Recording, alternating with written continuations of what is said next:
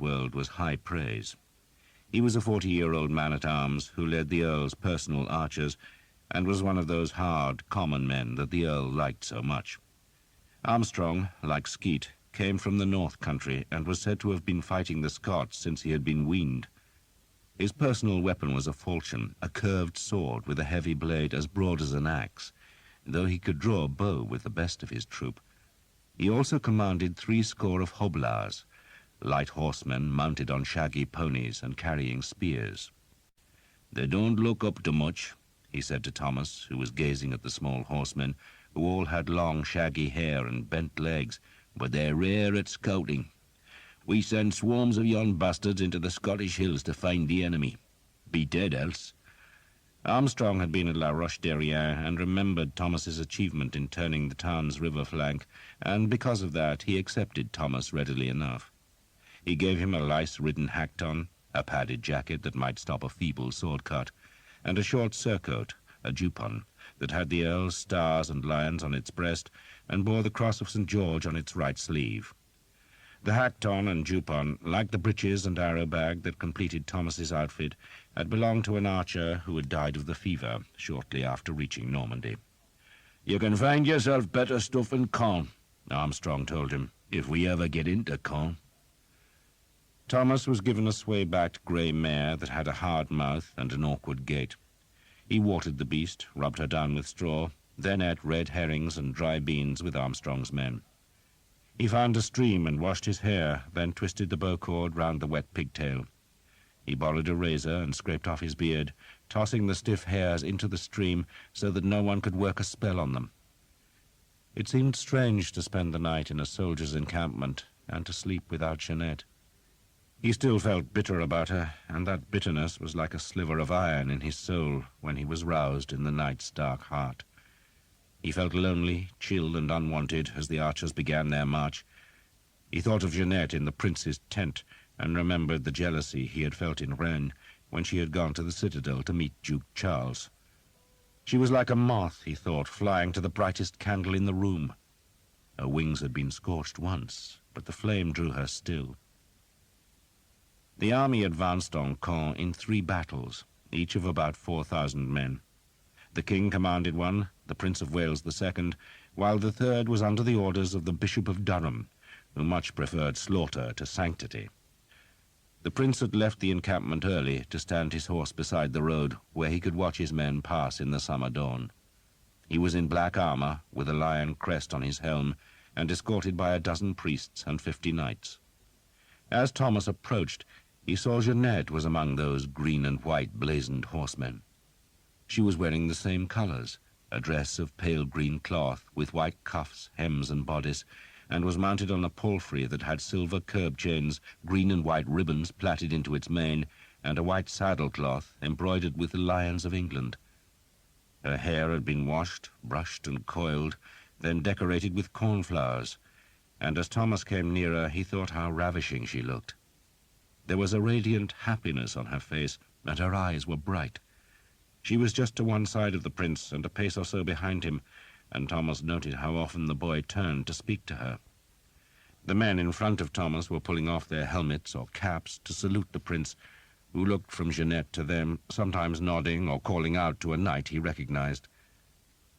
Thomas, riding his borrowed horse that was so small his long legs hung almost to the ground, raised a hand to greet Jeanette. She stared into his smiling face, then looked away without showing any expression. She spoke with a priest, who was evidently the prince's chaplain. Thomas let his hand drop.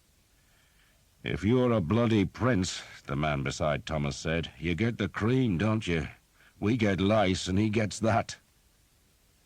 Thomas said nothing. Jeanette's dismissal had left him embarrassed. Had the last weeks been a dream? He twisted in his saddle to look at her, and saw she was laughing at some comment of the prince's. "You are a fool," Thomas told himself, "a fool." And he wondered why he felt so hurt.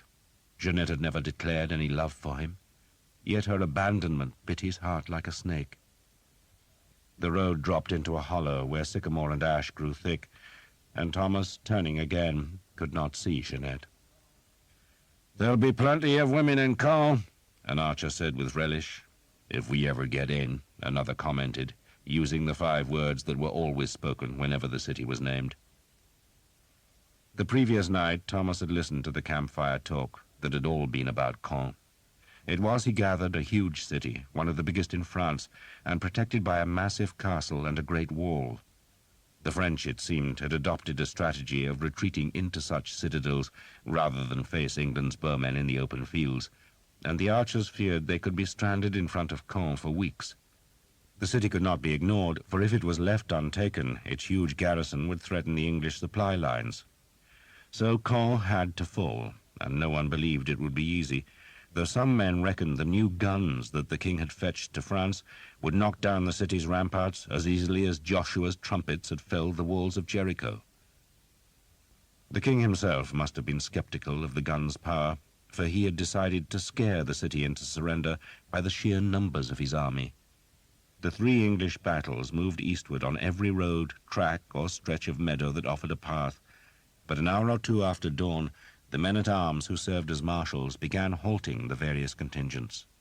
Sweaty horsemen galloped up and down the masses of men, shouting at them to move into a rough line.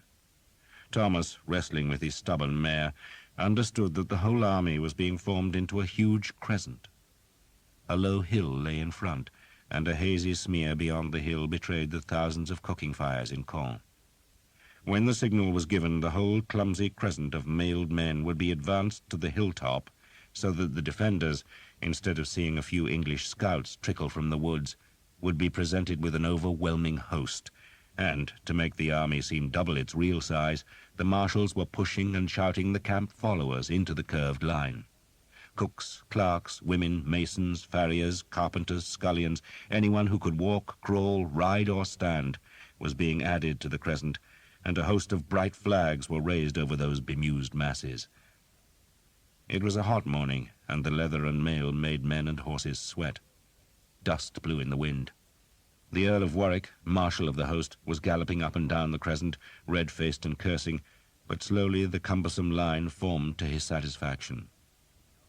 "When the trumpet sounds," a knight shouted at Armstrong's men, "advance to the hilltop. When the trumpet sounds, not before." That army of England must have looked like 20,000 men when the trumpets tore the summer sky with their massed defiance. To Caen's defenders it was a nightmare. One moment the horizon was empty, even though the sky beyond had long been blanched by the dust kicked up by hoofs and boots, and then there was a sudden host, a horde, a swarm of men glinting iron-hard in the sun, and topped by a forest of raised lances and flags. The whole north and east of the city was ringed with men who, when they saw Caen, gave a great roar of incoherent scorn. There was plunder ahead of them, a whole rich city waiting to be taken. It was a fine and famous city, bigger even than London, and that was the biggest city in England. Caen, indeed, was one of the great cities of France. The conqueror had endowed it with the wealth he stole from England, and it still showed. Within the city walls, the church spires and towers stood as close as the lances and flags in Edward's army, while on either side of the city were 2 vast abbeys. The castle lay to the north, its ramparts, like the pale stone of the city's high walls, hung with war banners. The English roar was answered with a defiant cheer from the defenders, who clustered thick on the ramparts. So many crossbows, Thomas thought, remembering the heavy bolts thumping from La Roche-Derrien's embrasures. The city had spread beyond its walls, but instead of placing the new houses beside the ramparts, as most towns did, here they had been built on a sprawling island that lay to the south of the old city. Formed by a maze-like tangle of tributaries that fed the 2 main rivers which flowed by Caen, the island had no walls, for it was protected by the waterways. It needed such protection, for even from the hilltop, Thomas could see that the island was where the wealth of Caen lay. The old city, within its high walls, would be a labyrinth of narrow alleys and cramped houses, but the island was filled with large mansions, big churches, and wide gardens. But even though it appeared to be the wealthiest part of Caen, it did not seem to be defended. No troops were visible there. Instead, they were all on the ramparts of the old city. The town's boats had been moored on the island's bank, opposite the city wall. and Thomas wondered if any of them belonged to Sir Guillaume d'Evêque. The Earl of Northampton, released from the prince's entourage, joined John Armstrong at the head of the archers and nodded towards the city walls. "Brute of a place, John," the Earl said cheerfully. "Formidable, my lord," Armstrong grunted. "The island's named for you," the Earl said glibly. "For me?" Armstrong sounded suspicious. "It's the Ile Saint-Jean," the Earl said, then pointed to the nearer of the two abbeys, a great monastery that was surrounded by its own ramparts, which were joined to the city's higher walls. "The Abbé aux Hommes," the Earl said. "You know what happened when they buried the conqueror there? They left him in the abbey for too long, and when the time came to put him in the vault, he was rotted and swollen. His body burst, and they reckon the stench of it drove the congregation out of the abbey." "God's vengeance, my lord," Armstrong said stoically. The Earl gave him a quizzical look. "Maybe," he said uncertainly. "There's no love of William in the North Country," Armstrong said. "Long time ago, John. Not so long that I won't spit on his grave," Armstrong declared, then explained himself. "He might have been our king, my lord, but he were no Englishman." "I suppose he wasn't," the Earl allowed. "Time for revenge," Armstrong said loudly enough for the nearest archers to hear. "We'll take him, we'll take his city, and we'll take his goddamn women." The archers cheered, though Thomas did not see how the army could possibly take Caen. The walls were huge and well buttressed with towers, and the ramparts were thick with defenders who looked as confident as the attackers. Thomas was searching the banners for the one showing 3 yellow hawks on a blue field, but there were so many flags, and the wind was stirring them so briskly, that he could not pick Sir Guillaume d'Evêque's 3 hawks from the other gaudy ripples that swirled beneath the embrasures. "So what are you, Thomas?" The Earl had dropped back to ride beside him.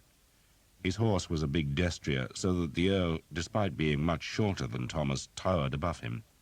He spoke in French. "English or Norman?" Thomas grimaced. "English, my lord, right to my sore arse." It had been so long since he had ridden that his thighs were chafed raw. "We're all English now, aren't we?" The Earl sounded mildly surprised. "Would you want to be anything else?" Thomas asked, and looked around at the archers. "God knows, my lord, I wouldn't want to fight them." "Nor me," the Earl grunted. "And I've saved you a fight with Sir Simon. Or rather, I've saved your miserable life. I talked to him last night. I can't say he was very willing to spare you a throttling, and I can't blame him for that." The Earl slapped at a horsefly. "But in the end, his greed overcame his hatred of you. You've cost me my share of the prize money for the Countess's 2 ships, young Thomas. 1 ship for his dead squire, and the other for the hole you put in his leg." "Thank you, my lord," Thomas said effusively. He felt the relief surge through him. "Thank you," he said again. "So you're a free man," the Earl said. "Sir Simon shook on it, a clerk made a note of it, and a priest witnessed it. Now, for God's sake, don't go and kill another of his fellows." "I won't, sir," Thomas promised. "And you're in my debt now," the Earl said. "I acknowledge it, my lord." The Earl made a dismissive noise, suggesting it was unlikely Thomas could ever pay such a debt. Then he shot the archer a suspicious look. "And speaking of the Countess," he went on, "you never mentioned that you brought her north." "It didn't seem important, my lord." "And last night," the Earl continued, "after I'd growled at Jekyll for you, I met her ladyship in the prince's quarters. She says you treated her with complete chivalry. It seems you behaved with discretion and respect." "Is that really true?" Thomas reddened. "If she says so, my lord, it must be true." The Earl laughed, then touched his spurs to his destrier. "I've bought your soul," he said cheerfully, "so fight well for me." He curved away to rejoin his men-at-arms. "He's all right, our Billy," an archer said, nodding at the Earl. "A good one." "If only they were all like him," Thomas agreed. "How come you talk French?" the archer asked suspiciously. Picked it up in Brittany, Thomas said vaguely. The army's vanguard had now reached the cleared space in front of the walls, and a crossbow bolt slammed into the turf as a warning. The camp followers, who had helped give the illusion of overwhelming force, were pitching tents on the hills to the north, while the fighting men spread out in the plain that surrounded the city. Marshals were galloping between the units, shouting that the prince's men were to go clear about the walls to the Abbaye aux Dames on the city's further side. It was still early, about mid-morning, and the wind brought the smell of Caen's cooking fires as the Earl's men marched past deserted farms. The castle loomed above them. They went to the western side of the town. The Prince of Wales, mounted on a big black horse and followed by a standard-bearer and a troop of men-at-arms, galloped to the convent, which, because it lay well outside the city walls, had been abandoned. He would make it his home for the duration of the siege, and Thomas, dismounting where Armstrong's men would camp, saw Jeanette following the prince. Following him like a puppy, he thought sourly, then chided himself for jealousy. Why be jealous of a prince? A man might as well resent the sun or curse the ocean. There are other women, he told himself as he hobbled his horse in one of the abbey pastures. A group of archers was exploring the deserted buildings that lay close to the convent. Most were cottages, but one had been a carpenter's workshop and was piled with wood shavings and sawdust, while beyond it was a tannery, still stinking of the urine, lime, and dung that cured the leather. Beyond the tannery was nothing but a waste ground of thistles and nettles that ran clear to the city's great wall, and Thomas saw that dozens of archers were venturing into the weeds to stare at the ramparts. It was a hot day, so that the air in front of the wall seemed to shiver. A small north wind drifted some high clouds and rippled the long grass that grew in the ditch at the base of the battlements. About 100 archers were in the waste ground now, and some were within long crossbow range, though no Frenchman shot at them. A score of the inquisitive bowmen were carrying axes to cut firewood, but morbid curiosity had driven them towards the ramparts instead of outwards to the woods, and Thomas now followed them, wanting to judge for himself what horrors the besiegers faced. The screeching sound of ungreased axles made him turn to see 2 farm wagons being dragged towards the convent. They both held guns, great bulbous things with swollen metal bellies and gaping mouths. He wondered if the gun's magic could blast a hole through the city's ramparts, but even if it did, then men would still have to fight through the breach. He made the sign of the cross. Maybe he would find a woman inside the city. He had almost everything a man needed. He had a horse, he had a hackton, he had his bow and arrow bag. He just needed a woman. Yet he did not see how an army twice the size could cross Caen's great walls. They reared up from their boggy ditch like cliffs, and every 50 paces there was a conical roofed bastion that would give the garrison's crossbowmen the chance to slash their quarrels into the flanks of the archers. It would be carnage, Thomas thought, far worse than the slaughter that had occurred each time the Earl of Northampton's men had assailed the southern wall at La Roche-Derrien. More and more archers came into the waste ground to stare at the city. Most were just inside crossbow range, but the French still ignored them. Instead, the defenders began hauling in the gaudy banners that hung from the embrasures. Thomas looked for Sir Guillaume's 3 hawks, but could not see them. Most of the banners were decorated with crosses or the figures of saints. One showed the keys of heaven, another the Lion of St. Mark, and a third had a winged angel scything down English troops with a flaming sword. That banner disappeared. "What the hell are the goddamn bastards doing?" an archer asked. "The bastards are running away," another man said. He was staring at the stone bridge that led from the old city to the Ile Saint-Jean. That bridge was thronged with soldiers, some mounted, most on foot, and all of them streaming out of the walled city onto the island of big houses, churches, and gardens. Thomas walked a few paces southwards to get a better view, and saw crossbowmen and men-at-arms appear in the alleys between the island's houses. "They're going to defend the island," he said to anyone in earshot. By now, carts were being pushed over the bridge, and he could see women and children being chivied on their way by men-at-arms. More defenders crossed the bridge, and still more banners vanished from the walls, until there was only a handful left. The big flags of the great lords still flew from the castle's topmost towers, and pious banners hung down the keep's long walls. But the city ramparts were almost bare, and there must have been 1,000 archers from the Prince of Wales's battle watching those walls now. They should have been cutting firewood, building shelters or digging latrines, but a slow suspicion was dawning on them that the French were not planning to defend both the city and the island, but only the island, which meant the city had been abandoned. That seemed so unlikely that no one even dared mention it. They just watched the city's inhabitants and defenders crowd across the stone bridge, and then, as the last banner was hauled from the ramparts, someone began walking towards the nearest gate. No one gave any orders.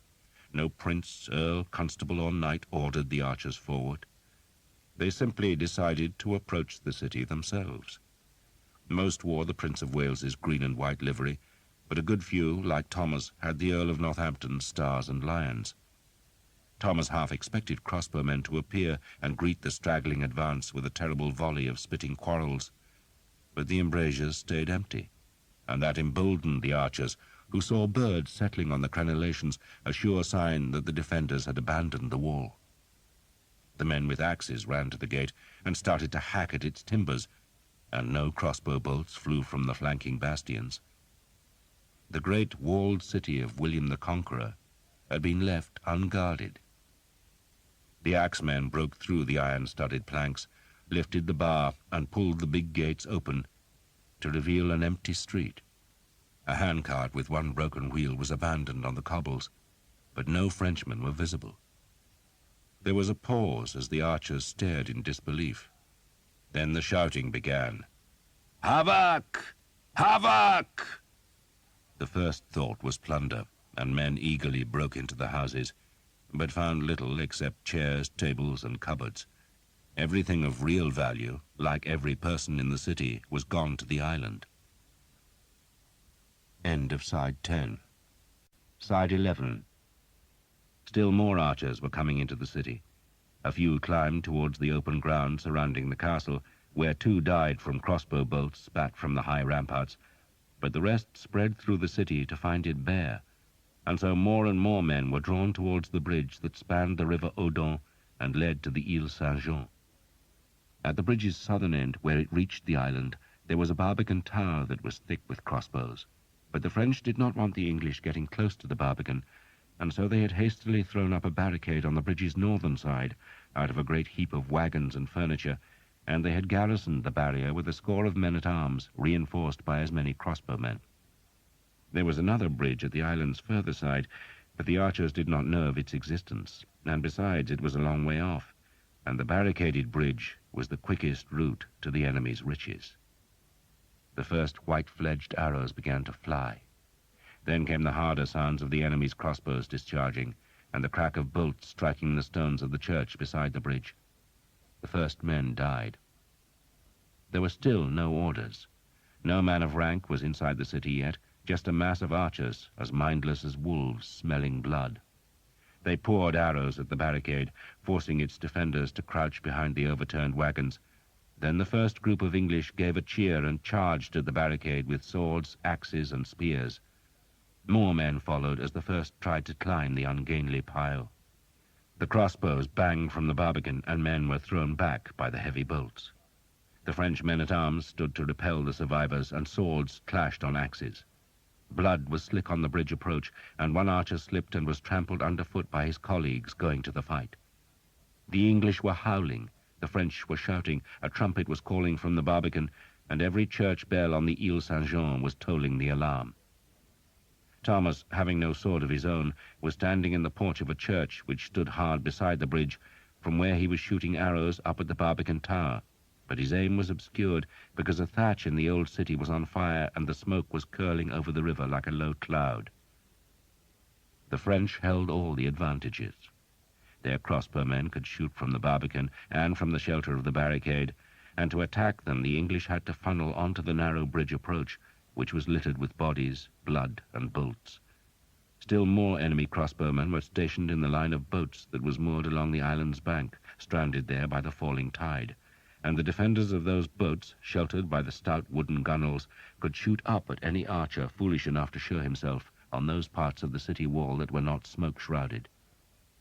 More and more crossbowmen were coming to the bridge, until it seemed as if the air above the river was as thick with quarrels as a flock of starlings. Another rush of archers charged from the alleys to fill the narrow street leading to the barricade. They screamed as they charged. They were not fighting with their bows, but rather with axes, swords, billhooks, and spears. The spears were mostly carried by the hoblars, many of them Welshmen, who uttered a high-shrieked howl as they ran with the archers.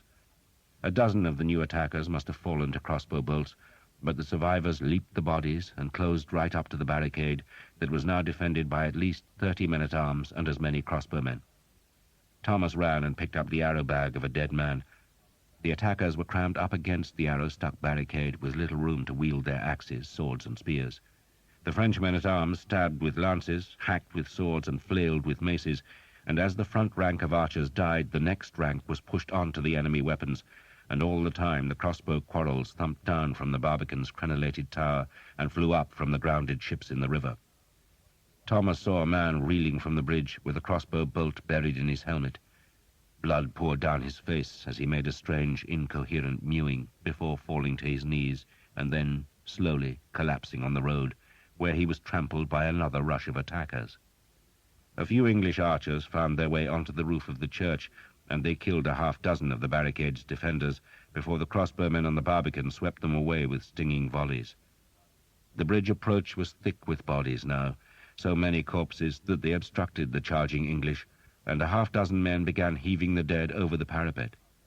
A tall archer, armed with a long-handled axe, managed to reach the barricade's summit, where he chopped the heavy blade again and again, beating down at a Frenchman who had ribbons on his helmet.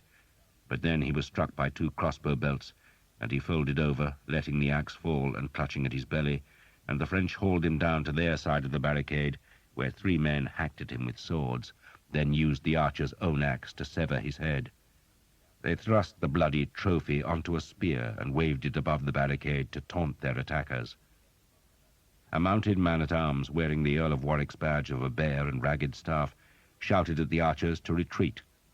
The Earl himself was in the city now, sent by the king to pull his bowmen back from their unequal fight, but the archers were not willing to listen.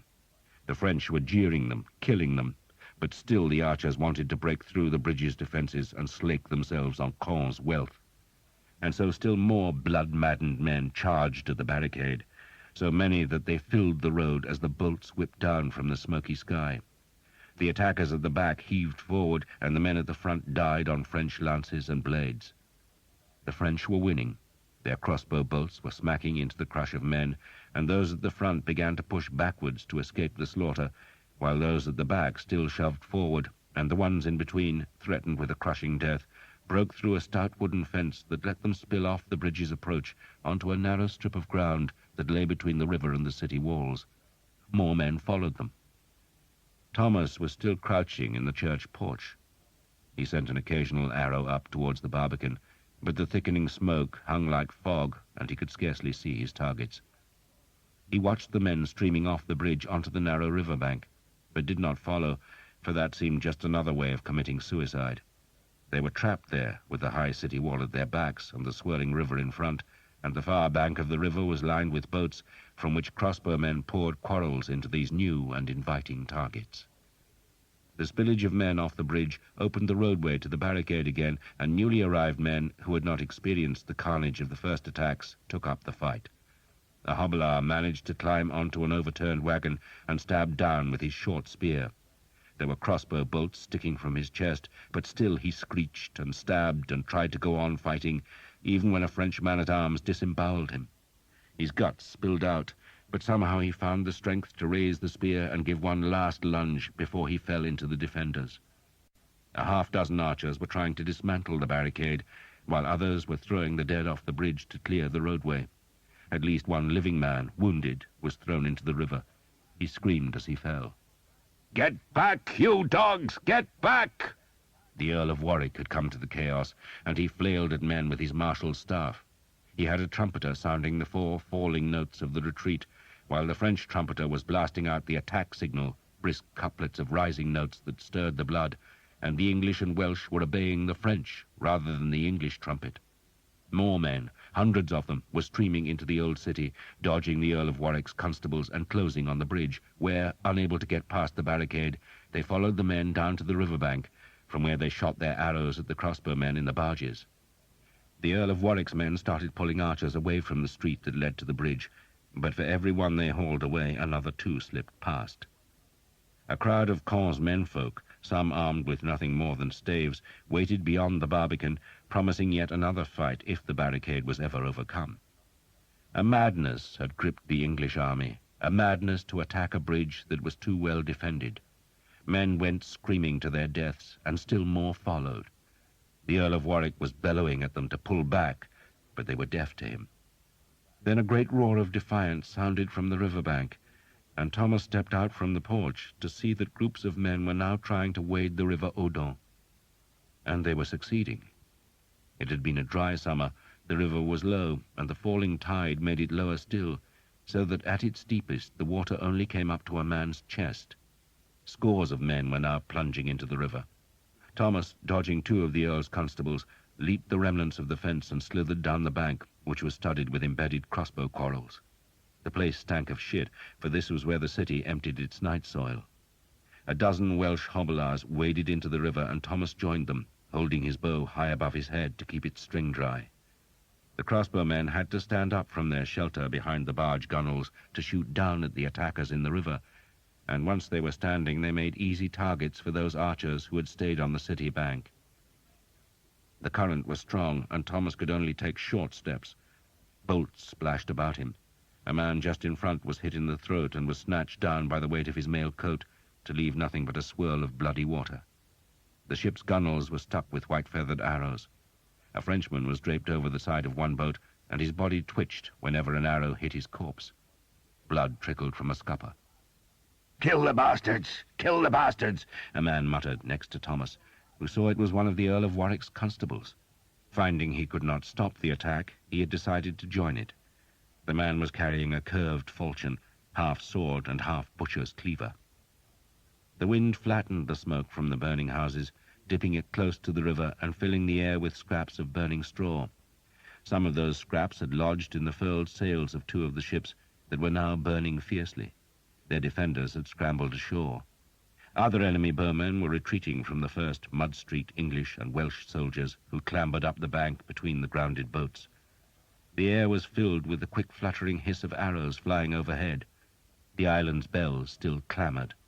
A Frenchman was shouting from the barbican's tower, ordering men to spread along the river and attack the groups of Welsh and English who struggled and slithered in the river mud. Thomas kept wading. The water reached his chest, then began to recede.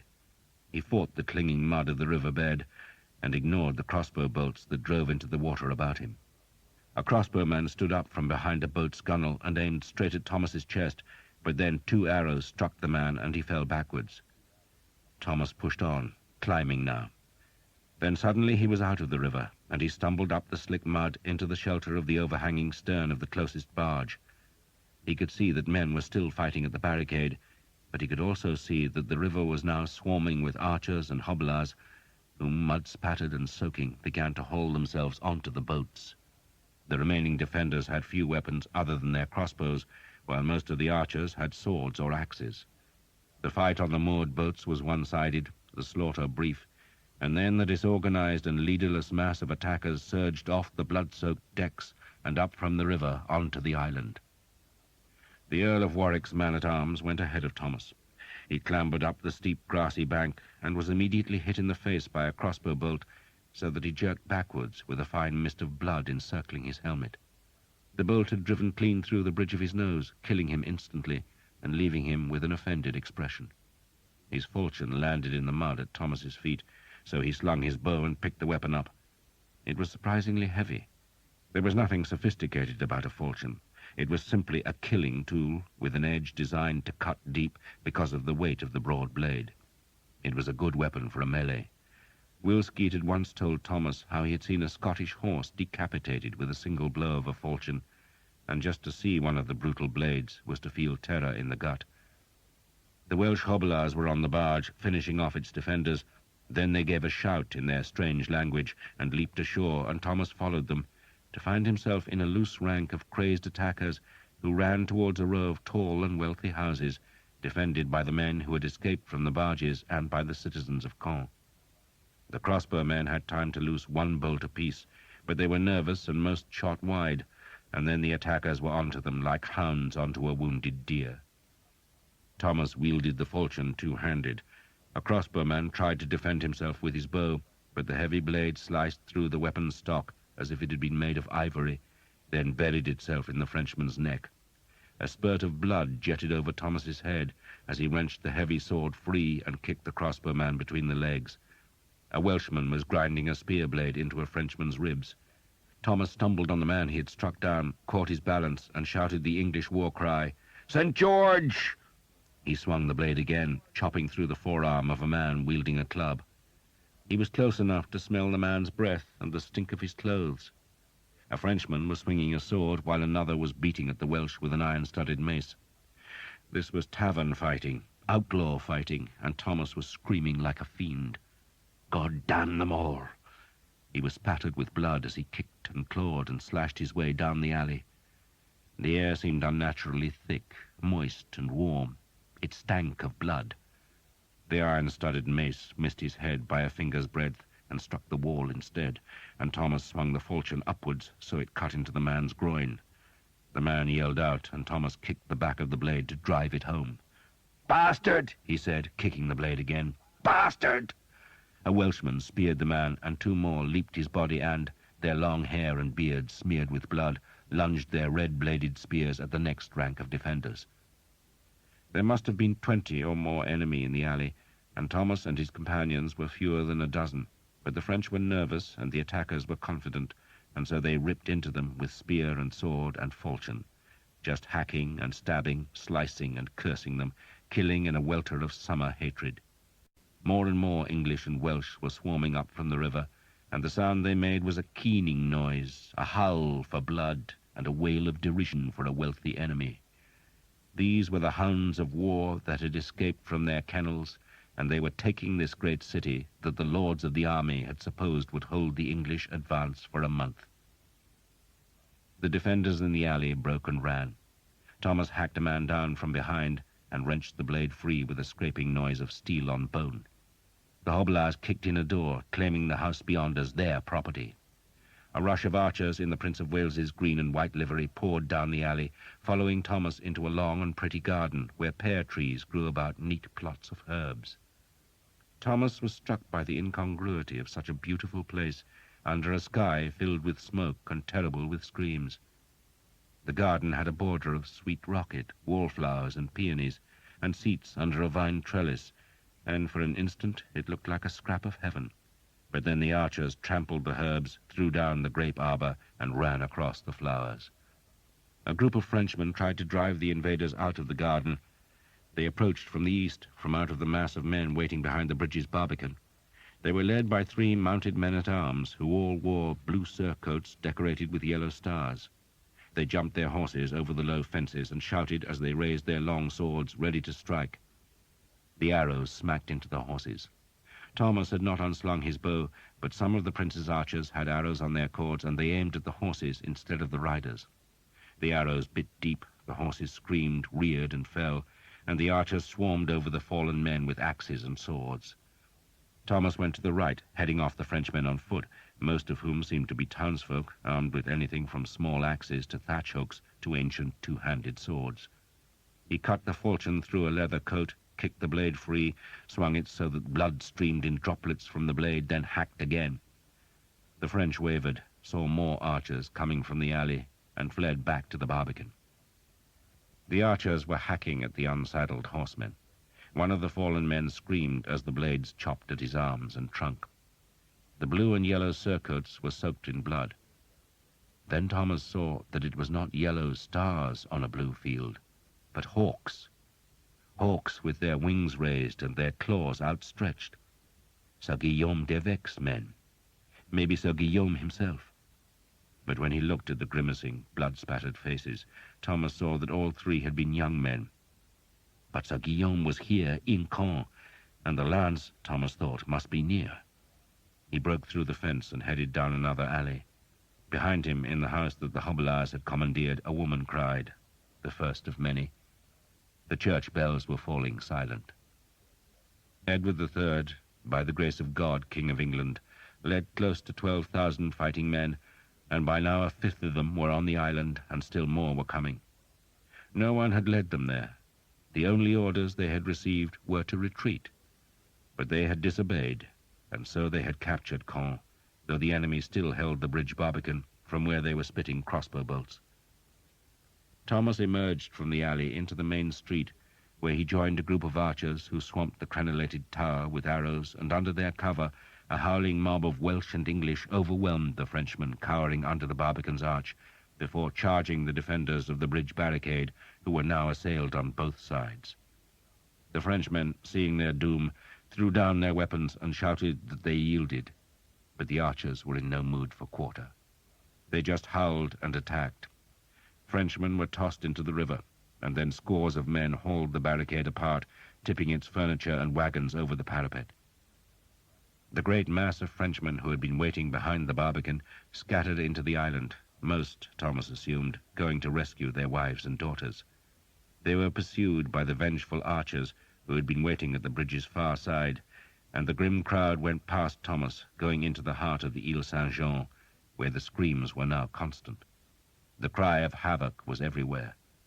The Barbican tower was still held by the French, though they were no longer using their crossbows for fear of retaliation by the English arrows. No one tried to take the tower, though a small group of archers stood in the bridge's center and stared up at the banners hanging from the ramparts. Thomas was about to go into the island's center when he heard the clash of hooves on stone, and he looked back to see a dozen French knights who must have been concealed behind the Barbican. These men now erupted from a gate and, with visors closed and lances couched, spurred their horses towards the bridge. They plainly wanted to charge clean through the old city to reach the greater safety of the castle. Thomas took a few steps towards the Frenchmen, then thought better of it. No one wanted to resist a dozen fully armored knights. But he saw the blue and yellow surcoat, saw the hawks on a knight's shield, and he unslung his bow and took an arrow from the bag. He hauled the cord back. The Frenchmen were just spurring onto the bridge, and Thomas shouted, "Évêque! Évêque!" He wanted Sir Guillaume, if it was he, to see his killer. And the man in the blue and yellow surcoat did half turn in the saddle, though Thomas could not see his enemy's face because the visor was down. He loosed, but even as he let the cord snap, he saw that the arrow was warped. It flew low, smacking into the man's left leg instead of the small of his back, where Thomas had aimed. He pulled a second arrow out, but the dozen knights were on the bridge now, their horses' hooves striking sparks from the cobbles, and the leading men lowered their lances to batter the handful of archers aside, and then they were through and galloping up the further streets towards the castle. The white-fledged arrow still jutted from the knight's thigh, where it had sunk deep, and Thomas sent a second arrow after it, but that one vanished in the smoke as the French fugitives disappeared in the old city's tight streets. The castle had not fallen, but the city and the island belonged to the English. They did not belong to the king yet, because the great lords, the earls and the barons, had not captured either place. They belonged to the archers and the Hobelars, and they now set about plundering the wealth of Caen. The Ile Saint-Jean was, other than Paris itself, the fairest, plumpest, and most elegant city in northern France. Its houses were beautiful, its gardens fragrant, its streets wide, its churches wealthy, and its citizens, as they should be, civilized. Into that pleasant place came a savage horde of muddy, bloody men who found riches beyond their dreams. What the Harlequin had done to countless Breton villages was now visited on a great city. It was a time for killing, for rape and wanton cruelty. Any Frenchman was an enemy, and every enemy was cut down. The leaders of the city garrison, magnates of France, were safe in the upper floors of the Barbican Tower, and they stayed there until they recognized some English lords to whom they could safely surrender, while a dozen knights had escaped to the castle. A few other lords and knights managed to outgallop the invading English and flee across the island's southern bridge, but at least a dozen titled men whose ransoms could have made 100 archers rich as princelings were cut down like dogs and reduced to mangled meat and weltering blood. Knights and men-at-arms who could have paid 100 or 200 pounds for their freedom were shot with arrows or clubbed down in the mad rage which possessed the army. As for the humbler men, the citizens armed with lengths of timber, mattocks, or mere knives, they were just slaughtered. Caen, the city of the conqueror that had become rich on English plunder, was killed that day, and the wealth of it was given back to Englishmen. And not just its wealth, its women too. To be a woman in Caen that day was to be given a foretaste of hell. There was little fire, for men wanted the houses to be plundered rather than burned, but there were devils aplenty. Men begged for the honor of their wives and daughters, then were forced to watch that honor being trampled. Many women hid, but they were found soon enough by men accustomed to riddling out hiding places in attics or under stairs. The women were driven to the streets, stripped bare and paraded as trophies. One merchant's wife, monstrously fat, was harnessed to a small cart and whipped naked up and down the main street which ran the length of the island. For an hour or more the archers made her run, some men laughing themselves to tears at the sight of her massive rolls of fat, and when they were bored with her, they tossed her into the river, where she crouched, weeping and calling for her children, until an archer, who had been trying out a captured crossbow on a pair of swans, put a quarrel through her throat. Men laden with silver plate were staggering over the bridge. Others were still searching for riches, and instead found ale, cider, or wine, and so the excesses grew worse. A priest was hanged from a tavern sign after he tried to stop a rape. Some men-at-arms, very few, tried to stem the horror, but they were hugely outnumbered and driven back to the bridge. The church of Saint-Jean, which was said to contain the finger bones of St. John the Divine, a hoof of the horse St. Paul was riding to Damascus, and one of the baskets that had held the miraculous loaves and fishes, was turned into a brothel, where the women who had fled to the church for sanctuary were sold to grinning soldiers. Men paraded in silks and lace and threw dice for the women from whom they had stolen the finery. Thomas took no part. What happened could not be stopped, not by one man, nor even by 100 men. Another army could have quelled the mass rape, but in the end Thomas knew it would be the stupor of drunkenness that would finish it. Instead, he searched for his enemy's house, wandering from street to street, until he found a dying Frenchman and gave him a drink of water before asking where Sir Guillaume d'Evêque lived. The man rolled his eyes, gasped for breath, and stammered that the house was in the southern part of the island. "You cannot miss it," the man said. "It is stone, all stone, and has 3 hawks carved above the door." Thomas walked south. Bands of the Earl of Warwick's men-at-arms were coming in force to the island to restore order, but they were still struggling with the archers close to the bridge, and Thomas was going to the southern part of the island, which had not suffered as badly as the streets and alleys closer to the bridge. He saw the stone house above the roofs of some plundered shops. Most other buildings were half-timbered and straw-roofed, but Sir Guillaume d'Evêque's 2-story mansion was almost a fortress. Its walls were stone, its roof tiled, and its windows small, but still some archers had got inside, for Thomas could hear screams. He crossed a small square where a large oak grew through the cobbles, strode up the house steps and under an arch that was surmounted by the 3 carved hawks. He was surprised by the depth of anger that the sight of the escutcheon gave him. This was revenge, he told himself, for Hookton. He went through the hallway to find a group of archers and hobblers squabbling over the kitchen pots. 2 manservants lay dead by the hearth, in which a fire still smouldered. One of the archers snarled at Thomas that they had reached the house first and its contents were theirs. But before Thomas could answer, he heard a scream from the upper floor, and he turned and ran up the big wooden stairway. 2 rooms opened from the upper hallway, and Thomas pushed open one of the doors to see an archer in the Prince of Wales's livery struggling with a girl. The man had half torn off her pale blue dress, but she was fighting back like a vixen, clawing at his face and kicking his shins. Then, just as Thomas came into the room, the man managed to subdue her with a great clout to the head. The girl gasped and fell back into the wide and empty hearth, as the archer turned on Thomas. "She's mine," he said curtly. "Go and find your own." Thomas looked at the girl.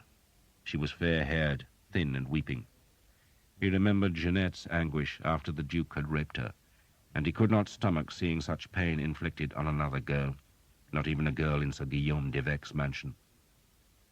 "I think you've hurt her enough," he said. He crossed himself, remembering his sins in Brittany. "Let her go," he added. The archer, a bearded man a dozen years older than Thomas, drew his sword. It was an old weapon, broad-bladed and sturdy, and the man hefted it confidently. "Listen, boy," he said. "I'm going to watch you go through that door, and if you don't, I'll string your goddamn guts from wall to wall." Thomas hefted the falchion. "I've sworn an oath to St. Guinevere," he told the man, "to protect all women." "Goddamn fool!" The man leaped at Thomas, lunged, and Thomas stepped back and parried so that the blade struck sparks as they rang together. The bearded man was quick to recover, lunged again, and Thomas took another backward step and swept the sword aside with the falchion. The girl was watching from the hearth with wide blue eyes. Thomas swung his broad blade, missed, and was almost skewered by the sword, but he stepped aside just in time, then kicked the bearded man in the knee so that he hissed with pain. Then Thomas swept the falchion in a great haymaking blow that cut into the bearded man's neck. Blood arced across the room as the man, without a sound, dropped to the floor. The falchion had very nearly severed his head, and the blood still pulsed from the open wound as Thomas knelt beside his victim. "If anyone asks," he said to the girl in French, "your father did this, then ran away." He had got into too much trouble after murdering a squire in Brittany, and did not want to compound the crime by the death of an archer. He took 4 small coins from the archer's pouch, then smiled at the girl, who had remained remarkably calm while a man was almost decapitated in front of her eyes. "I'm not going to hurt you," Thomas said. "I promise." She watched him from the hearth. "You won't?" "Not today," he said gently. End of side 11. Side 12. She stood, shaking the dizziness from her head. She pulled her dress close at her neck and tied the torn parts together with loose threads. "You may not hurt me," she said, "but others will." "Not if you stay with me," Thomas said. "Here." He took the big black bow from his shoulder, unstrung it, and tossed it to her. "Carry that," he said, "and everyone will know you're an archer's woman. No one will touch you then." She frowned at the weight of the bow. "No one will hurt me?" "Not if you carry that," Thomas promised her again. "Is this your house?" "I work here," she said. "For Sir Guillaume d'Evêque?" he asked, and she nodded. "Is he here?" She shook her head. "I don't know where he is." Thomas reckoned his enemy was in the castle, where he would be trying to extricate an arrow from his thigh. "Did he keep a lance here?" he asked. "A great black lance with a silver blade?" She shook her head quickly. Thomas frowned. The girl, he could see, was trembling. She had shown bravery, but perhaps the blood seeping from the dead man's neck was unsettling her. He also noted that she was a pretty girl, despite the bruises on her face and the dirt in her tangle of fair hair. She had a long face, made solemn by big eyes. "Do you have family here?" Thomas asked her. "My mother died. I have no one except Sir Guillaume." "And he left you here alone?" Thomas asked scornfully. "No," she protested. "He thought we'd be safe in the city. But then, when your army came, the men decided to defend the island instead. They left the city, because all the good houses are here." She sounded indignant. "So what do you do for Sir Guillaume?" Thomas asked her. "I clean," she said, "and milk the cows on the other side of the river." She flinched as men shouted angrily from the square outside. Thomas smiled. "It's all right. No one will hurt you. Hold on to the bow. If anyone looks at you, say, 'I am an archer's woman.'" He repeated it slowly, then made her say the phrase over and over till he was satisfied. "Good," he smiled at her. "What's your name?" "Eleanor." He doubted it would serve much purpose to search the house, though he did, but there was no lance of St. George hidden in any of the rooms. There was no furniture, no tapestries, nothing of any value except the spits and pots and dishes in the kitchen. Everything precious, Eleanor said, had gone to the castle a week before. Thomas looked at the shattered dishes on the kitchen flagstones. "How long have you worked for him?" he asked. "All my life," Eleanor said, then added shyly, "I'm 15. "And you never saw a great lance that he brought back from England?" "No," she said, eyes wide, but something about her expression made Thomas think she was lying, though he did not challenge her. He decided he would question her later, when she had learned to trust him. "You'd better stay with me," he told Eleanor, "then you won't get hurt. I'll take you to the encampment, and when our army moves on, you can come back here." What he really meant was that she could stay with him and become a true archer's woman, but that, like the lance, could wait a day or two. She nodded, accepting that fate with equanimity. She must have prayed to be spared the rape that tortured Caen, and Thomas was her prayer's answer. He gave her his arrow bag so that she looked even more like an archer's woman. "We'll have to go through the city," he told Eleanor as he led her down the staircase, "so stay close." He went down the house's outer steps. The small square was now crowded with mounted men-at-arms, wearing the badge of the Bear and Ragged Staff. They had been sent by the Earl of Warwick to stop the slaughter and robbery, and they stared hard at Thomas, but he lifted his hands to show he was carrying nothing, then threaded between the horses. He had gone perhaps a dozen paces when he realized that Eleanor was not with him. She was terrified of the horsemen in dirty mail, their grim faces framed in steel, and so she had hesitated at the house door. Thomas opened his mouth to call her, and just then a horseman spurred at him from under the branches of the oak. Thomas looked up, then the flat of a sword blade hammered into the side of his head, and he was pitched forward, his ear bleeding, onto the cobblestones.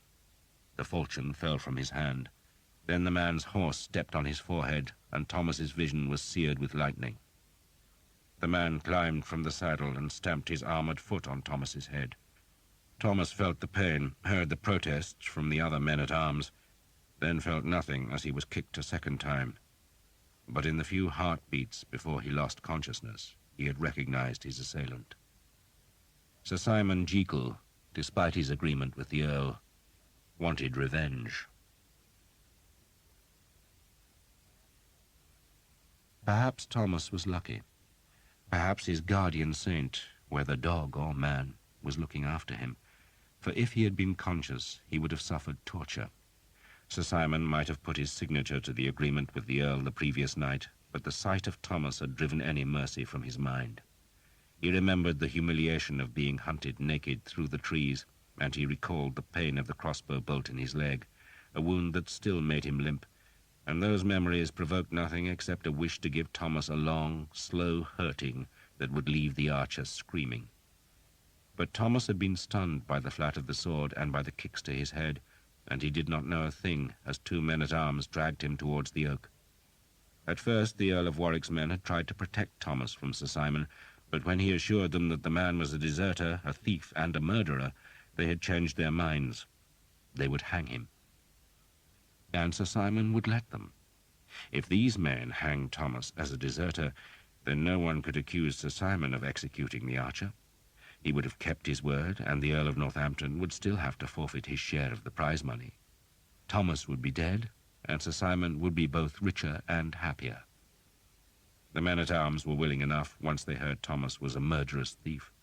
They had orders to hang enough rioters, thieves, and rapists to cool the army's ardor, but this quarter of the island, being furthest from the old city, had not seen the same atrocities as the northern half, and so these men-at-arms had been denied the opportunity to use the ropes which the Earl had issued. Now they had a victim, and so one man tossed the rope over an oak branch. Thomas was aware of little of it. He felt nothing as Sir Simon searched him and cut away the money pouch from under his tunic. He did not know a thing when the rope was knotted about his neck, but then he was dimly aware of the stench of horse urine, and suddenly there was a tightening at his gullet, and his slowly recovering sight was sheeted with red. He felt himself hauled into the air, then tried to gasp because of a dreadful gripping pain in his throat, but he could not gasp, and he could scarcely breathe. He could only feel a burning and choking as the smoky air scraped in his windpipe. He wanted to scream in terror, but his lungs could do nothing except give him agony. He had an instant's lucidity as he realized he was dangling and jerking and twitching, and though he scrabbled at his neck with his hooked fingers, he could not loosen the rope's strangling grip. Then, in terror, he pissed himself. "Yellow bastard!" Sir Simon sneered, and he struck at Thomas's body with his sword, though the blow did little more than slice the flesh at Thomas's waist and swing his body on the rope. "Leave him be," one of the men-at-arms said. "He's a dead 'un." And they watched until Thomas's movements became spasmodic. Then they mounted and rode on. A group of archers also watched from one of the houses in the square, and their presence scared Sir Simon, who feared they might be friends of Thomas, and so, when the Earl's men left the square, he rode with them. His own followers were searching the nearby church of St. Michael, and Sir Simon had only come to the square because he had seen the tall stone house and wondered if it contained plunder. Instead, he had found Thomas, and now Thomas was hanged. It was not the revenge Sir Simon had dreamed of, but there had been pleasure in it, and that was a compensation. Thomas felt nothing now. It was all darkness and no pain. He was dancing the rope to hell, his head to one side, body still swinging slightly, legs twitching, hands curling, and feet dripping. The army stayed 5 days in Caen. Some 300 Frenchmen of rank, all of whom could yield ransoms, had been taken prisoner, and they were escorted north to where they could take ship for England. The injured English and Welsh soldiers were carried to the Abbey aux Dames, where they lay in the cloisters, their wounds stinking so high that the prince and his entourage moved to the Abbey aux Hommes, where the king had his quarters. The bodies of the massacred citizens were cleared from the streets. A priest of the king's household tried to bury the dead decently, as befitted Christians, but when a common grave was dug in the churchyard of Saint-Jean, it could hold only 500 bodies, and no one had time or spades enough to bury the rest, so 4,500 corpses were tipped into the rivers. The city's survivors, creeping out of their hiding places when the madness of the sack was over, wandered along the river banks to search for their relatives among the corpses that were stranded by the falling tide. Their searches disturbed the wild dogs and the screeching flocks of ravens and gulls that squabbled as they feasted on the bloated dead. The castle was still in French hands.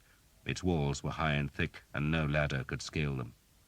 The king sent a herald to demand the garrison's surrender, but the French lords in the great keep politely refused, and then invited the English to do their worst, confident that no mangonel or catapult could hurl a stone high enough to breach their lofty walls. The king reckoned they were right, so instead ordered his gunners to break down the castle's stones, and the army's 5 largest cannon were trundled through the old city on their wagons.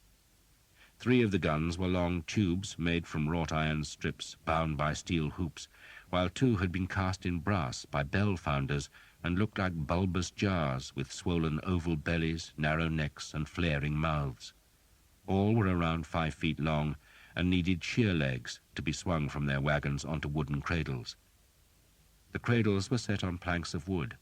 The ground under the gun carriages had been graded so that the guns could point up towards the castle's gate. "Bring down the gate," the king had ordered, and he could release his archers and men-at-arms in an assault. So the gunners, most of them men from Flanders or Italy who were skilled in this work, mixed their gunpowder. It was made from saltpeter, sulphur, and charcoal, but the saltpeter was heavier than the other ingredients and always settled to the bottom of the barrels, while the charcoal rose to the top, so the gunners had to stir the mix thoroughly before they ladled the deadly powder into the bellies of the jars. They placed a shovelful of loam, made from water and clay soil, in the narrow part of each gun's neck before loading the crudely sculpted stone balls that were the missiles. The loam was to seal the firing chamber so that the power of the explosion did not leak away before all the powder had caught the fire.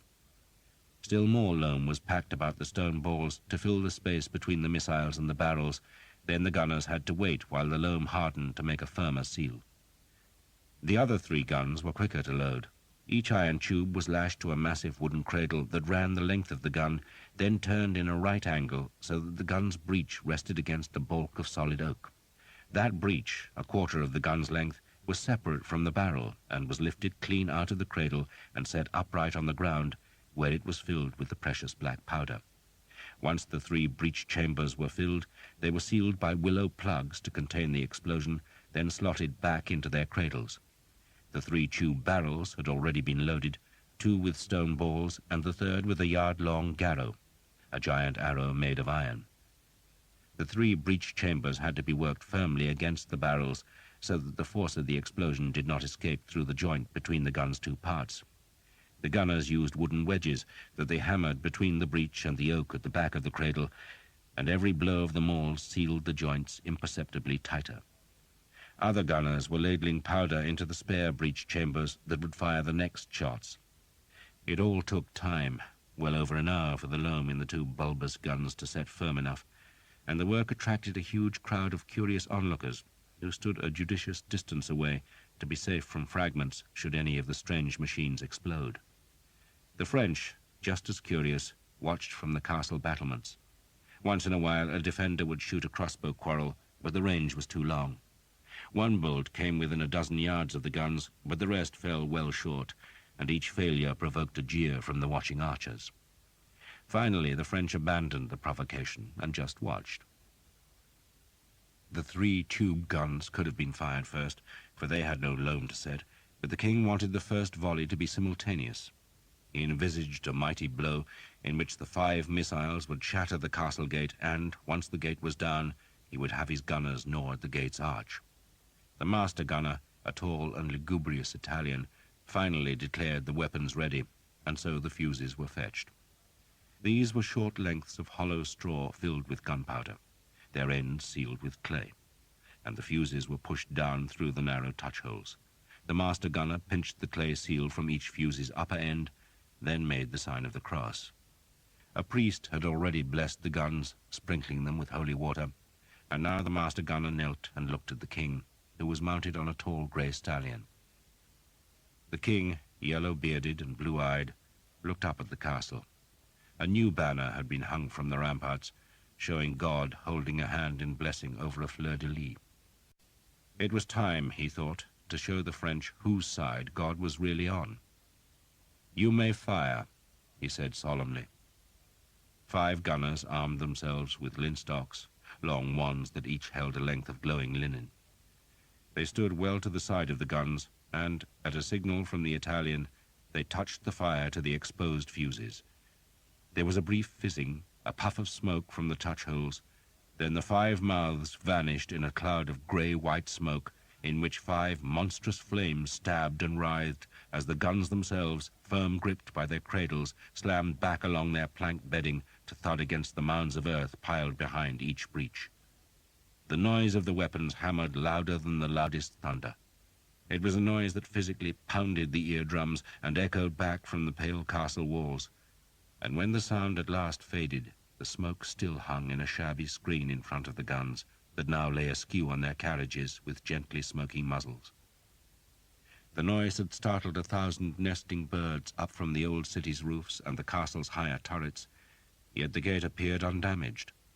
The stone balls had shattered themselves against the walls, while the garrow had done nothing except gouge a furrow in the approach road. The French, who had ducked behind the battlements when the noise and smoke erupted, now stood and called insults as the gunners stoically began to realign their weapons. The king, 34 years old and not as confident as his bearing suggested, frowned as the smoke cleared. "Did we use enough powder?" he demanded of the master gunner. The question had to be translated into Italian by a priest. "Use more powder, sire," the Italian said, "and the guns will shatter." He spoke regretfully. Men always expected his machines to work miracles, and he was tired of explaining that even black powder needed time and patience to do its work. "You know best," the king said dubiously. "I'm sure you know best." He was hiding his disappointment, for he had half hoped that the whole castle would shatter like glass when the missiles struck. His entourage, most of them older men, were looking contemptuous, for they had little faith in guns, and even less in Italian gunners. "Who," the king asked a companion, "is that woman with my son?" "The Countess of Armorica, sire. She fled from Brittany. The king shuddered, not because of Jeanette, but because the rotten smell of the powder smoke was pungent. "He grows up fast," he said, with just a touch of jealousy in his voice. He was bedding some peasant girl, who was pleasant enough and knew her business, but she was not as beautiful as the black-haired countess who accompanied his son. Jeanette, unaware that the king watched her, gazed at the castle in search of any sign that it had been struck by gunfire. "So what happened?" she asked the prince. "It takes time," the prince said, hiding his surprise that the castle gate had not magically vanished in an eruption of splinters. "But they do say," he went on, "that in the future we shall fight with nothing but guns. Myself, I cannot imagine it." "They are amusing," Jeanette said, as a gunner carried a bucket of puddled loam to the nearest gun. The grass in front of the guns was burning in a score of places, and the air was filled with a stench like rotted eggs that was even more repugnant than the smell of the corpses in the river. "If it amuses you, my dear, then I am glad we have the machines," the prince said, then frowned because a group of his white and green-clad archers were jeering the gunners. "Whatever happened to the man who brought you from Normandy?" he asked. "I should have thanked him for his services to you." Jeanette feared she was blushing, but made her voice careless. "I have not seen him since we came here." The prince twisted in his saddle. "Boone," he called to the Earl of Northampton, "didn't my lady's personal archer join your fellows?" "He did, sire." "So where is he?" The Earl shrugged. "Vanished. We think he must have died crossing the river." "Poor fellow," the prince said. "Poor fellow." And Jeanette, to her surprise, felt a pang of sorrow. Then thought it was probably for the best. She was the widow of a count, and now the lover of a prince, and Thomas, if he was on the river's bed, could never tell the truth. "Poor man," she said lightly, "and he behaved so gallantly to me." She was looking away from the prince, in case he saw her flushed face, and she found herself staring, to her utter astonishment, at Sir Simon Jekyll, who, with another group of knights, had come for the entertainment of the guns. Sir Simon was laughing, evidently amused that so much noise and smoke had produced so little effect. Jeanette, disbelieving her eyes, just stared at him. She had gone pale. The sight of Sir Simon had brought back the memories of her worst days in La Roche-Derrien, the days of fear, poverty, humiliation, and the uncertainty of knowing to whom she could turn for help. "I fear we never rewarded the fellow," the prince said, still speaking of Thomas. Then he saw that Jeanette was taking no notice. "My dear?" the prince prompted, but she still looked away from him. "My lady?" the prince spoke louder, touching her arm. Sir Simon had noticed there was a woman with the prince, but he had not realized it was Jeanette. He only saw a slender lady in a pale gold dress, seated side-saddle on an expensive palfrey that was hung with green and white ribbons. The woman wore a tall hat from which a veil stirred in the wind. The veil had concealed her profile, but now she was staring directly at him. Indeed, she was pointing at him, and to his horror he recognized the Countess. He also recognized the banner of the young man beside her, though at first he could not believe she was with the prince. Then he saw the grim entourage of mailed men behind the fair-haired youth, and he had an impulse to flee, but instead nervelessly dropped to his knees. As the prince, Jeanette, and the horsemen approached him, he fell full length on the ground. His heart was beating wildly, his mind a whirl of panic. "Your name?" the prince demanded curtly. Sir Simon opened his mouth, but no words would come. "His name," Jeanette said vengefully, "is Sir Simon Jekyll. He tried to strip me naked, sire, and then he would have raped me if I had not been rescued. He stole my money, my armor, my horses, my ships, and he would have taken my honor with as much delicacy as a wolf stealing a lamb." "Is it true?" the prince demanded. Sir Simon still could not speak, but the Earl of Northampton intervened. "The ships, armor, and horses, sire, were spoils of war. I granted them to him." "And the rest, Boone?" "The rest, sire?" The Earl shrugged. "The rest Sir Simon must explain for himself." "But it seems he is speechless," the prince said. Have you lost your tongue, Jekyll? Sir Simon raised his head and caught Jeanette's gaze, and it was so triumphant that he dropped his head again. He knew he should say something, anything, but his tongue seemed too big for his mouth, and he feared he would merely stammer nonsense, so he kept silent. You tried to smirch a lady's honor, the prince accused Sir Simon. Edward of Woodstock had high ideas of chivalry, for his tutors had ever read to him from the romances. He understood that war was not as gentle as the handwritten books liked to suggest, but he believed that those who were in places of honor should display it, whatever the common man might do. The prince was also in love, another ideal encouraged by the romances. Jeanette had captivated him, and he was determined that her honor would be upheld. He spoke again, but his words were drowned by the sound of a tube gun firing. Everyone turned to stare at the castle, but the stone ball merely shattered against the gate tower, doing no damage. Would you fight me for the lady's honor? The prince demanded of Sir Simon. Sir Simon would have been happy to fight the prince, so long as he could have been assured that his victory would bring no reprisals. He knew the boy had a reputation as a warrior, yet the prince was not full-grown and nowhere near as strong or experienced as Sir Simon. But only a fool fought against a prince and expected to win. The king, it was true, entered tournaments, but he did so disguised in plain armor without a surcoat, so that his opponents had no idea of his identity. But if Sir Simon fought the prince, then he would not dare use his full strength, for any injury done would be repaid 1,000-fold by the prince's supporters. And indeed, even as Sir Simon hesitated, the grim men behind the prince spurred their horses forward, as if offering themselves as champions for the fight. Sir Simon, overwhelmed by reality, shook his head. If you will not fight, the prince said in his high, clear voice, then we must assume your guilt and demand recompense. You owe the lady armor and a sword. The armor was fairly taken, sire, the Earl of Northampton pointed out. No man can take armor and weapons from a mere woman fairly, the prince snapped. Where is the armor now, Jekyll? Lost, sir. Sir Simon spoke for the first time. He wanted to tell the prince the whole how Jeanette had arranged an ambush, but that tale ended with his own humiliation, and he had the sense to keep quiet. Then that mail coat will have to suffice, the prince declared. Take it off, and the sword too. Sir Simon gaped at the prince, but saw he was serious. He unbuckled the sword belt and let it drop, then hauled the mail coat over his head so that he was left in his shirt and breeches. What is in the pouch? The prince demanded, pointing at the heavy leather bag suspended about Sir Simon's neck. Sir Simon sought an answer and found none but the truth, which was that the pouch was the heavy money bag he had taken from Thomas. It is money, sire. Then give it to her ladyship.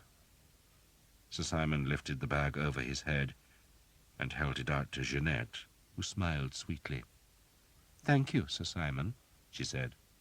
Your horse is forfeit too, the prince decreed, and you will leave this encampment by midday, for you are not welcome in our company. You may go home, Jekyll, but in England you will not have our favor. Sir Simon looked into the prince's eyes for the first time. You damned, miserable little pup, he thought, with your mother's milk still sour on your unshaven lips. Then he shook as he was struck by the coldness of the prince's eyes. He bowed, knowing he was being banished, and he knew it was unfair, but there was nothing he could do except appeal to the king. Yet the king owed him no favors, and no great men of the realm would speak for him, and so he was effectively an outcast. He could go home to England, but their men would soon learn he had incurred royal disfavor, and his life would be endless misery. He bowed, he turned, and he walked away in his dirty shirt as silent men opened a path for him. The cannon fired on. They fired 4 times that day and 8 the next, and at the end of the 2 days there was a splintered rent in the castle gate that might have given entrance to a starved sparrow.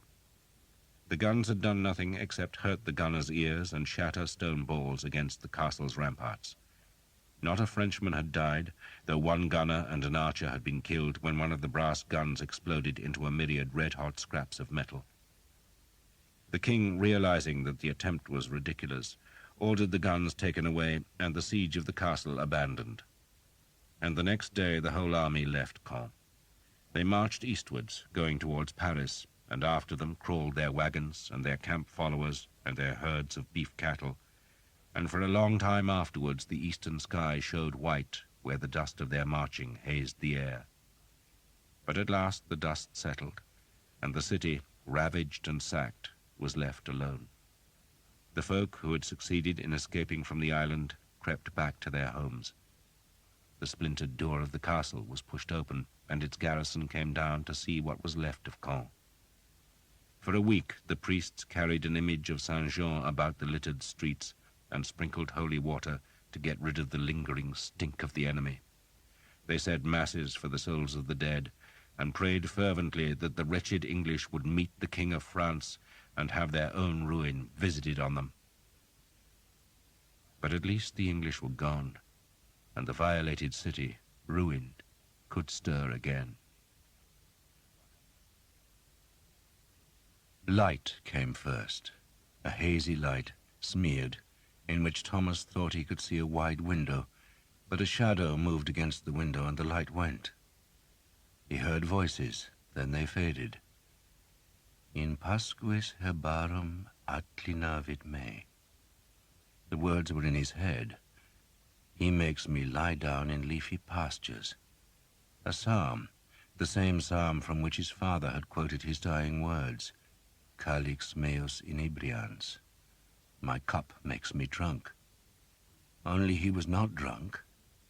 Breathing hurt, and his chest felt as though he was being pressed by the torture of the stones. Then there was blessed darkness and oblivion once more. End of side 12. Side 13. The light came again. It wavered. The shadow was there. The shadow moved towards him, and a cool hand was laid on his forehead. I do believe you are going to live, a man's voice said in a tone of surprise. Thomas tried to speak, but only managed a strangled, grating sound.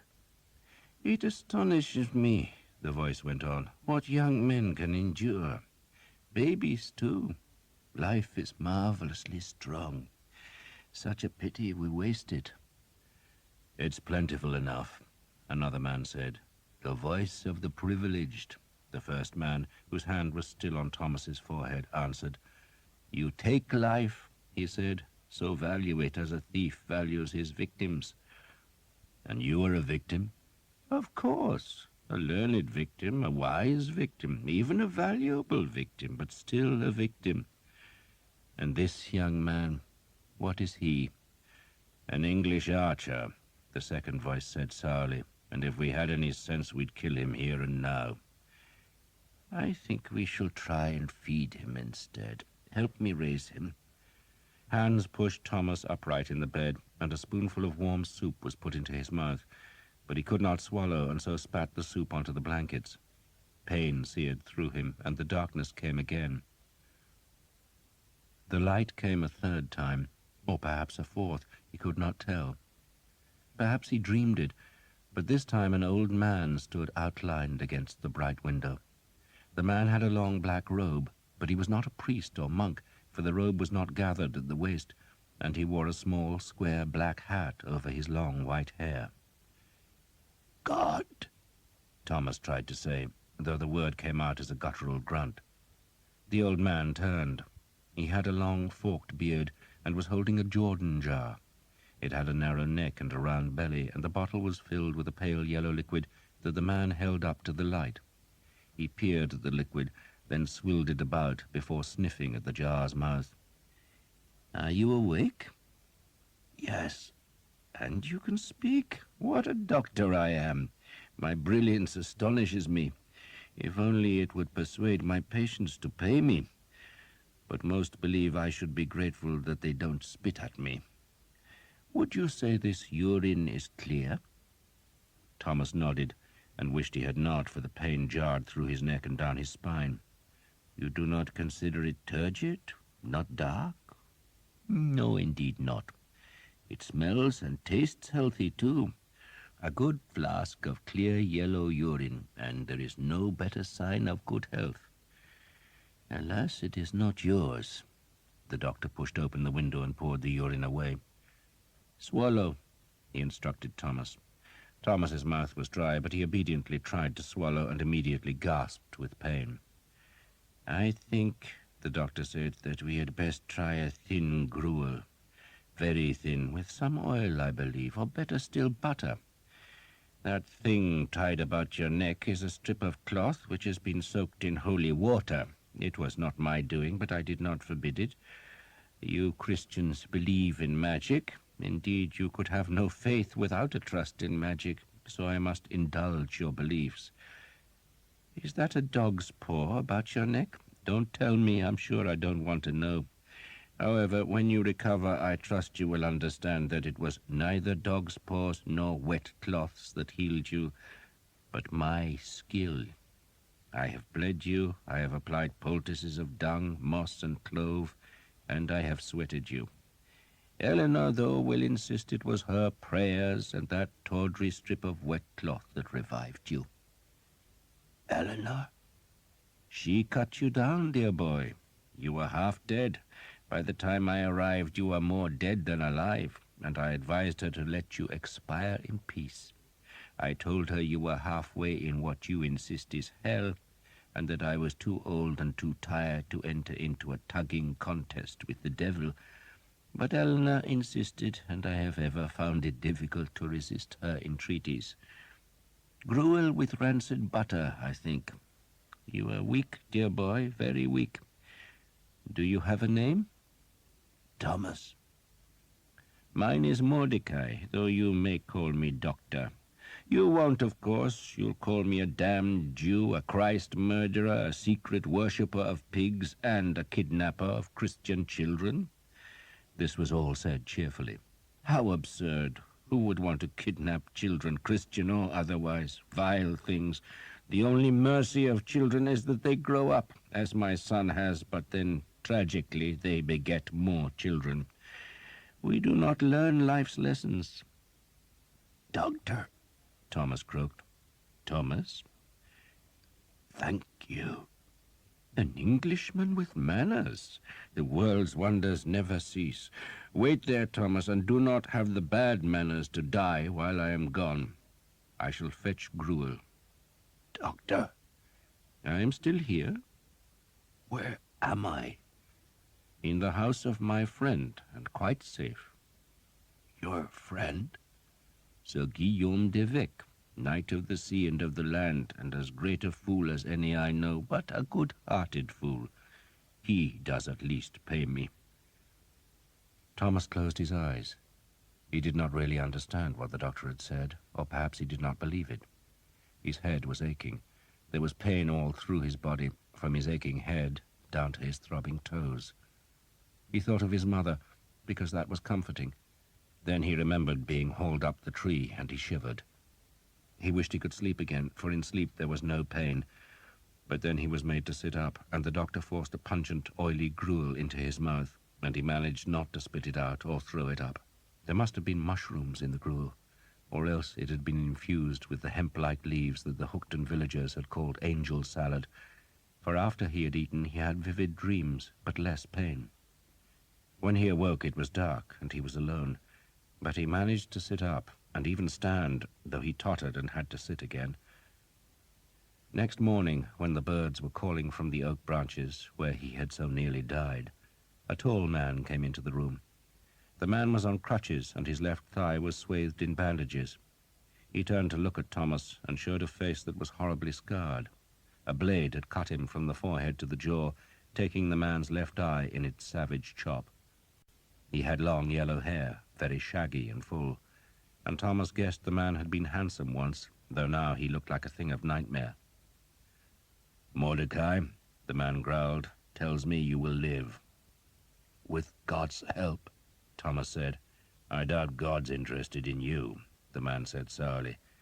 He looked to be in his 30s and had the bowed legs of a horseman and the deep chest of a man who practices hard with weapons. He swung on the crutches to the window, where he sat on the sill. His beard was streaked with white where the blade had chopped into his jaw, and his voice was uncommonly deep and harsh. "But you might live with Mordecai's help. There isn't a physician to touch him in all Normandy, though Christ alone knows how he does it. He's been squinting at my piss for a week now. I'm crippled, you Jewish half-wit, I tell him, not wounded in the bladder, but he just tells me to shut my mouth and squeeze out more drops. He'll start on you soon." The man, who wore nothing except a long white shirt, contemplated Thomas moodily. "I have a notion," he growled, "that you are the God-forsaken bastard who put an arrow into my thigh. I remember seeing a son of a whore with long hair like yours, then I was hit." "You're Sir Guillaume?" "I am." "I meant to kill you," Thomas said. "So why shouldn't I kill you?" Sir Guillaume asked. "You lie in my bed, drink my gruel, and breathe my air. English bastard. Worse, you're a Vexil." Thomas turned his head to stare at the forbidding Sir Guillaume. He said nothing, for the last 3 words had mystified him. "But I choose not to kill you," Sir Guillaume said, "because you saved my daughter from rape." "Your daughter?" "Eleanor, you fool. She's a bastard daughter, of course," Sir Guillaume said. "Her mother was a servant to my father. But Eleanor is all I've got left, and I'm fond of her. She says you were kind to her, which is why she cut you down and why you're lying in my bed. She always was overly sentimental." He frowned. "But I still have a mind to slice your damned throat." "For 4 years," Thomas said, "I have dreamed of slitting yours." Sir Guillaume's one eye gazed at him balefully. "Of course you have. You're a Vexil." "I've never heard of the Vexil," Thomas said. "My name is Thomas of Hookton." Thomas half expected Sir Guillaume to frown as he tried to remember Hookton, but his recognition of the name was instant. "Hookton," he said. "Hookton. Good sweet Christ, Hookton." He was silent for a few heartbeats. "And of course you're a damned Vexil. You have their badge on your bow." "My bow?" "You gave it to Eleanor to carry. She kept it." Thomas closed his eyes. There was pain in his neck and down his back and in his head. "I think it was my father's badge," he said, "but I don't really know, because he would never talk of his family. I know he hated his own father. I wasn't very fond of my own, but your men killed him, and I swore to avenge him." Sir Guillaume turned to gaze out of the window. "You have truly never heard of the Vexil?" "Never." "Then you are fortunate." He stood. "They are the devil's offspring, and you, I suspect, are one of their pups. I would kill you, boy, with as little conscience as if I stamped on a spider. But you were kind to my bastard daughter, and for that I thank you." He limped from the room, leaving Thomas in pain and utterly confused.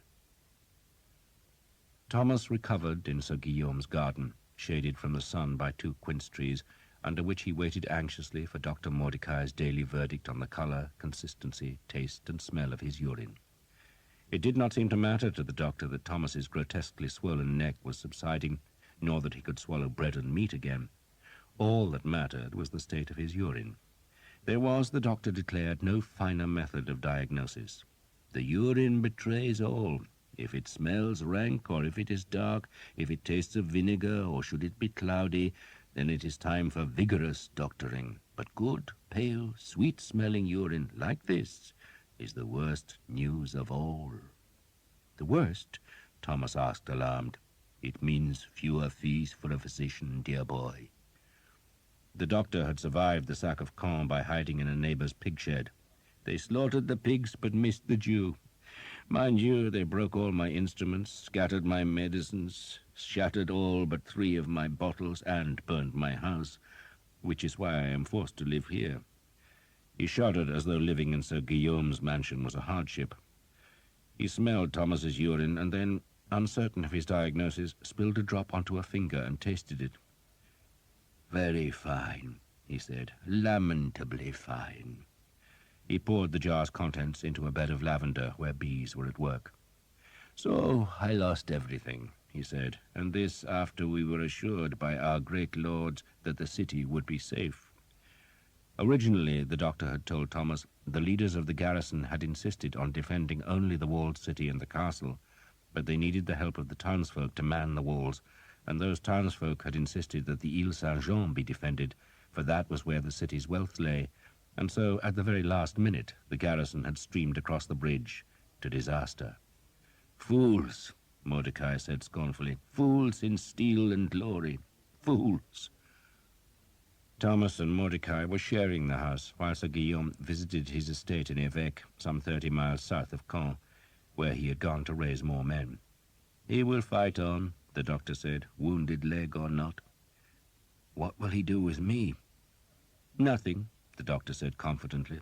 "He likes you, despite all his bluster. You saved Eleanor, didn't you? He's always been fond of her. His wife wasn't, but he is." "What happened to his wife?" "She died," Mordecai said. "She just died." Thomas could eat properly now, and his strength returned fast, so that he could walk about the Ile Saint-Jean with Eleanor. The island looked as though a plague had struck, for over half the houses were empty, and even those that were occupied were still blighted by the sack. Shutters were missing, doors splintered, and the shops had no goods. Some country folk were selling beans, peas, and cheeses from wagons, and small boys were offering fresh perch taken from the rivers, but they were still hungry days. They were also nervous days, for the city's survivors feared that the hated English might return, and the island was still haunted by the sickly smell of the corpses in the two rivers, where the gulls, rats, and dogs grew fat.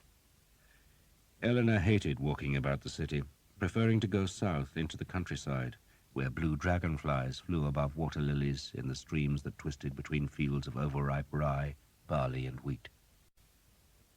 "I love harvest time," she told Thomas.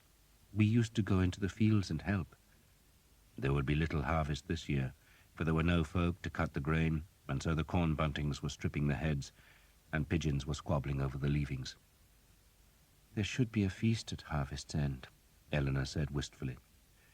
"We had a feast too," Thomas said, "and we used to hang corn dollies in the church." "Corn dollies?" He made her a little doll from straw. "We used to hang 13 of these above the altar," he told her, "one for Christ and one each for the apostles." He picked some cornflowers and gave them to Eleanor, who threaded them into her hair. It was very fair hair, like sunlit gold. They talked incessantly, and one day Thomas asked her again about the lance, and this time Eleanor nodded. "I lied to you," she said, "because he did have it, but it was stolen." "Who stole it?"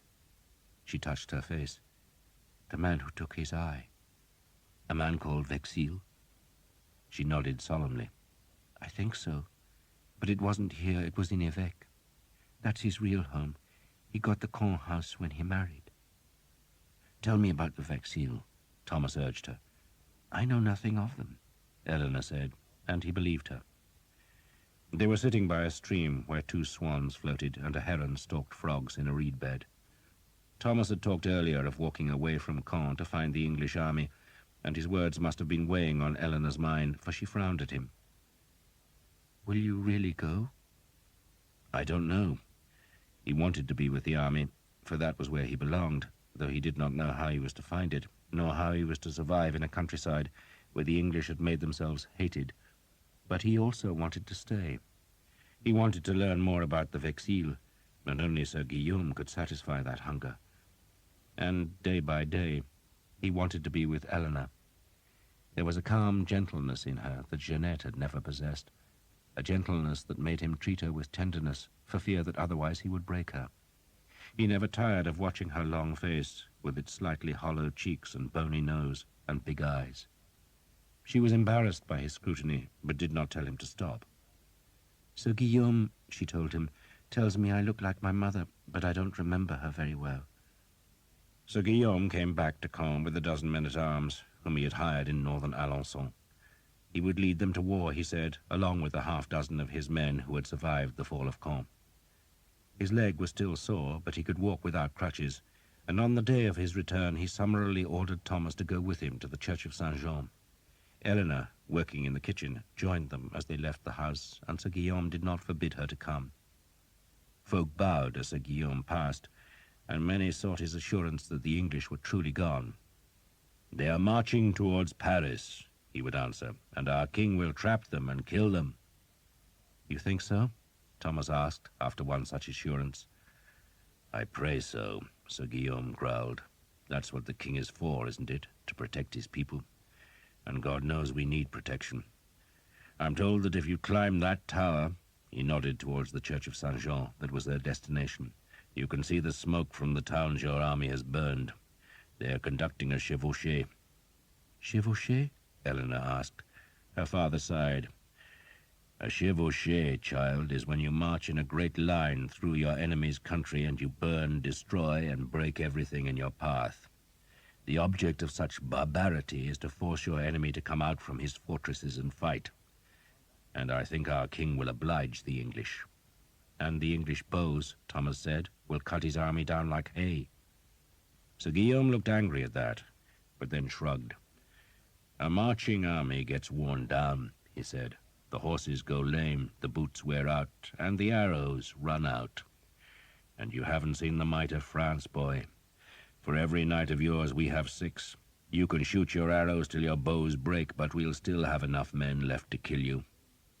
He fished in a pouch hanging at his belt and gave some small coins to the beggars at the churchyard gate, which lay close to the new grave where the 500 corpses had been buried. It was now a mound of raw earth dotted with dandelions, and it stank, for when the English had dug the grave they had struck water not far beneath the surface, and so the pit was too shallow and the earth covering was too thin to contain the corruption the grave concealed. Eleanor clapped a hand to her mouth, then hurried up the steps into the church, where the archers had auctioned the town's wives and daughters. The priests had thrice exorcised the church with prayers and holy water, but it still had a sad air, for the statues were broken and the windows shattered. Sir Guillaume genuflected towards the main altar, then led Thomas and Eleanor up a side aisle, where a painting on the lime-washed wall showed St. John escaping from the cauldron of boiling oil that the Emperor Domitian had prepared for him. The saint was shown as an ethereal form, half smoke and half man, floating away in the air, while the Roman soldiers looked on in perplexity.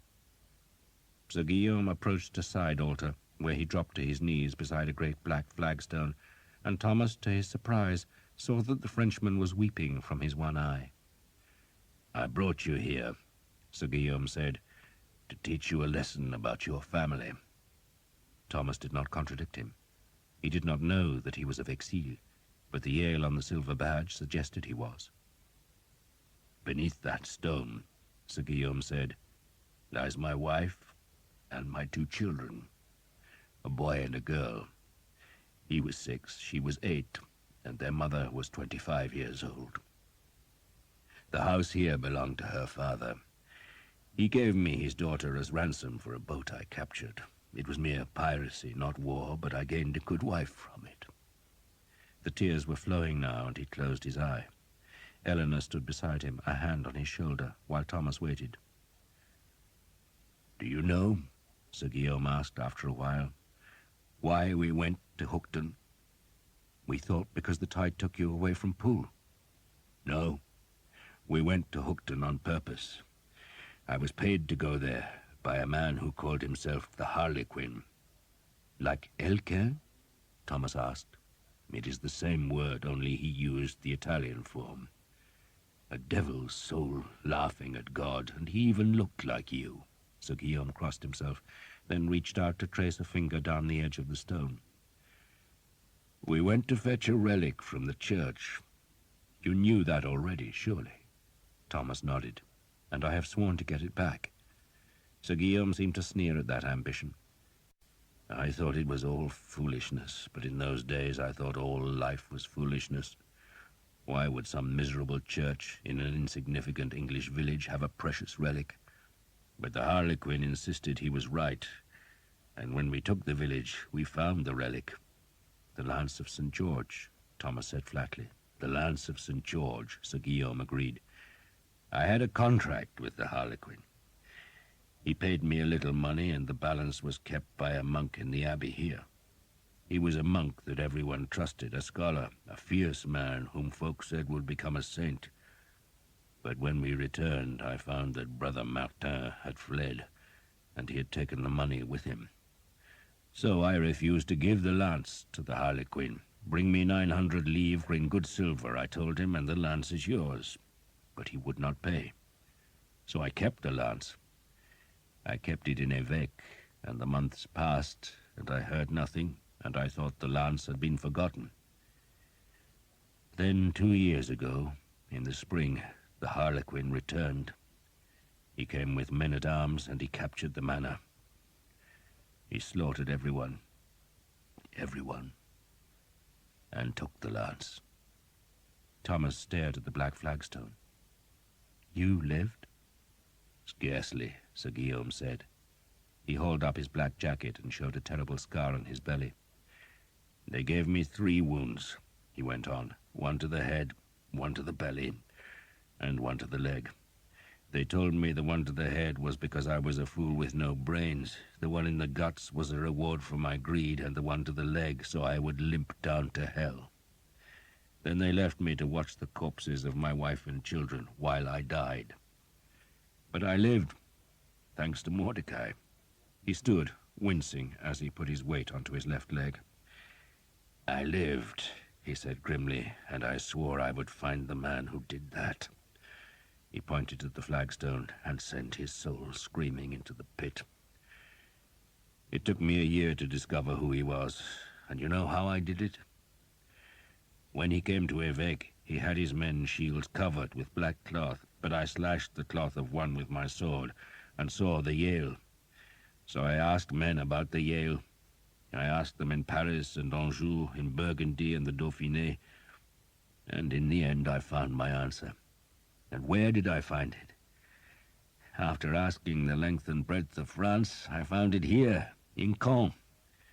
A man here knew the badge. The Harlequin is a man called Vexil. I do not know his first name. I do not know his rank. I just know he is a devil called Vexil. So the Vexil have the lance? They have. And the man who killed my family killed your father. Sir Guillaume looked ashamed for a brief instant. I killed your mother. I think I did anyway, but she attacked me and I was angry. He shrugged.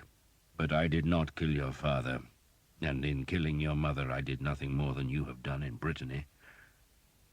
True, Thomas admitted. He looked into Sir Guillaume's eye and could feel no hatred for his mother's death. So we share an enemy, Thomas said. And that enemy, Sir Guillaume said, is the devil. He said it grimly, then crossed himself. Thomas suddenly felt cold, for he had found his enemy, and his enemy was Lucifer. That evening Mordecai rubbed a salve into Thomas's neck. It is almost healed, I think, he said, and the pain will go, though perhaps a little will remain to remind you of how close you came to death. He sniffed the garden scents. So Sir Guillaume told you the story of his wife? Yes. And you are related to the man who killed his wife? I don't know, Thomas said. Truly I don't. But the Yale suggests I am. And Sir Guillaume probably killed your mother, and the man who killed his wife killed your father, and Sir Simon Jekyll tried to kill you. Mordecai shook his head. I nightly lament that I was not born a Christian. I could carry a weapon and join the sport. He handed Thomas a bottle. Perform, he commanded. And what, by the by, is a Yale? A heraldic beast, Thomas explained. The doctor sniffed. God, in his infinite wisdom, made the fishes and the whales on the 5th day, and on the 6th he made the beasts of the land, and he looked at what he had done and saw that it was good. But not good enough for the heralds, who have to add wings, horns, tusks, and claws to his inadequate work. Is that all you can do? For the moment, I'd get more juice from squeezing a walnut, he grumbled and shuffled away. Eleanor must have been watching for his departure, for she appeared from under the pear trees that grew at the garden's end and gestured towards the river gate. Thomas followed her down to the bank of the River Orne, where they watched an excited trio of small boys trying to spear a pike with English arrows left after the city's capture. "Will you help my father?" Eleanor asked. "Help him? You said his enemy was your enemy." Thomas sat on the grass, and she sat beside him. "I don't know," he said. He still did not really believe in any of it. There was a lance, he knew that, and a mystery about his family, but he was reluctant to admit that the lance and the mystery must govern his whole life. "Does that mean you'll go back to the English army?" Eleanor asked in a small voice. "I want to stay here," Thomas said after a pause. "To be with you." She must have known he was going to say something of the sort, but she still blushed and gazed at the swirling water where fish rose to the swarms of insects and the three boys vainly splashed. "You must have a woman," she said softly. "I did," Thomas said, and he told her about Jeanette and how she had found the Prince of Wales and so abandoned him without a glance. "I will never understand her," he admitted. "But you love her?" Eleanor asked directly. "No," Thomas said. "You say that because you're with me," Eleanor declared. He shook his head. "My father had a book of St. Augustine's sayings, and there was one that always puzzled me." He frowned, trying to remember the Latin. "Nondum amabam et amare amabam." I did not love, but yearned to love. Eleanor gave him a skeptical look. "A very elaborate way of saying you're lonely." "Yes," Thomas agreed. "So what will you do?" she asked. Thomas did not speak for a while. He was thinking of the penance he had been given by Father Hobb. "I suppose one day I must find the man who killed my father," he said after a while. "But what if he is the devil?" she asked seriously. "Then I shall wear garlic," Thomas said lightly, "and pray to St. Guinevere." She looked at the darkening water. "Did St. Augustine really say that thing?" "Nondum amabam et amare amabam," Thomas said. "Yes, he did." "I know how he felt," Eleanor said, and rested her head on his shoulder. Thomas did not move. He had a choice: follow the lance or take his black bow back to the army. In truth, he did not know what he should do. But Eleanor's body was warm against his, and it was comforting. And that, for the moment, was enough. And so, for the moment, he would stay. Next morning, Sir Guillaume, escorted now by a half-dozen men-at-arms, took Thomas to the Abbey aux Hommes. A crowd of petitioners stood at the gates, wanting food and clothing that the monks did not have, though the abbey itself had escaped the worst of the plundering, because it had been the quarters of the king and of the Prince of Wales. The monks themselves had fled at the approach of the English army. Some had died on the Ile Saint-Jean, but most had gone south to a brother house, and among those was Brother Germain, who, when Sir Guillaume arrived, had just returned from his brief exile. Brother Germain was tiny, ancient and bent, a wisp of a man with white hair, myopic eyes, and delicate hands, with which he was trimming a goose quill. "The English," the old man said, "use these feathers for their arrows. We use them for God's word." Brother Germain, Thomas was told, had been in charge of the monastery's scriptorium for more than 30 years. "In the course of copying books," the monk explained, "one discovers knowledge whether one wishes it or not. Most of it is quite useless, of course. How is Mordecai? He lives?" "He lives," Sir Guillaume said, "and sends you this."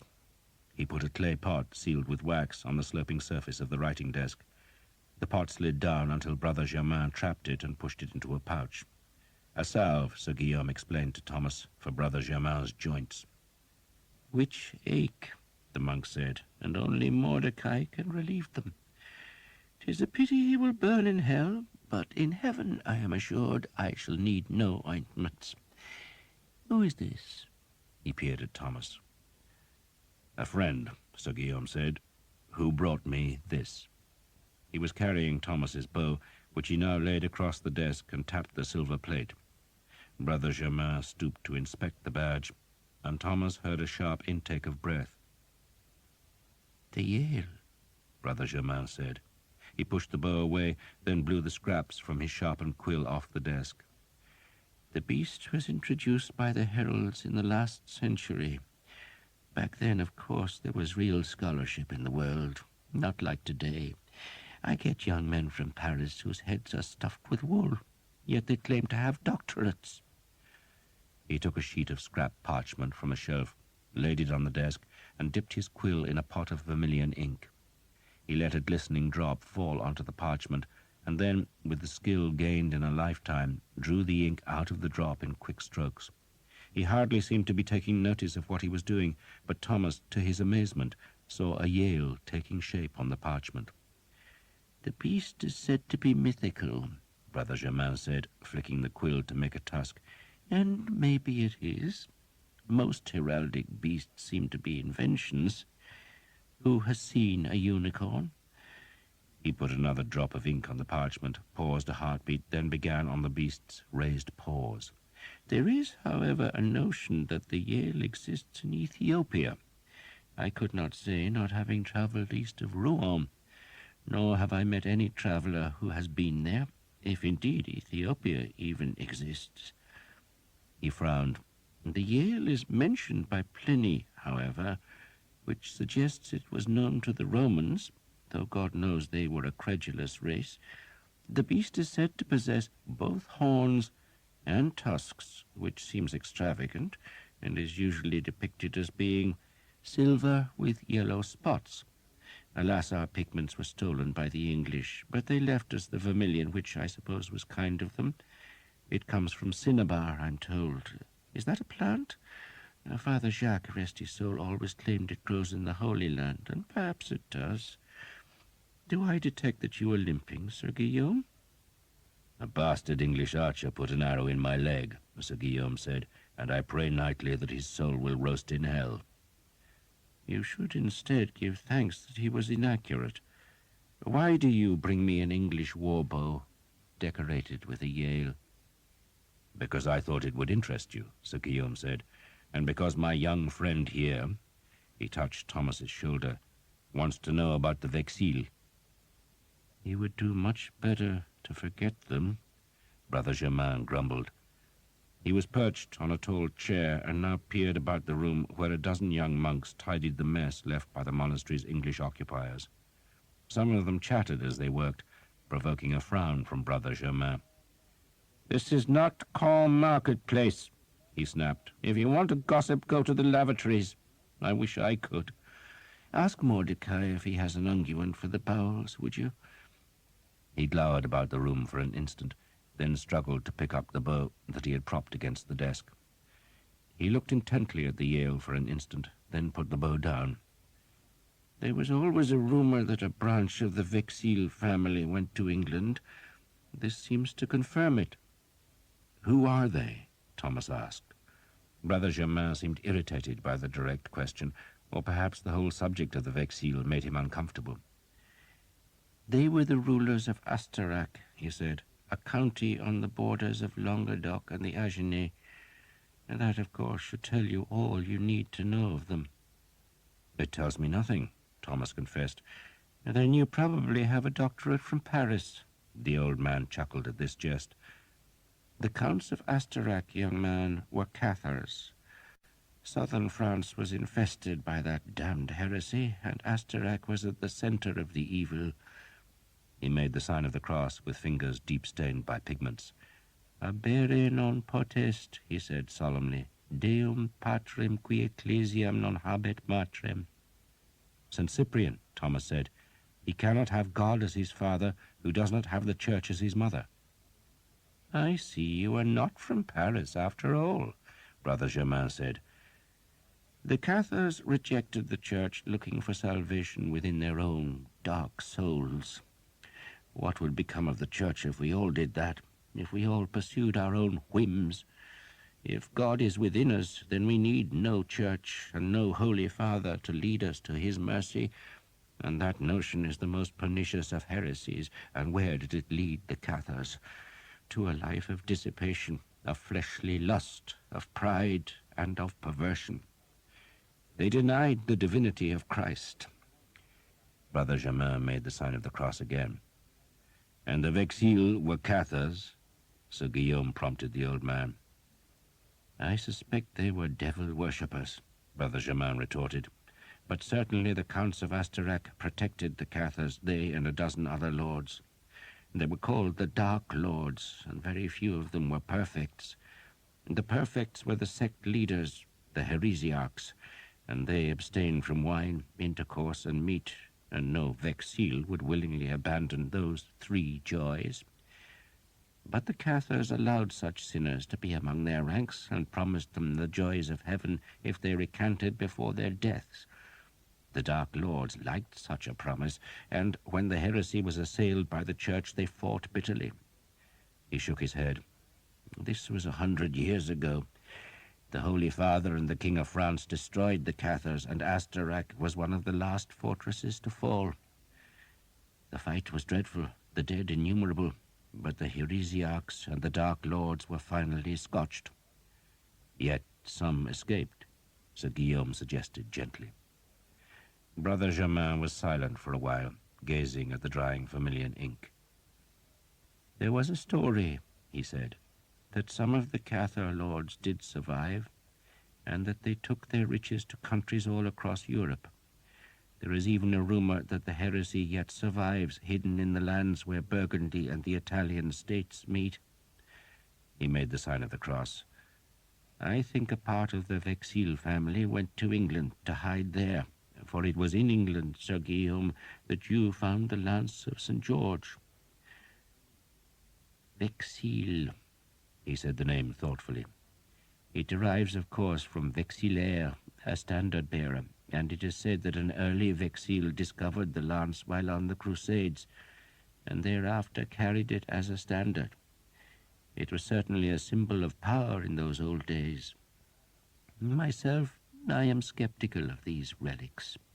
The abbot assures me he has seen 3 foreskins of the infant Jesus, and even I, who hold him blessed above all things, doubt he was so richly endowed. But I have asked some questions about this lance. There is a legend attached to it. It is said that the man who carries the lance into battle cannot be defeated. A mere legend, of course, but belief in such nonsense inspires the ignorant, and there are few more ignorant than soldiers. What troubles me most, though, is their purpose. Whose purpose? Thomas asked. There is a story, Brother Germain said, ignoring the question, that before the fall of the last heretic fortresses, the surviving Dark Lords made an oath. They knew the war was lost. They knew their strongholds must fall, and that the Inquisition and the forces of God would destroy their people. And so they made an oath to visit vengeance on their enemies. One day, they swore, they would bring down the throne of France and the Holy Mother Church, and to do it, they would use the power of their holiest relics. The lance of St. George? Thomas asked. That too, Brother Germain said. That too? Sir Guillaume repeated the words in a puzzled tone. Brother Germain dipped his quill and put another glistening drop of ink on the parchment. Then, deftly, he finished his copy of the badge on Thomas's bow. The Yale, he said, I have seen before, but the badge you showed me is different. The beast is holding a chalice, but not any chalice, Sir Guillaume. You are right. The bow interests me and frightens me, but the Yale is holding the Grail, the holy, blessed, and most precious Grail. It was always rumored that the Cathars possessed the Grail.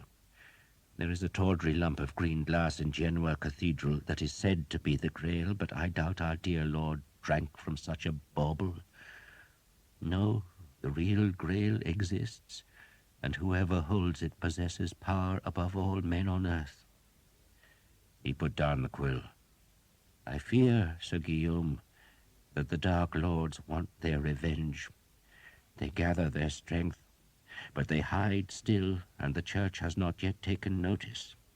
Nor will it until the danger is obvious, and by then it will be too late."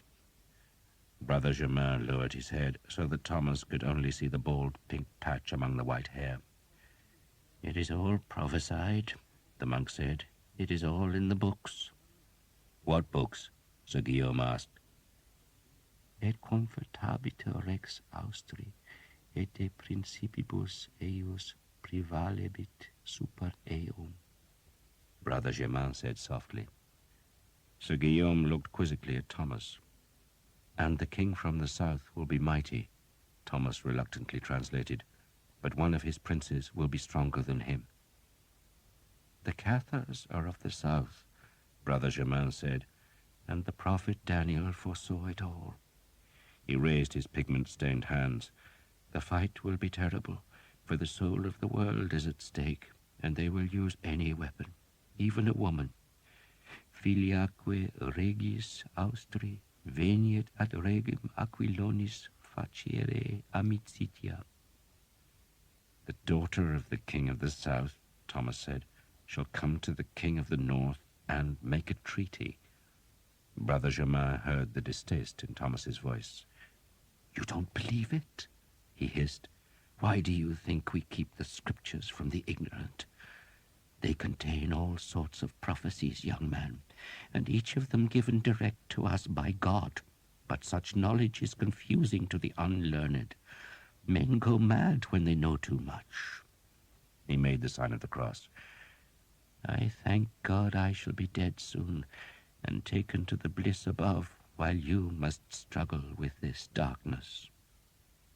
End of side 13. Side 14. Thomas walked to the window and watched 2 wagons of grain being unloaded by novices. Sir Guillaume's men-at-arms were playing dice in the cloister. That was real, he thought, not some babbling prophet. His father had ever warned him against prophecy. It drives men's minds awry, he had said, and was that why his own mind had gone astray? The lance, Thomas said, trying to cling to fact instead of fancy, was taken to England by the Vexil family. My father was one of them, but he fell out with the family, and he stole the lance and hid it in his church. He was killed there, and at his death he told me it was his brother's son who did it. I think it is that man, my cousin, who called himself the Harlequin. He turned to look at Brother Germain. My father was a Vexil, but he was no heretic. He was a sinner, yes, but he struggled against his sin. He hated his own father, and he was a loyal son of the church. He was a priest, Sir Guillaume explained to the monk. And you are his son? Brother Germain asked in a disapproving tone. The other monks had abandoned their tidying and were listening avidly. I am a priest's son, Thomas said, and a good Christian. So the family discovered where the lance was hidden. Sir Guillaume took up the story and hired me to retrieve it, but forgot to pay me. Brother Germain appeared not to have heard. He was staring at Thomas. You are English. The bow is mine, Thomas acknowledged. So you are a Vexil? Thomas shrugged. It would seem so. Then you are one of the Dark Lords, Brother Germain said. Thomas shook his head. I am a Christian, he said firmly. Then you have a God-given duty, the small man said with surprising force, which is to finish the work that was left undone 100 years ago. Kill them all. Kill them. And kill the woman. You hear me, boy? Kill the daughter of the king of the south before she seduces France to heresy and wickedness. If we can even find the Vexil, Sir Guillaume said dubiously. And Thomas noted the word we. They don't display their badge. I doubt they use the name Vexil. They hide. But they have the lance now, Brother Germain said, and they will use it for the first of their vengeances. They will destroy France, and in the chaos that ensues, they will attack the church. He moaned as if he was in physical pain. You must take away their power, and their power is the Grail. So it was not just the lance that Thomas must save. To Father Hobbs' charge had been added all of Christendom. He wanted to laugh. Catharism had died 100 years before, scourged and burned and dug out of the land like couch grass scrubbed from a field. Dark lords, daughters of kings and princes of darkness, were figments of the troubadours, not the business of archers. Except that when he looked at Sir Guillaume, he saw that the Frenchman was not mocking the task. He was staring at a crucifix hanging on the scriptorium wall and mouthing a silent prayer. God help me, Thomas thought. God help me, but I am being asked to do what all the great knights of Arthur's Round Table failed to do, to find the Grail. Philip of Valois, King of France, ordered every Frenchman of military age to gather at Rouen. Demands went to his vassals and appeals were carried to his allies.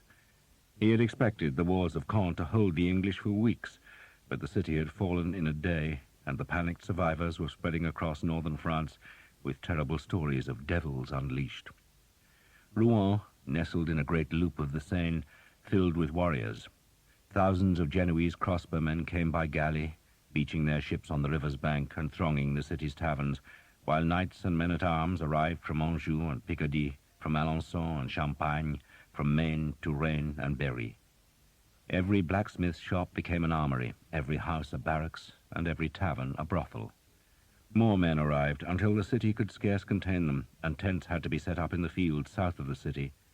Wagons crossed the bridge, loaded with hay and newly harvested grain from the rich farmlands north of the river, while from the Seine's southern bank came rumours. The English had taken Évreux, or perhaps it was Bernay. Smoke had been seen at Lisieux, and archers were swarming through the forest of Breton. A nun in Louviers had a dream in which the dragon killed St. George. King Philip ordered the woman brought to Rouen, but she had a hare lip, a hunchback, and a stammer, and when she was presented to the king, she proved unable to recount the dream, let alone confide God's strategy to his majesty. She just shuddered and wept, and the king dismissed her angrily, but took consolation from the bishop's astrologer, who said Mars was in the ascendant, and that meant victory was certain. Rumour said the English were marching on Paris. Then another rumour claimed they were going south to protect their territories in Gascony. It was said that every person in Caen had died, that the castle was rubble. Then a story went about that the English themselves were dying of a sickness. King Philip, ever a nervous man, became petulant, demanding news, but his advisers persuaded their irritable master that wherever the English were, they must eventually starve if they were kept south of the great river Seine that twisted like a snake from Paris to the sea. Edward's men were wasting the land, so needed to keep moving if they were to find food, and if the Seine was blocked, then they could not go north towards the harbours on the Channel coast where they might expect supplies from England. They use arrows like a woman uses money, Charles, the Count of Alençon, and the king's younger brother, advised Philip, but they cannot fetch their arrows from France. They are brought to them by sea, and the further they go from the sea, the greater their problems. So if the English were kept south of the Seine, then they must eventually fight or make an ignominious retreat to Normandy. What of Paris? Paris, what of Paris? The king demanded. Paris will not fall, the Count assured his brother. The city lay north of the Seine, so the English would need to cross the river and assault the largest ramparts in Christendom, and all the while the garrison would be showering them with crossbow bolts and the missiles from the hundreds of small iron guns that had been mounted on the city walls. Maybe they will go south, Philip worried, to Gascony. If they march to Gascony, the Count said, then they will have no boots by the time they arrive, and their arrow store will be gone. Let us pray they do go to Gascony, but above all things pray they do not reach the Seine's northern bank. For if the English crossed the Seine, they would go to the nearest Channel port to receive reinforcements and supplies, and by now the Count knew the English would be needing supplies. A marching army tired itself, its men became sick and its horses lame. An army that marched too long would eventually wear out, like a tired crossbow. So the French reinforced the great fortresses that guarded the Seine's crossings, and where a bridge could not be guarded, such as the 16-arched bridge at Poissy, it was demolished. 100 men with sledgehammers broke down the parapets and hammered the stonework of the archers into the river, to leave the 15 stumps of the broken piers studding the Seine like the stepping stones of a giant, while Poissy itself, which lay south of the Seine and was reckoned indefensible, was abandoned and its people evacuated to Paris. The wide river was being turned into an impassable barrier to trap the English in an area where their food must eventually run short. Then, when the devils were weakened, the French would punish them for the terrible damage they had wrought on France. The English were still burning towns and destroying farms, so that, in those long summer days, the western and southern horizons were so smeared by smoke plumes that it seemed as if there were permanent clouds on the skylines. At night, the world's edge glowed, and folk fleeing the fires came to Rouen, where, because so many could not be housed or fed, they were ordered across the river and away to wherever they might find shelter. Sir Simon Jekyll and Henry Colley, his man-at-arms, were among the fugitives, and they were not refused admittance, for they both rode destriers and were in mail. Colley wore his own mail and rode his own horse, but Sir Simon's mount and gear had been stolen from one of his other men-at-arms before he fled from Caen. Both men carried shields, but they had stripped the leather covers from the willow boards so that the shields bore no device, thus declaring themselves to be masterless men for hire. Scores like them came to the city, seeking a lord who could offer food and pay, but none arrived with the anger that filled Sir Simon. It was the injustice that galled him. It burned his soul, giving him a lust for revenge. He had come so close to paying all his debts. Indeed, when the money from the sale of Jeanette's ships was paid from England, he had expected to be free of all encumbrances. But now he was a fugitive. He knew he could have slunk back to England, but any man out of favor with the king, or the king's eldest son, could expect to be treated as a rebel, and he would be fortunate if he kept an acre of land, let alone his freedom. So he had preferred flight, trusting that his sword would win back the privileges he had lost to the Breton bitch and her puppy lover, and Henry Colley had ridden with him in the belief that any man as skilled in arms as Sir Simon could not fail. No one questioned their presence in Rouen. Sir Simon's French was tinged with the accent of England's gentry, but so was the French of a score of other men from Normandy.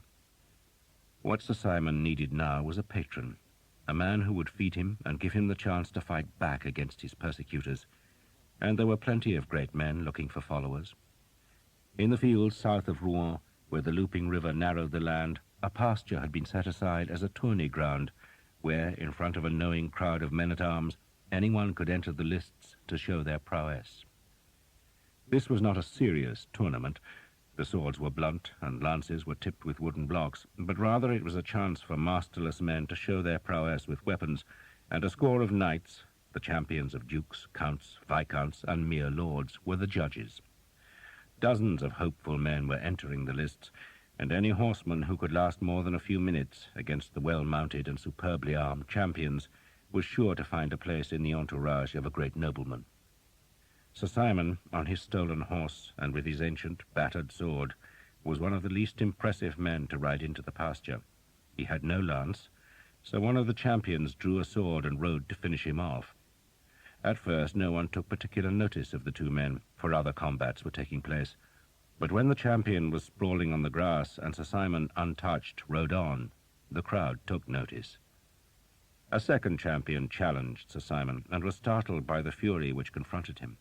He called out that the combat was not to the death, but merely a demonstration of swordplay, but Sir Simon gritted his teeth and hacked with the sword so savagely that the champion spurred and wheeled his horse away rather than risk injury.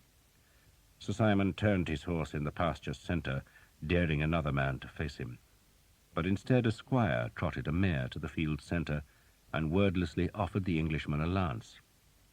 "Who sent it?" Sir Simon demanded. "My lord." "Who is?" "There," the squire said, pointing to the pasture's end, where a tall man in black armour and riding a black horse waited with his lance. Sir Simon sheathed his sword and took the lance. It was heavy and not well balanced, and he had no lance rest in his armour that would cradle the long butt to help keep the point raised. But he was a strong man and an angry one, and he reckoned he could manage the cumbersome weapon long enough to break the stranger's confidence. No other men fought on the field now. They just watched, Wagers were being made, and all of them favored the man in black. Most of the onlookers had seen him fight before, and his horse, his armor, and his weapons were all plainly superior. He wore plate mail, and his horse stood at least a hand's breadth taller than Sir Simon's sorry mount. His visor was down, so Sir Simon could not see the man's face, while Sir Simon himself had no faceplate, merely an old, cheap helmet, like those worn by England's archers. Only Henry Colley laid a bet on Sir Simon, though he had difficulty in doing it, for his French was rudimentary, but the money was at last taken. The stranger's shield was black and decorated with a simple white cross, a device unknown to Sir Simon, while his horse had a black trapper that swept the pasture as the beast began to walk. That was the only signal the stranger gave, and Sir Simon responded by lowering the lance and kicking his own horse forward. They were 100 paces apart, and both men moved swiftly into the canter. Sir Simon watched his opponent's lance, judging how firmly it was held. The man was good, for the lance tip scarcely wavered, despite the horse's uneven motion. The shield was covering his trunk, as it should be. If this had been a battle, if the man with the strange shield had not offered Sir Simon a chance of advancement, he might have lowered his own lance to strike his opponent's horse, or, a more difficult strike, thrust the weapon's tip into the high pommel of his saddle. Sir Simon had seen a lance go clean through the wood and leather of a saddle to gouge into a man's groin, and it was ever a killing blow. But today he was required to show the skill of a knight, to strike clean and hard, and at the same time defend himself from the oncoming lance. The skill of that was to deflect the thrust, which, having the weight of a horse behind it, could break a man's back by throwing him against the high cantle. The shock of two heavy horsemen meeting, and with all their weight concentrated into lance points, was like being hit by a cannon's stone. Sir Simon was not thinking about any of this. He was watching the oncoming lance, glancing at the white cross on the shield where his own lance was aimed, and guiding his horse with pressure from his knees. He had trained to this from the time he could first sit on a pony. He had spent hours tilting at a quintain in his father's yard, and more hours schooling stallions to endure the noise and chaos of battle. He moved his horse slightly to the left, like a man wanting to widen the angle at which the lances would strike, and so deflect some of their force. And he noted that the stranger did not follow the move to straighten the line, but seemed happy to accept the lesser risk. Then both men rowelled back their spurs, and the destriers went into the gallop. Sir Simon touched the horse's right side and straightened the line himself, driving hard at the stranger now, and leaning slightly forward to ready himself for the blow. His opponent was trying to swing towards him, but it was too late. Sir Simon's lance cracked against the black and white shield with a thump that hurled Sir Simon back, but the stranger's lance was not centered and banged against Sir Simon's plain shield and glanced off. Sir Simon's lance broke into 3 pieces, and he let it fall as he pressed his knee to turn the horse. His opponent's lance was across his body now, and was encumbering the black-armored knight. Sir Simon drew his sword, and while the other man was still trying to rid himself of the lance, gave a back swing that struck his opponent like a hammer blow. The field was still. Henry Colley held out a hand for his winnings. The man pretended not to understand his crude French, but he understood the knife that the yellow-eyed Englishman suddenly produced, and the coins just as suddenly appeared. The knight in the black armor did not continue the fight, but instead curbed his horse and pushed up his visor. "Who are you?" "My name is Sir Simon Jekyll." "English?" "I was." The 2 horses stood beside each other. The stranger threw down his lance and hung the shield from his pommel. He had a sallow face with a thin black moustache, clever eyes, and a broken nose. He was a young man, not a boy, but a year or 2 older than Sir Simon. "What do you want?" he asked Sir Simon. "A chance to kill the Prince of Wales." The man smiled. "Is that all?" "Money, food, land, women," Sir Simon said. The man gestured to the side of the pasture. "There are great lords here, Sir Simon, who will offer you pay, food, and girls. I can pay you too, but not so well. I can feed you, though it will be common stuff. And the girls you must find for yourself. What I will promise you is that I shall equip you with a better horse, armor, and weapons. I lead the best knights in this army, and we are sworn to take captives who will make us rich. And none, I think, so rich as the King of England and his whelp. Not kill, mark you, but capture." Sir Simon shrugged. "I'll settle for capturing the bastard," he said. "And his father," the man said. "I want his father, too." There was something vengeful in the man's voice that intrigued Sir Simon. "Why?" he asked. "My family lived in England," the man said, "but when this king took power, we supported his mother." "So you lost your land?" Sir Simon asked. He was too young to remember the turmoil of those times, when the king's mother had tried to keep power for herself and for her lover, and the young Edward had struggled to break free. Young Edward had won, and some of his old enemies had not forgotten. "We lost everything," the man said, "but we shall get it back. Will you help?" Sir Simon hesitated, wondering whether he would not do better with a wealthier lord, but he was intrigued by the man's calmness and by his determination to tear the heart out of England. "Who are you?" he asked. "I am sometimes called the Harlequin," the man said. The name meant nothing to Sir Simon. "And you employ only the best?" he asked. "I told you so." "Then you had best employ me," Sir Simon said, "with my man." He nodded towards Henry Colley. "Good," the Harlequin said. And so Sir Simon had a new master, and the King of France had gathered an army. The great lords, Alençon, John of Hainault, Aumale, the Count of Blois, who was brother to the aspiring Duke of Brittany, the Duke of Lorraine, the Count of Sancerre, all were in Rouen with their vast retinues of heavily armored men. The army's numbers became so large that men could not count the ranks, but clerks reckoned there were at least 8,000 men-at-arms and 5,000 crossbowmen in Rouen, and that meant that Philip of Valois' army already outnumbered Edward of England's forces, and still more men were coming. John, Count of Luxembourg and King of Bohemia, a friend of Philip of France, was bringing his formidable knights. The King of Majorca came with his famed lances, and the Duke of Normandy was ordered to abandon the siege of an English fortress in the south and bring his army north. The priests blessed the soldiers and promised them that God would recognize the virtue of France's cause and crush the English mercilessly. The army could not be fed in Rouen, so at last it crossed the bridge to the north bank of the Seine, leaving a formidable garrison behind to guard the river crossing. Once out of the city and on the long roads stretching through the newly harvested fields, men could dimly comprehend just how vast their army was.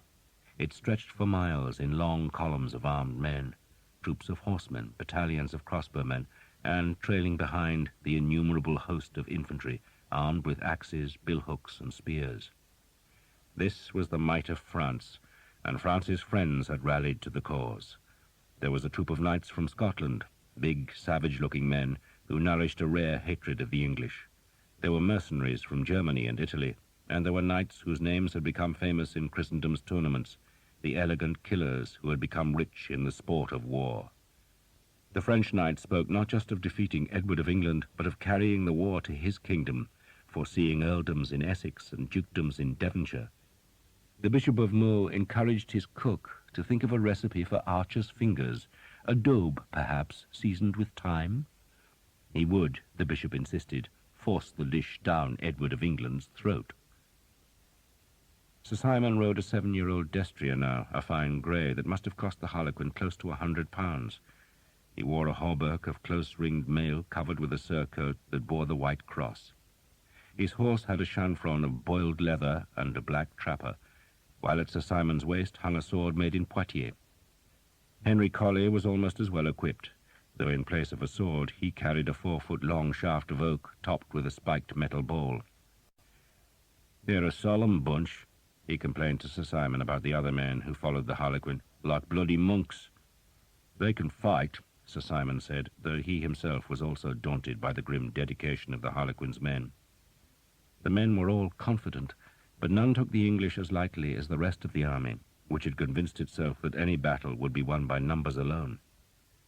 The Harlequin quizzed Sir Simon and Henry Colley about the English way of fighting, and his questions were shrewd enough to force both men to drop their bombast and think. "They'll fight on foot," Sir Simon concluded. He, like all knights, dreamed of a battle conducted on horseback, of swirling men and couched lances, but the English had learned their business in the wars against the Scots, and knew that men on foot defended territory much more effectively than horsemen. "Even the knights will fight on foot," Sir Simon forecast, "and for every man-at-arms they'll have 2 or 3 archers.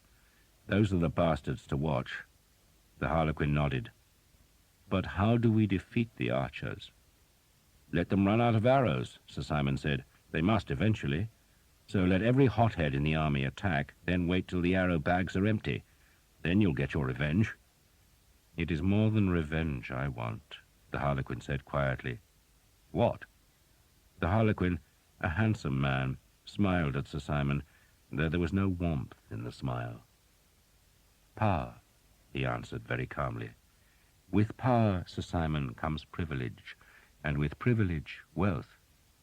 What are kings," he asked, "but men who have risen high? So we shall rise too, and use the defeat of kings as the rungs of our ladder." Such talk impressed Sir Simon, though he did not wholly understand it. It seemed to him that the Harlequin was a man of high fancies, but that did not matter, because he was also unswervingly dedicated to the defeat of men who were Sir Simon's enemies. Sir Simon daydreamed of the battle. He saw the English prince's frightened face, heard his scream, and revelled in the thought of taking the insolent whelp prisoner. Jeanette, too. The Harlequin could be as secretive and subtle as he wished, so long as he led Sir Simon to those simple desires. And so the French army marched, and still it grew, as men came from the outlying parts of the kingdom and from the vassal states beyond France's frontiers. It marched to seal off the Seine, and so trap the English, and its confidence soared when it was learned that the king had made his pilgrimage to the Abbey of Saint-Denis to fetch the oriflamme. It was France's most sacred symbol, a scarlet banner kept by the Benedictines in the abbey where the kings of France lay entombed, and every man knew that when the oriflamme was unfurled, no quarter would be given. It was said to have been carried by Charlemagne himself, and its silk was red as blood, promising carnage to the enemies of France. The English had come to fight, the oriflamme had been released, and the dance of the armies had begun. Sir Guillaume gave Thomas a linen shirt, a good mail coat, a leather-lined helmet, and a sword. "It's old but good," he said of the sword, "a cutter rather than a piercer." He provided Thomas with a horse, a saddle, a bridle, and gave him money. Thomas tried to refuse the last gift, but Sir Guillaume brushed his protest aside. "You've taken what you wanted from me. I might as well give you the rest." "Taken?" Thomas was puzzled, even hurt by the accusation. "Eleanor." "I've not taken her," Thomas protested. Sir Guillaume's ravaged face broke into a grin. "You will, boy," he said. "You will." They rode next day, going eastwards in the wake of the English army that was now far off.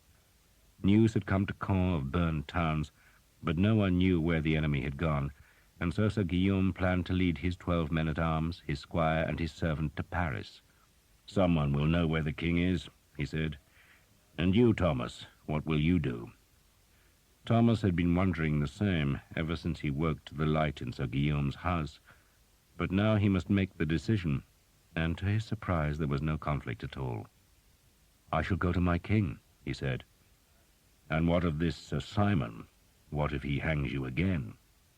"I have the Earl of Northampton's protection," Thomas said, though he reflected it had not worked before. "And what of Eleanor?"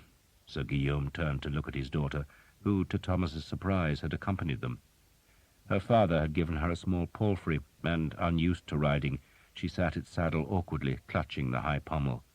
She did not know why her father had let her come, suggesting to Thomas that perhaps he wanted her to be his cook. The question made Thomas blush. He knew he could not fight against his own friends, but nor did he want to leave Eleanor. "I shall come looking for her," told Sir Guillaume. "If you still live," the Frenchman growled. "Why don't you fight for me?" "Because I'm English," Sir Guillaume sneered. "You're Cathar, you're French, you're from Languedoc. Who knows what you are? You're a priest's son, a mongrel bastard of heretic stock." "I'm English," Thomas said. "You're a Christian," Sir Guillaume retorted, "and God has given you and me a duty. How are you to fulfill that duty by joining Edward's army?" Thomas did not answer at once. Had God given him a duty? If so, he did not want to accept it, for acceptance meant believing in the legends of the Vexil. Thomas, in the evening after he had met Brother Germain, had talked with Mordecai in Sir Guillaume's garden, asking the old man if he had ever read the book of Daniel. Mordecai had sighed, as if he found the question wearisome.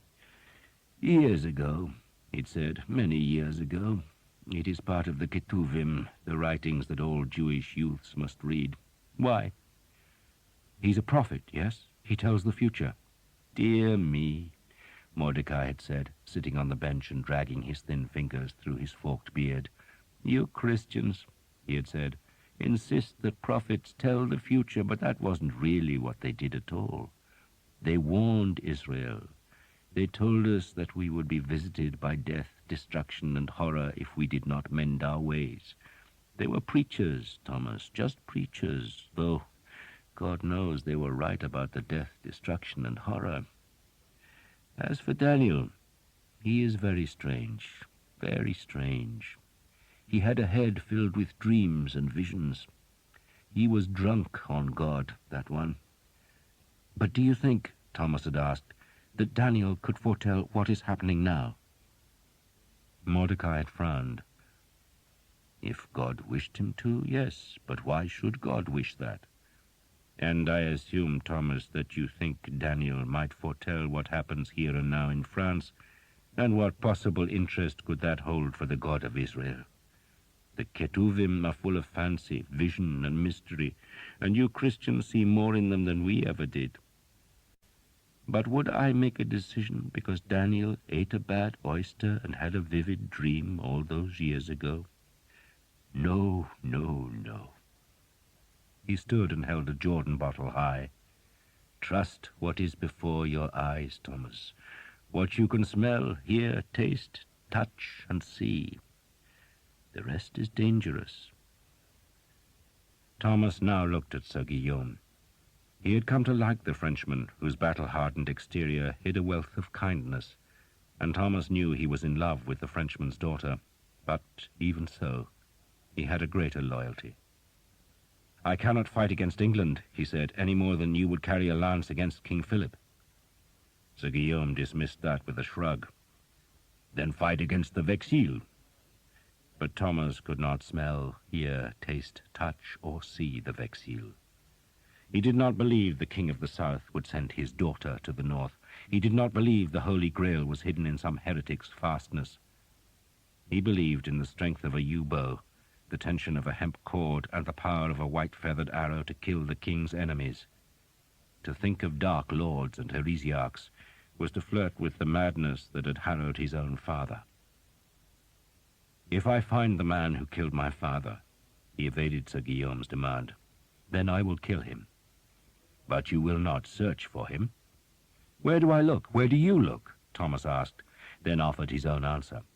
"If the Vexil really still exist, if they truly want to destroy France, then where would they begin? In England's army. So I shall look for them there." That answer was an evasion, but it half convinced Sir Guillaume, who grudgingly conceded that the Vexil might indeed take their forces to Edward of England. That night they sheltered in the scorched remains of a farm, where they gathered about a small fire on which they roasted the hind legs of a boar that Thomas had shot. The men-at-arms treated Thomas warily. He was, after all, one of the hated English archers whose bows could pierce even plate mail. If he had not been Sir Guillaume's friend, they would have wanted to slice off his string fingers in revenge for the pain that the white-fledged arrows had given to the horsemen of France, but instead they treated him with a distant curiosity. After the meal, Sir Guillaume gestured to Eleanor and Thomas that they should both accompany him outside. His squire was keeping watch, and Sir Guillaume led them away from the young man, going to the bank of a stream where, with an odd formality, he looked at Thomas. "So you will leave us," he said, "and fight for Edward of England?" "Yes." "But if you see my enemy, if you see the lance, what will you do?" "Kill him," Thomas said. Eleanor stood slightly apart, watching and listening. "He will not be alone," Sir Guillaume warned. "But you assure me he is your enemy?" "I swear it," Thomas said, puzzled that the question even needed to be asked. Sir Guillaume took Thomas's right hand. "You have heard of a brotherhood in arms?" Thomas nodded. Men of rank frequently made such pacts, swearing to aid each other in battle and share each other's spoils. "Then I swear a brotherhood to you," Sir Guillaume said, "even if we will fight on opposing sides." "I swear the same," Thomas said awkwardly. Sir Guillaume let Thomas's hand go. "There," he said to Eleanor, "I'm safe from one damned archer." He paused, still looking at Eleanor. "I shall marry again," he said abruptly, "and have children again, and they will be my heirs. You know what I'm saying, don't you?" Eleanor's head was lowered, but she looked up at her father briefly, then dropped her gaze again. She said nothing. "And if I have more children, God willing," Sir Guillaume said, "what does that leave for you, Eleanor?" She gave a very small shrug, as if to suggest that the question was not of great interest to her. "I have never asked you for anything." "But what would you have asked for?" She stared into the ripples of the stream. "What you gave me," she said after a while. "Kindness." "Nothing else?" She paused. "I would have liked to call you father." Sir Guillaume seemed uncomfortable with that answer. He stared northwards. "You are both bastards," he said after a while, "and I envy that." "Envy?" Thomas asked. "A family serves like the banks of a stream. They keep you in your place, but bastards make their own way. They take nothing, and they can go anywhere." He frowned, then flicked a pebble into the water. "I had always thought, Eleanor, that I would marry you to one of my men-at-arms. Benoit asked me for your hand, and so did Faussat. And it's past time you were married. What are you, 15? 15, she agreed. "You'll rot away, girl, if you wait any longer," Sir Guillaume said gruffly. "So who shall it be? Benoit? Faussat?" He paused. "Or would you prefer Thomas?" Eleanor said nothing, and Thomas, embarrassed, kept silent. "You want her?" Sir Guillaume asked him brutally. "Yes." "Eleanor?" She looked at Thomas, then back to the stream. "Yes," she said simply. "The horse, the mail, the sword, and the money," Sir Guillaume said to Thomas, "are my bastard daughter's dowry. Look after her, or else become my enemy again." He turned away. "Sir Guillaume," Thomas asked. The Frenchman turned back. "When you went to Hookton," Thomas went on, wondering why he asked the question now, "you took a dark-haired girl prisoner. She was pregnant. Her name was Jane." Sir Guillaume nodded. "She married one of my men, then died in childbirth, the child too. Why?" He frowned. "Was the child yours?" "She was a friend." Thomas evaded the question. "She was a pretty friend," Sir Guillaume said. "I remember that.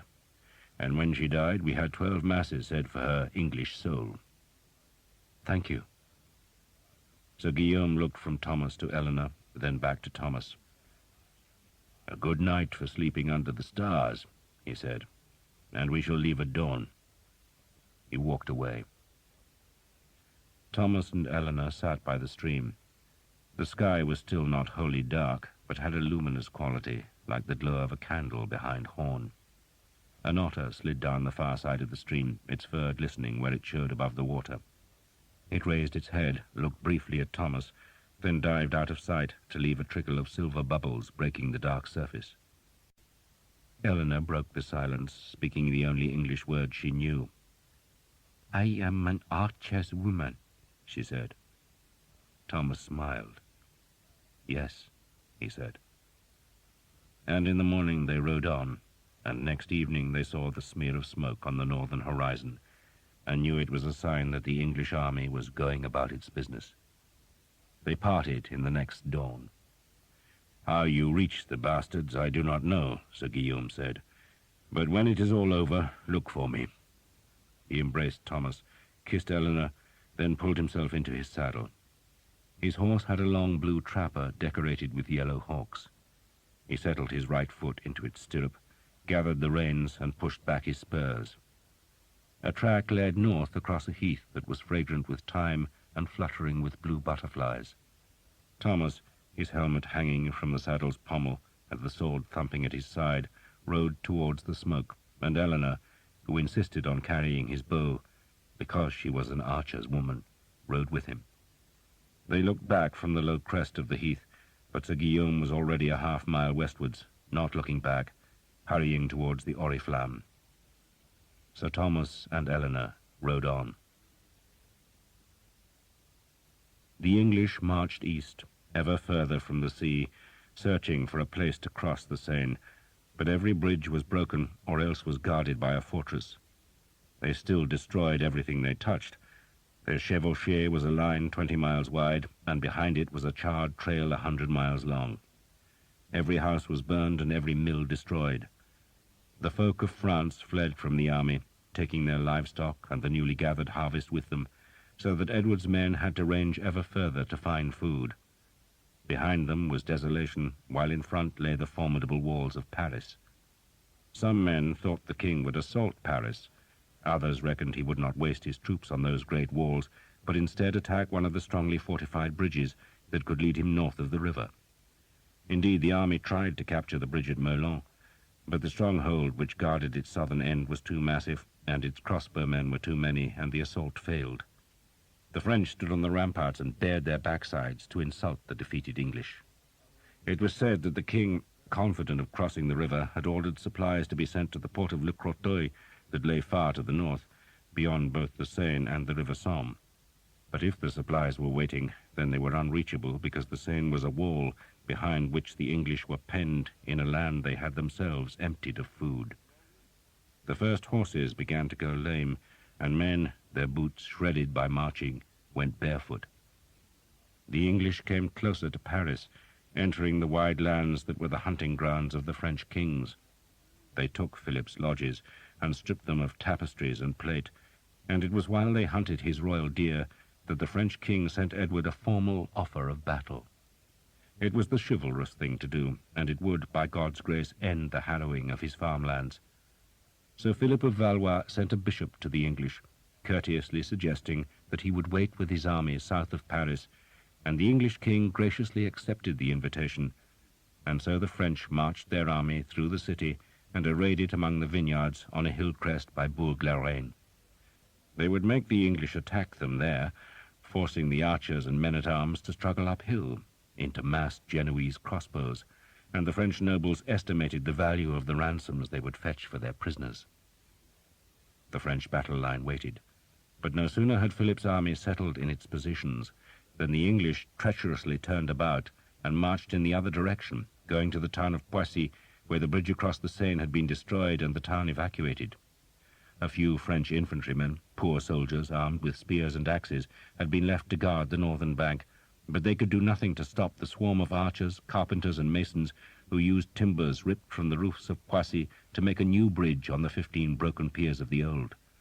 It took 2 days to repair the bridge, and the French were still waiting for their arranged battle among the ripening grapes at Bourg-la-Reine as the English crossed the Seine and started marching northwards.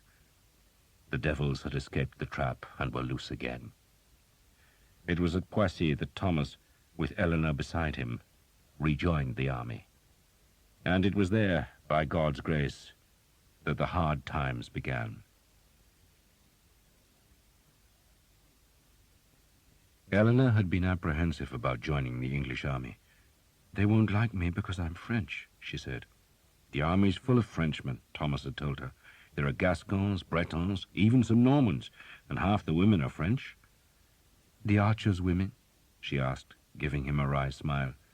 "But they are not good women." "Some are good, some are bad," Thomas said vaguely. "But you I shall make into a wife, and everyone will know you're special." If Eleanor was pleased, she showed no sign, but they were now in the broken streets of Poissy, where a rearguard of English archers shouted at them to hurry. The makeshift bridge was about to be destroyed, and the army's laggards were being chivied across its planks. The bridge had no parapets, and had been hurriedly made from whatever timbers the army had found in the abandoned town, and the uneven planking swayed and creaked and bent as Thomas and Eleanor led their horses onto the roadway. Eleanor's palfrey became so scared of the uncertain footing that it refused to move until Thomas put a blindfold over its eyes, and then, still shaking, it trod slowly and steadily across the planks, which had gaps between them, through which Thomas could see the river sliding. They were among the last to cross. Some of the army's wagons had been abandoned in Poissy, their loads distributed onto the hundreds of horses that had been captured south of the Seine. Once the last stragglers had crossed the bridge, the archers began hurling the planks into the river, breaking down the fragile link that had let the English escape across the river. Now King Edward hoped they would find new land to waste in the wide plains that lay between the Seine and the Somme, and the three battles spread into the 20-mile-wide line of the Chevauchés and advanced northwards, camping that night just a short march from the river. Thomas looked for the Prince of Wales's troops, while Eleanor tried to ignore the dirty, tattered and sun-browned archers, who looked more like outlaws than soldiers. They were supposed to be making their shelters for the coming night, but preferred to watch the women and call obscene invitations. "What are they saying?" Eleanor asked Thomas. "That you are the most beautiful creature in all France," he said. "You lie," she said, then flinched as a man shouted at her. "Have they never seen a woman before?" "Not like you. They probably think you're a princess." She scoffed at that, but was not displeased. There were, she saw, women everywhere. They gathered firewood while their men made the shelters, and most, Eleanor noted, spoke French. "There will be many babies next year," she said. "True." "They will go back to England?" she asked. "Some, perhaps." Thomas was not really sure. "Or they'll go to their garrisons in Gascony." "If I marry you," she asked, "will I become English?" "Yes," Thomas said. End of side 14. Side 15. It was getting late, and cooking fires were smoking across the stubble fields, though there was precious little to cook. Every pasture held a score of horses, and Thomas knew they needed to rest, feed, and water their own animals. He had asked many soldiers where the Prince of Wales's men could be found, but one man said west, another east. So in the dusk, Thomas simply turned their tired horses towards the nearest village, for he did not know where else to go. The place was swarming with troops, but Thomas and Eleanor found a quiet enough spot in the corner of a field where Thomas made a fire, while Eleanor, the black bow prominent on her shoulder to demonstrate that she belonged to the army, watered the horses in a stream. They cooked the last of their food, and afterwards sat under the hedge and watched the stars brighten above a dark wood. Voices sounded from the village where some women were singing a French song, and Eleanor crooned the words softly. "I remember my mother singing it to me," she said, plucking strands of grass that she wove into a small bracelet. "I was not his only bastard," she said ruefully. "There were two others I know of. One died when she was very small, and the other is now a soldier." "He's your brother?" "Half-brother." She shrugged. "I don't know him. He went away." She put the bracelet on her thin wrist. "Why do you wear a dog's paw?" she asked. "Because I'm a fool," he said, "and mock God."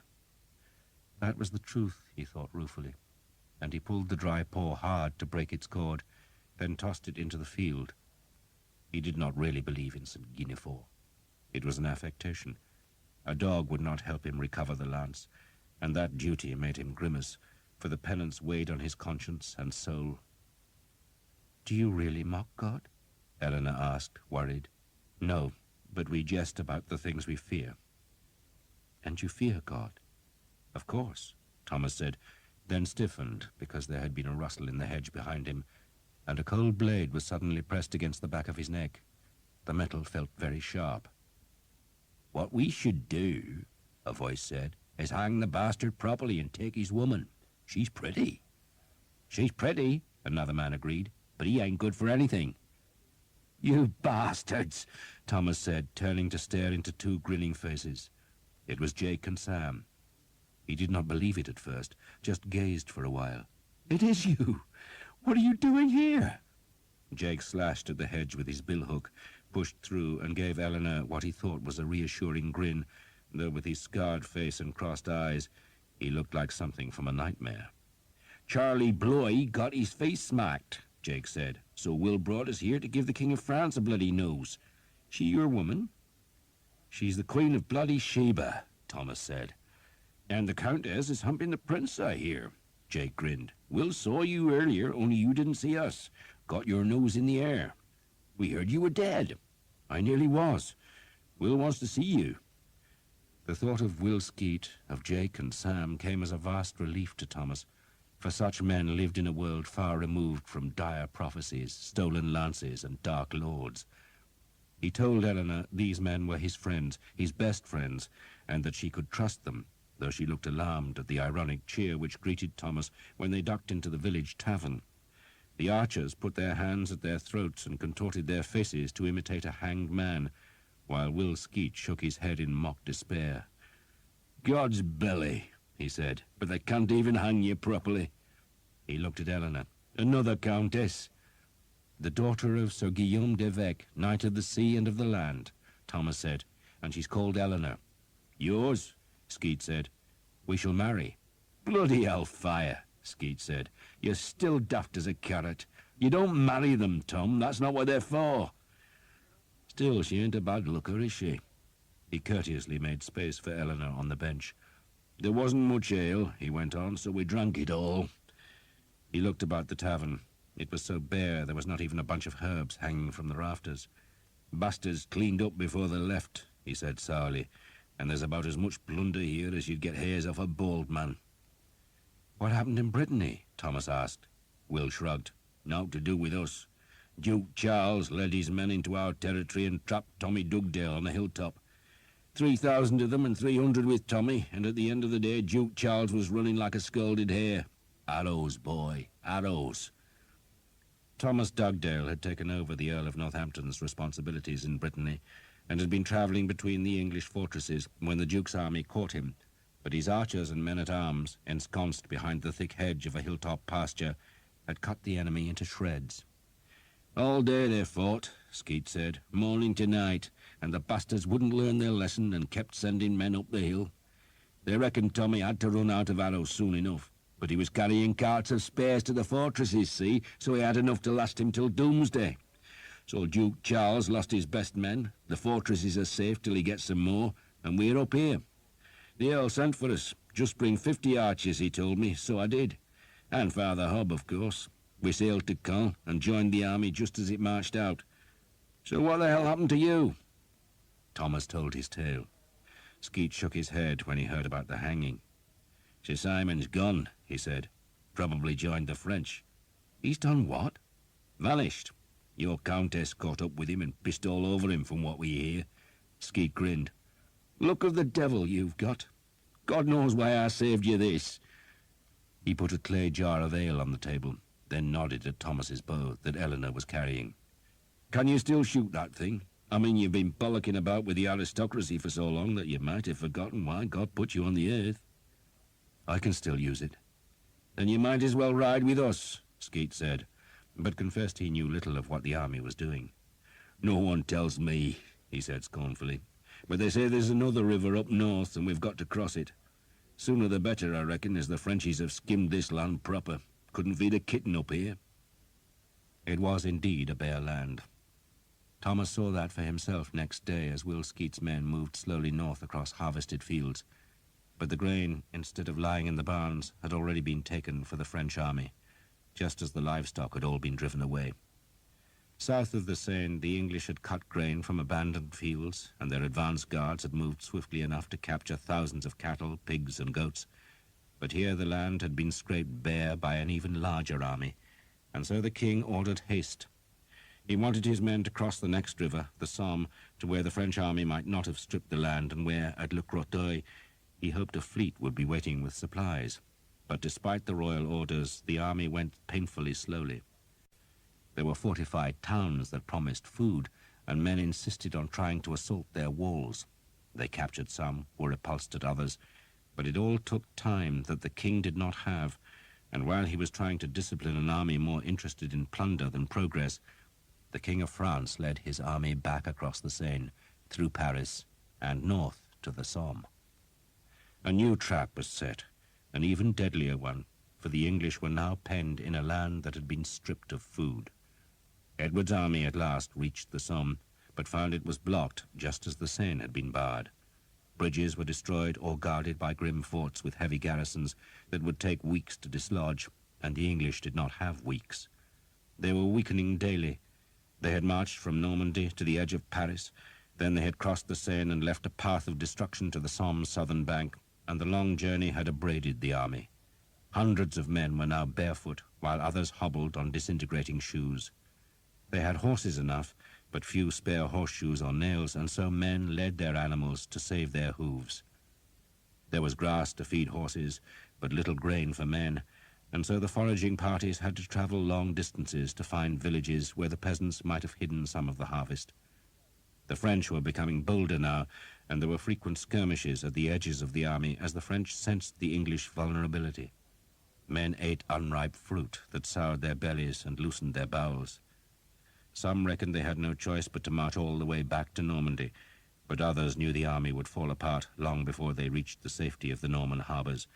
The only course was to cross the Somme and march to the English strongholds in Flanders, but the bridges were gone or garrisoned, and when the army crossed desolate marshlands to find fords, they discovered the enemy ever waiting on the far bank.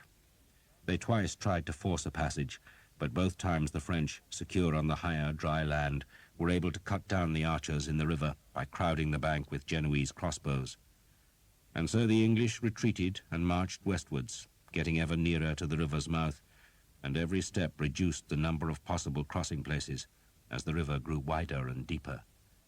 They marched for 8 days between the rivers, 8 days of increasing hunger and frustration.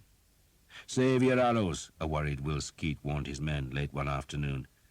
They were making their camp by a small deserted village, which was as bare as every other place they had found since crossing the Seine. "We'll need every arrow we've got for a battle," Skeet went on, "and Christ knows we've none to waste." An hour later, when Thomas was searching a hedgerow for blackberries, a voice called from on high, "Thomas, get your evil bones up here!" Thomas turned to see Will Skeet on the small tower of the village church. He ran to the church, climbed the ladder, past a beam where a bell had hung till the villagers took it away to prevent the English from stealing it, then pulled himself through the hatch and onto the tower's flat roof, where a half-dozen men were crowded, among them the Earl of Northampton, who gave Thomas a very wry look. "I heard you were hanged." "I lived, my lord," Thomas said grimly. The Earl hesitated, wondering whether to ask if Sir Simon Jekyll had been the hangman, but there was no point in continuing that feud. Sir Simon had fled, and the Earl's agreement with him was void. He grimaced instead. "No one can kill a devil's whelp, eh?" he said, then pointed eastwards, and Thomas stared through the twilight and saw an army on the march. It was a long way off, on the far northern bank of the river that here flowed between vast reed beds, but Thomas could still see that the lines of horsemen, wagons, infantry, and crossbowmen were filling every lane and track of that distant bank. The army was approaching a walled town, Abbeville, the Earl said, where a bridge crossed the river, and Thomas, gazing at the black lines twisting towards the bridge, felt as though the gates of hell had opened and spewed out a vast horde of lances, swords, and crossbows. Then he remembered Sir Guillaume was there, and he made the sign of the cross and mouthed a silent prayer that Eleanor's father would survive.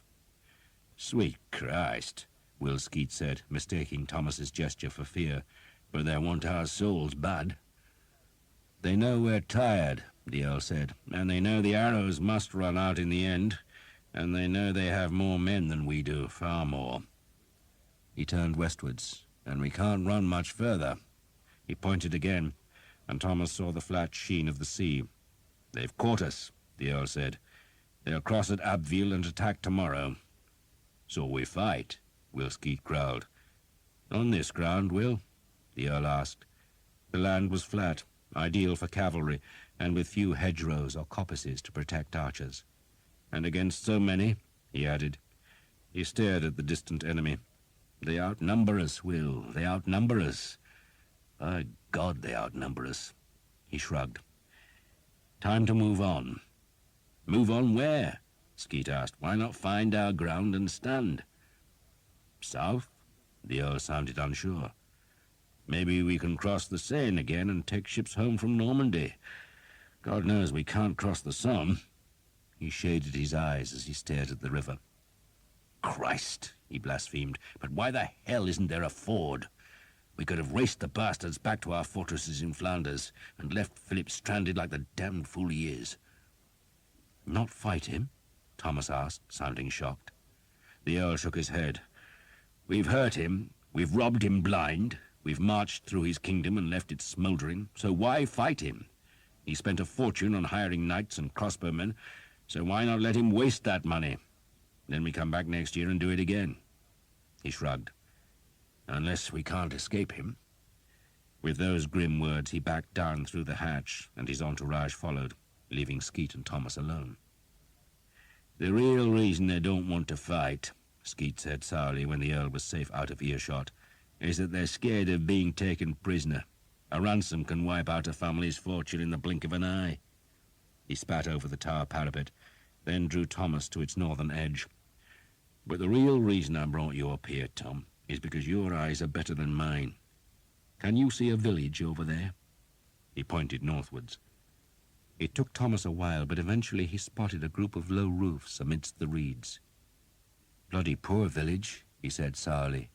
"But it's still a place we haven't searched for food," Skeet said. "And being on a marsh, they might have some smoked eels. I like a smoked eel, I do. Better than sour apples and nettle soup. You can go and have a look." "Tonight?" "Why not next week?" Skeet said, going to the roof hatch. "Or next year. Of course I mean tonight, you toad. Hurry yourself." Thomas took 20 archers. None of them wanted to go, for it was late in the day, and they feared that French patrols might be waiting on the track that twisted endlessly through the dunes and reed beds that stretched towards the Somme. It was a desolate country. Birds flew from the reeds as the horses picked their way along a track that was so low-lying that in places there were battens of elm to give footing, and all about them the water gurgled and sucked between banks of green-scummed mud. "Tide's going out," Jake commented. Thomas could smell the salt water. They were near enough to the sea for the tides to flow and ebb through this tangle of reeds and marsh grass, though in places the road found a firmer footing on great drifted banks of sand where stiff, pale grasses grew. In winter, Thomas thought, this would be a god-forsaken place, with the cold winds driving the spume across the frozen marsh. It was very nearly dark when they reached the village, which proved to be a miserable settlement of just a dozen reed-thatched cottages which were deserted. The folk must have left just before Thomas's archers arrived, for there were still fires in the small rock hearths. "Look for food," Thomas said, "especially smoked eels." "Be quicker to catch the bloody eels and smoke them ourselves," Jake said. "Get on with it," Thomas said, then took himself to the end of the village, where there was a small wooden church which had been pushed by the wind into a permanently lopsided stance. The church was little more than a shed. Maybe it was a shrine to some saint of this misbegotten marshland, but Thomas reckoned the wooden structure would just about bear his weight, so he scrambled off the horse onto the moss-thick thatch and then crawled up to the ridge, where he clung to the nailed cross that decorated one gable. He saw no movement in the marshes, though he could see the smear of smoke coming from the French campfires that misted the fading light north of Abbeville. Tomorrow, he thought, the French would cross the bridge and file through the town's gates to confront the English army, whose fires burned to the south, and the size of the smoke plumes witnessed how much larger the French army was than the English. Jake appeared from a nearby cottage with a sack in his hand. "What is it?" Thomas called. "Grain!" Jake hefted the sack. "Bloody damp! Sprouting!" "No eels?" "Of course there are no bloody eels," Jake grumbled. "Bloody eels got more sense than to live in a hovel like this." Thomas grinned and looked off to the sea that lay like a blood-reddened sword blade to the west. There was one distant sail, a speck of white on the clouded horizon. Gulls wheeled and soared above the river, but here was a great wide channel broken by reeds and banks, sliding towards the sea. It was hard to distinguish between river and marsh, so tangled was the landscape. Then Thomas wondered why the gulls were screaming and diving. He stared at them and saw what at first looked like a dozen cattle on the river bank. He opened his mouth to call that news to Jake. Then he saw that there were men with the cattle. Men and women, perhaps a score of them. He frowned, staring, realizing that the folk must have come from this village.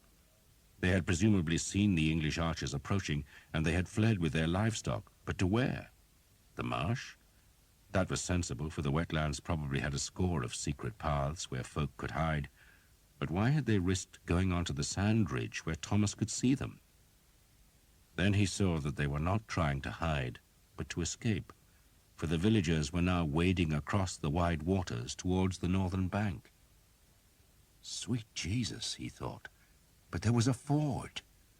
He stared, not daring to believe his own eyes, but the folk were forging steadily across the river and dragging their cows with them.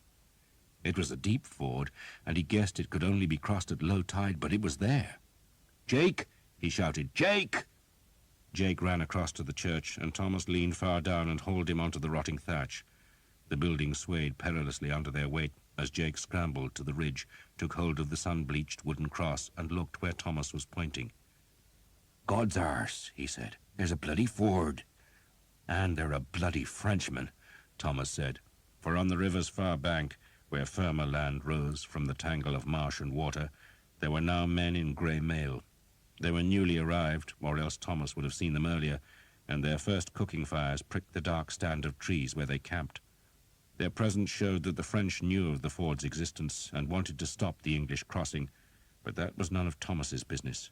His only duty was to let the army know that there was a ford, a possible way out of the trap. Thomas slid down the church's thatch and jumped to the ground. "You go back to Will," he told Jake, "and tell him there's a ford, and tell him I'll burn the cottages one at a time to serve as a beacon." It would be dark soon, and without a light to guide them, no one would be able to find the village. Jake took 6 men and rode back to the south. Thomas waited. Every now and then he climbed back to the church roof and stared across the ford, and each time he thought he saw more fires among the trees. The French, he reckoned, had placed a formidable force there, and no wonder, for it was the last escape route, and they were blocking it. But Thomas still fired the cottages one by one to show the English where that escape might lie. The flames roared into the night, scattering sparks across the marshes. The archers had found some dried fish concealed in a hut wall, and that, with brackish water, was their supper. They were disconsolate, and no wonder. "We should have stayed in Brittany," one man said. "They're going to corner us," another suggested. He had made a flute from a dried reed and had been playing a melancholy air. "We've got arrows," a third man said. "Enough to kill all those bastards. Have to be enough." The flute player blew some faint notes, then became bored and tossed the instrument into the closest fire. Thomas, the night dragging hard on his patience, strolled back to the church, but instead of climbing onto the roof, he pushed open the ramshackle door and then opened the one window's shutters to let in the firelight. Then he saw it was not a proper church, but a fisherman's shrine. There was an altar made from sea-whitened planks, balanced on 2 broken barrels, and on the altar was a crude, doll-like figure, draped with strips of white cloth and crowned with a band of dried seaweed. The fishermen at Hookton had sometimes made such places, especially if a boat was lost at sea, and Thomas's father had always hated them. He had burned one to the ground, calling it a place of idols, but Thomas reckoned fishermen needed the shrines. The sea was a cruel place, and the doll, he thought it was female, perhaps represented some saint of the area. Women whose men were long gone to sea could come to pray to the saint, begging that the ship would come home. The shrine's roof was low, and it was more comfortable to kneel. Thomas said a prayer. "Let me live," he prayed. "Let me live." And he found himself thinking of the lance, thinking of Brother Germain and Sir Guillaume, and of their fears that a new evil, born of the Dark Lords, was brewing in the south. "It is none of your business," he told himself. "It is superstition. The Cathars are dead, burned in the church's fires and gone to hell. Beware of madmen," his father had told him, and who better than his father to know that truth? But was he a Vexil? He bowed his head and prayed that God would keep him from the madness. "And what are you praying for now?" a voice suddenly asked, startling Thomas, who turned to see Father Hobb grinning from the low doorway. He had chatted with the priest during the last few days, but he had never been alone with him. Thomas was not even sure he wanted to be, for Father Hobb's presence was a reminder of his conscience. "I'm praying for more arrows, Father." "Please God, the prayer's answered," Father Hobb said, then settled on the church's earthen floor. "I had the devil's own task fighting my way across the swamp, but I had a mind to talk with you.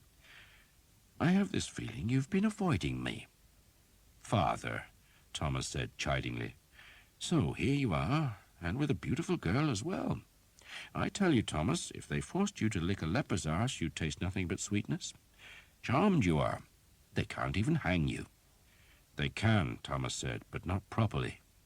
"Thank God for that," the priest said, then smiled. "So how is the penance going?" "I haven't found the lance," Thomas answered curtly. "But have you even looked for it?" Father Hobb asked, then drew a piece of bread from his pouch. He broke the small loaf and tossed half to Thomas. "Don't ask where I got it, but I didn't steal it.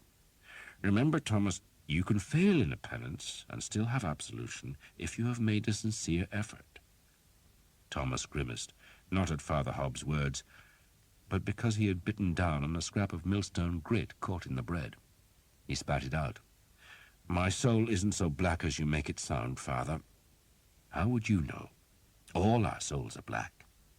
"I've made an effort," Thomas said, then found himself telling the whole tale of how he had gone to Caen and sought out Sir Guillaume's house, and how he had been a guest there, and about Brother Germain and the Catha Vexil, and about the prophecy from Daniel and the advice of Mordecai. Father Hobb made the sign of the cross when Thomas talked of Mordecai. "You can't take the word of such a man," the priest said sternly. "He may or may not be a good doctor, but the Jews have ever been Christ's enemy. If he is on anyone's side, it must be the devil's." "He's a good man," Thomas insisted. "Thomas, Thomas," Father Hobb said sadly, then frowned for a few heartbeats. "I have heard," he said after a while, "that the Catha heresy still lives, but it can't challenge France and the Church." "You would know?" Father Hobb asked. "It reached out across the sea to steal the lance from your father, and you say it reached across France to kill Sir Guillaume's wife. The devil works his business in the dark, Thomas." "There's more," Thomas said, and told the priest the story that the Cathars had the Grail. The light of the burning cottages flickered on the walls and gave the seaweed-crowned image on the altar a sinister cast. "I don't think I believe any of it," Thomas concluded. "And why not?" "Because if the story is true," Thomas said, "then I am not Thomas of Hookton, but Thomas Vexil. I'm not English, but some half-breed Frenchman. I'm not an archer, but noble-born." "It gets worse," Father Hobb said with a smile. "It means that you have been given a task." "They're just stories," Thomas said scornfully. "Give me another penance, Father. I'll make a pilgrimage for you. I'll go to Canterbury on my knees if that's what you want." "I want nothing of you, Thomas, but God wants a lot from you." "Then tell God to choose someone else." "I'm not in the habit of giving advice to the Almighty," Father Hobb said, "though I do listen to his." "You think there is no Grail?"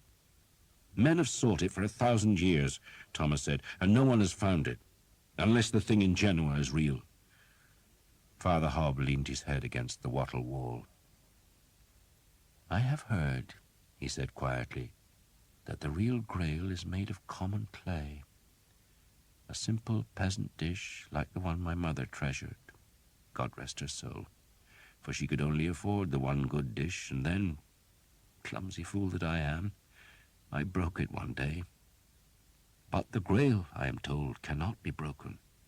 You could put it in one of those guns that amused everyone at Caen, and it would not break even if you dashed it against a castle wall.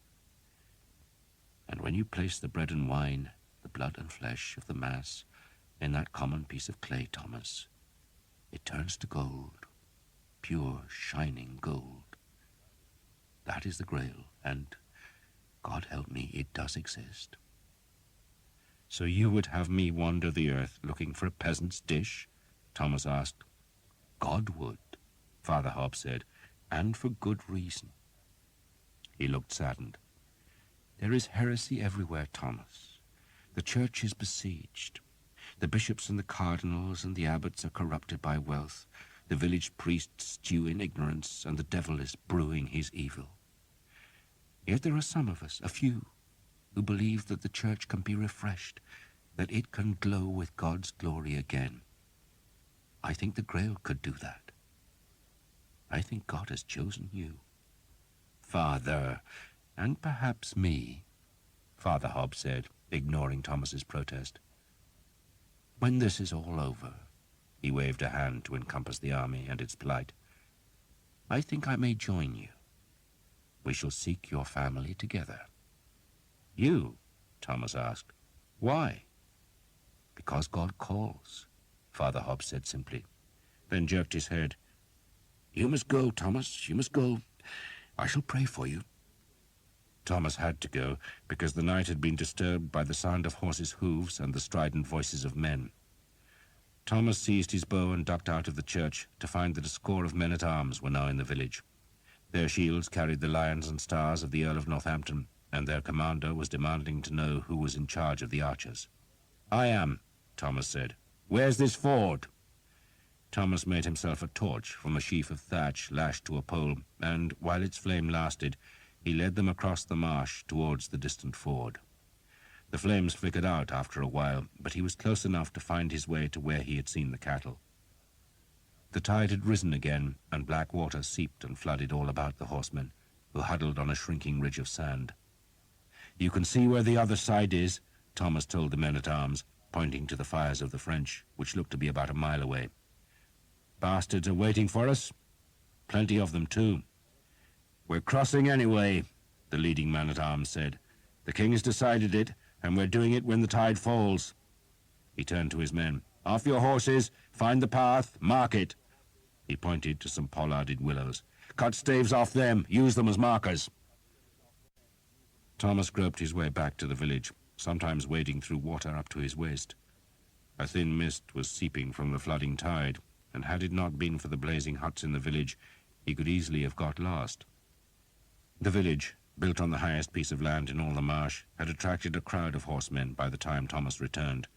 Archers and men-at-arms gathered there, and some had already pulled down the shrine to make fires from its timbers. Will Skeet had come with the rest of his archers. The women are with the baggage, he told Thomas. Bloody chaos back there it is. They're hoping to cross everyone in the morning. They'll fight first, Thomas said. Either that or fight their whole damn army later in the day. Did you find any eels? We ate them. Skeet grinned, then turned as a voice hailed him. It was the Earl of Northampton, his horse's trapper spattered with mud almost to the saddle. Well done, Will. Weren't me, my lord. It was this clever bastard. Skeet jerked a thumb at Thomas. Hanging did you good, eh? The Earl said, then watched as a file of men-at-arms climbed onto the village's sand ridge. Be ready to move at dawn, Will, and we'll be crossing when the tide falls. I want your boys in front. Leave your horses here. I'll have good men watch them. There was small sleep that night, though Thomas did doze as he lay on the sand and waited for the dawn, which brought a pale, misty light. Willow trees loomed in the vapor, while men-at-arms crouched at the tide's edge and stared north to where the mist was thickened by smoke from the enemy's fires. The river ran deceptively quick, hastened by the ebbing tide, but it was still too high to cross. The sandbank by the ford held Skeet's 50 archers and another 50 under John Armstrong. There were the same number of men-at-arms, all on foot, led by the Earl of Northampton, who had been given the job of leading the crossing. The Prince of Wales had wanted to lead the fight himself, but his father had forbidden it. The Earl, far more experienced, had the responsibility, and he was not happy. He would have liked many more men, but the sandbank would hold no more, and the paths through the marshland were narrow and treacherous, making it difficult to bring reinforcements. You know what to do, the Earl told Skeet and Armstrong. We know. Maybe another 2 hours? The Earl was judging the fall of the tide. The 2 hours crept by, and the English could only stare through the thinning mist at the enemy, who formed their battle line at the ford's further side. The receding water let more men come to the sandbank, but the Earl's force was still pitifully small, perhaps 200 at most, while the French had double that number of men-at-arms alone. Thomas counted them as best he could, using the method Will Skeet had taught him, to divide the enemy in two, divide again, then count the small unit and multiply it by 4. And he wished he had not done it, for there were so many, and as well as the men-at-arms there had to be 500 or 600 infantry, probably a levy from the country north of Abbeville. They were not a serious threat, for, like most infantry, they would be ill-trained and badly armed with ancient weapons and farming tools, but they could still cause trouble if the Earl's men got into difficulties. The only blessing Thomas could find in the misty dawn was that the French seemed to have very few crossbowmen, but why would they need them when they had so many men-at-arms? And the formidable force that now gathered on the river's northern bank would be fighting in the knowledge that if they repelled the English attack, then they would have their enemy pinned by the sea, where the greater French army could crush them. 2 pack horses brought sheaves of precious arrows that were distributed among the archers. "Ignore the goddamn peasants," Skeet told his men. "Kill the men-at-arms. I want the bastards crying for the goats they call their mothers." "There's food on the far side," John Armstrong told his hungry men. "Those goddamn bastards will have meat, bread and beer, and it'll be yours if you get through them." "And don't waste your arrows," Skeet growled. "Shoot proper. Aim, boys, aim. I want to see the bastards bleeding." "Watch the wind," John Armstrong shouted. "It'll carry arrows to the right." 200 of the French men-at-arms were on foot at the river's edge, while the other 200 were mounted and waiting 100 paces behind. The rabble of infantry was split into 2 vast lumps, one on each flank. The dismounted men-at-arms were there to stop the English at the water's edge, and the mounted men would charge if any did break through, while the infantry was present to give the appearance of numbers and to help in the massacre that would follow the French victory. The French must have been confident, for they had stopped every other attempt to ford the Somme. Except, at the other fords, the enemy had possessed crossbowmen, who had been able to keep the archers in deep water where they could not use their bows properly for fear of soaking the strings, and here there were no crossbows. The Earl of Northampton, on foot like his men, spat towards the river. "He should have left his foot soldiers behind and brought 1,000 Genoese," he remarked to Will Skeet. "We'd be in trouble then." "They'll have some crossbows," Skeet said. "Not enough, Will, not enough." The Earl was wearing an old helmet, one without any faceplate. He was accompanied by a grey-bearded man-at-arms with a deeply lined face who wore a much-mended coat of mail. "You know Reginald Cobham, Will?" the Earl asked. "I've heard of you, Master Cobham," Will said respectfully. "And I of you, Master Skeet," Cobham answered. A whisper went through Skeet's archers that Reginald Cobham was at the ford, and men turned to look at the greybeard, whose name was celebrated in the army. A common man, like themselves, but old in war and feared by England's enemies.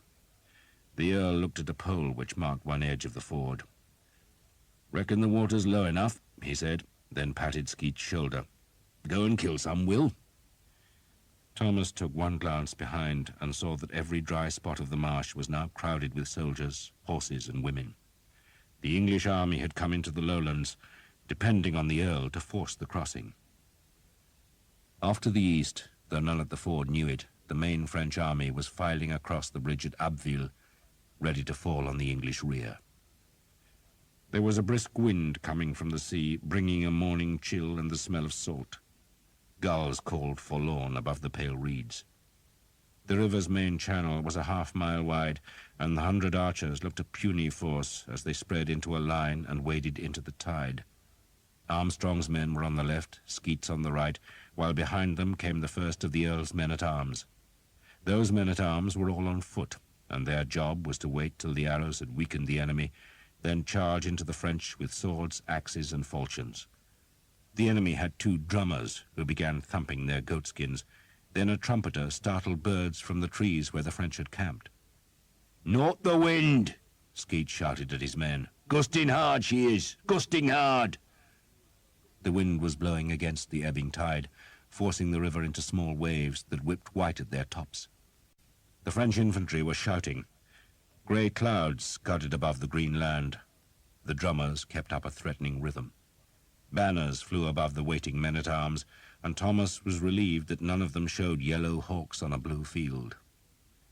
The water was cold and came to his thighs. He held his bow high, watching the enemy, waiting for the first crossbow bolts to whip across the water. No bolts came. The archers were within long bowshot range now, but Will Skeet wanted them closer. A French knight on a black horse, caparisoned with a green and blue trapper, rode to where his comrades were on foot, then swerved off to one side and splashed into the river. "Silly bastard wants to make a name," Skeet said. "Jake, Dan, Peter, settle the bastard for me." The 3 bows were drawn back, and 3 arrows flew. The French knight was hurled back in his saddle, and his fall provoked the French to fury. They gave their war shout, "Montjoie, Saint-Denis!" and the men-at-arms came splashing into the river, ready to challenge the archers, who drew back their bows. "Hold hard!" Skeet shouted. "Hold hard! Closer! Get closer!" The drum beats were louder. The dead knight was being carried away by his horse as the other French edged back to the dry land. The water only reached to Thomas's knees now, and the range was shortening. 100 paces, no more, and Will Skeet was at last satisfied. "Start putting them down!" he shouted. The bow cords were drawn back to men's ears, then loosed. The arrows flew, and while the first flight was still whispering over the wind-flecked water, the second flight was released, and as the men put their third arrows on the strings, the first whipped home. The sound was of metal striking metal, like 100 light hammers tapping, and the French ranks were suddenly crouching with shields held high. "Pick your men!" Skeet shouted. "Pick your men!" He was using his own bow, shooting it infrequently, always waiting for an enemy to lower a shield before loosing an arrow. Thomas was watching the rabble of infantry to his right. They looked as though they were ready to make a wild charge, and he wanted to plant some arrows in their bellies before they reached the water. A score of French men-at-arms were dead or wounded, and their leader was shouting at the others to lock their shields. A dozen of the rearward men-at-arms had dismounted and were hurrying forward to reinforce the river bank. "Steady, boys, steady!" John Armstrong called. "Make the arrows count!" The enemy's shields were quilled with arrows. The French were relying on those shields that were thick enough to slow an arrow, and they were staying low, waiting for the arrows to run out or for the English men-at-arms to come close. Thomas reckoned some of the arrows would have driven clean through the shields to inflict wounds, but they were mostly wasted. He glanced back to the infantry and saw they were not moving yet. The English bows were firing less frequently, waiting for their targets, and the Earl of Northampton must have tired of the delay, or else he feared the turn of the tide, for he shouted his men forward. "St. George! St. George! Spread wide!" Will Skeet shouted, wanting his men to be on the flanks of the Earl's attack, so they could use their arrows when the French stood to receive the charge. But the water rapidly grew deeper as Thomas moved upstream, and he could not go as far as he wanted. "Kill them! Kill them!" The Earl was wading up to the bank now. "Keep ranks!" Reginald Cobham shouted. The French men-at-arms gave a cheer, for the proximity of the English charge meant the archer's aim would be blocked, though Thomas did manage to loose 2 arrows as the defenders stood and before the 2 groups of men-at-arms met at the river's edge with a clash of steel and shield. Men roared their war cries, Saint-Denis contending with St. George. "Watch right! Watch right!" Thomas shouted, for the peasant infantrymen had started forward, and he sent 2 arrows whistling at them. He was plucking shafts from the arrow bag as fast as he could. "Take the horsemen!" Will Skeet bellowed, and Thomas changed his aim to send an arrow over the heads of the fighting men at the French horsemen who were advancing down the bank to help their comrades. Some English horsemen had entered the ford now, but they could not ride to meet their French counterparts because the ford's northern exit was blocked by the wild melee of men-at-arms. Men slashed and hacked. Swords met axes, falchions split helmets and skulls. The noise was like the devil's blacksmith shop, and blood was swirling down tide in the shallows. An Englishman screamed as he was cut down into the water, then screamed again as 2 Frenchmen drove axes into his legs and trunk. The Earl was thrusting his sword in short, hard lunges, ignoring the hammer blows on his shield. "Close up! Close up!" Reginald Cobham shouted. A man tripped on a body, opening a gap in the English line, and 3 howling Frenchmen tried to exploit it, but were met by a man with a double-headed axe, who struck down so hard that the heavy blade split a helmet and skull from pate to neck.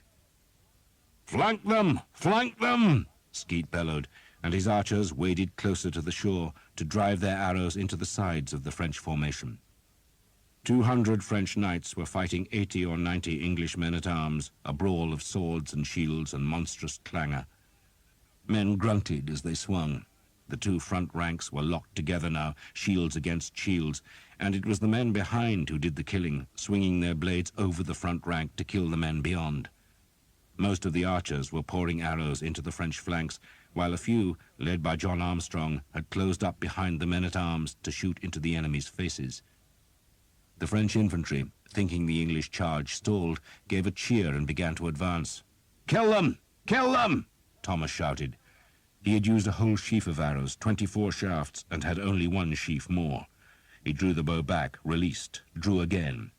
Some of the French infantry had padded jackets, but they were no protection against the arrows. Sheer numbers were their best defense, and they screamed a wild war cry as they pounded down the bank. But then a score of English horsemen came from behind the archers, pushing through them to meet the mad charge. The mailed riders chopped hard into the infantry's front ranks, swords flailing left and right as the peasants hacked back. The horses bit at the enemy, and always kept moving so that no one could slash their hamstrings. A man-at-arms was hauled from his saddle and screamed terribly as he was chopped to death in the shallows. Thomas and his archers drove their arrows into the mob. More horsemen rode to help slaughter them, but still the wild rabble crowded the bank, and suddenly Thomas had no arrows left, and so he hung the bow round his neck, drew his sword, and ran to the river's edge. End of Side 15. Side 16. A Frenchman lunged at Thomas with a spear. He knocked it aside and brought the sword's tip flashing round to rip the man's gullet. Blood spilled, bright as dawn, vanishing into the river. He hacked at a second man. Sam, baby-faced Sam, was beside him with a billhook that he sliced into a skull. It stuck there, and Sam kicked the man in frustration, then took an axe from the dying enemy and, leaving his billhook in its victim, swung his new weapon in a great arc to drive the enemy back. Jake still had arrows and was shooting them fast. A splashing and a cheer announced the arrival of more mounted men-at-arms, who drove into the infantry with heavy lances. The big horses, trained to this carnage, rode over the living and dead, while the men-at-arms discarded the spears and started hacking with swords. More archers had come with fresh arrows and were shooting from the river's center. Thomas was on the bank now. The front of his mailed coat was red with blood, none of it his, and the infantry was retreating. Then Will Skeet gave a great shout that more arrows had come, and Thomas and his archers ran back into the river to find Father Hobb with a pack mule loaded with 2 panniers of arrow sheaves. "Do the Lord's work," Father Hobb said, tossing a sheaf to Thomas, who undid its binding and spilled the arrows into his bag. A trumpet sounded from the northern bank, and he whirled round to see that the French horsemen were riding to join the fight. "Put them down!" Skeet shouted. "Put those bastards down!" Arrows slashed and sliced at horses. More English men-at-arms were wading the river to thicken the Earl's force, and, inch by inch, yard by yard, they were making progress up the bank. But then the enemy horsemen drove into the melee with lances and swords. Thomas put an arrow through the mail covering a Frenchman's throat, drove another through a leather chanfron so that the horse reared and screamed and spilled its rider. "Kill! Kill! Kill!" The Earl of Northampton, bloodied from his helmet to his mailed boots, rammed the sword again and again. He was bone-tired and deafened by the crack of steel, but he was climbing the bank, and his men were pressed close about him. Cobham was killing with a calm certainty, years of experience behind every blow. English horsemen were in the melee now, using their lances over the heads of their compatriots to drive the enemy horses back, but they were also blocking the aim of the archers, and Thomas again hung his bow round his neck and drew his sword. "St. George! St. George!" The Earl was standing on grass now, out of the reeds, above the high water mark, and behind him, the river's edge, was the charnel house of dead men, wounded men, blood and screaming. Father Hobb, his cassock skirts hitched up to his waist, was fighting with a quarterstaff, ramming the pole into French faces. "In the name of the Father!" he shouted, and a Frenchman reeled back with a pulped eye. "And of the Son!" Father Hobb snarled as he broke a man's nose. "And of the Holy Ghost!" A French knight broke through the English ranks, but a dozen archers swarmed over the horse, hamstrung it, and hauled its rider down to the mud, where they hacked at him with axe, billhook, and sword. "Archers!" the Earl shouted. "Archers!" The last of the French horsemen had formed into a charge that threatened to sweep the whole ragged mess of brawling men, both English and French, into the river. But a score of archers, the only ones with arrows now, drove their missiles up the bank to bring the leading rank of horsemen down in a tangle of horses' legs and tumbling weapons.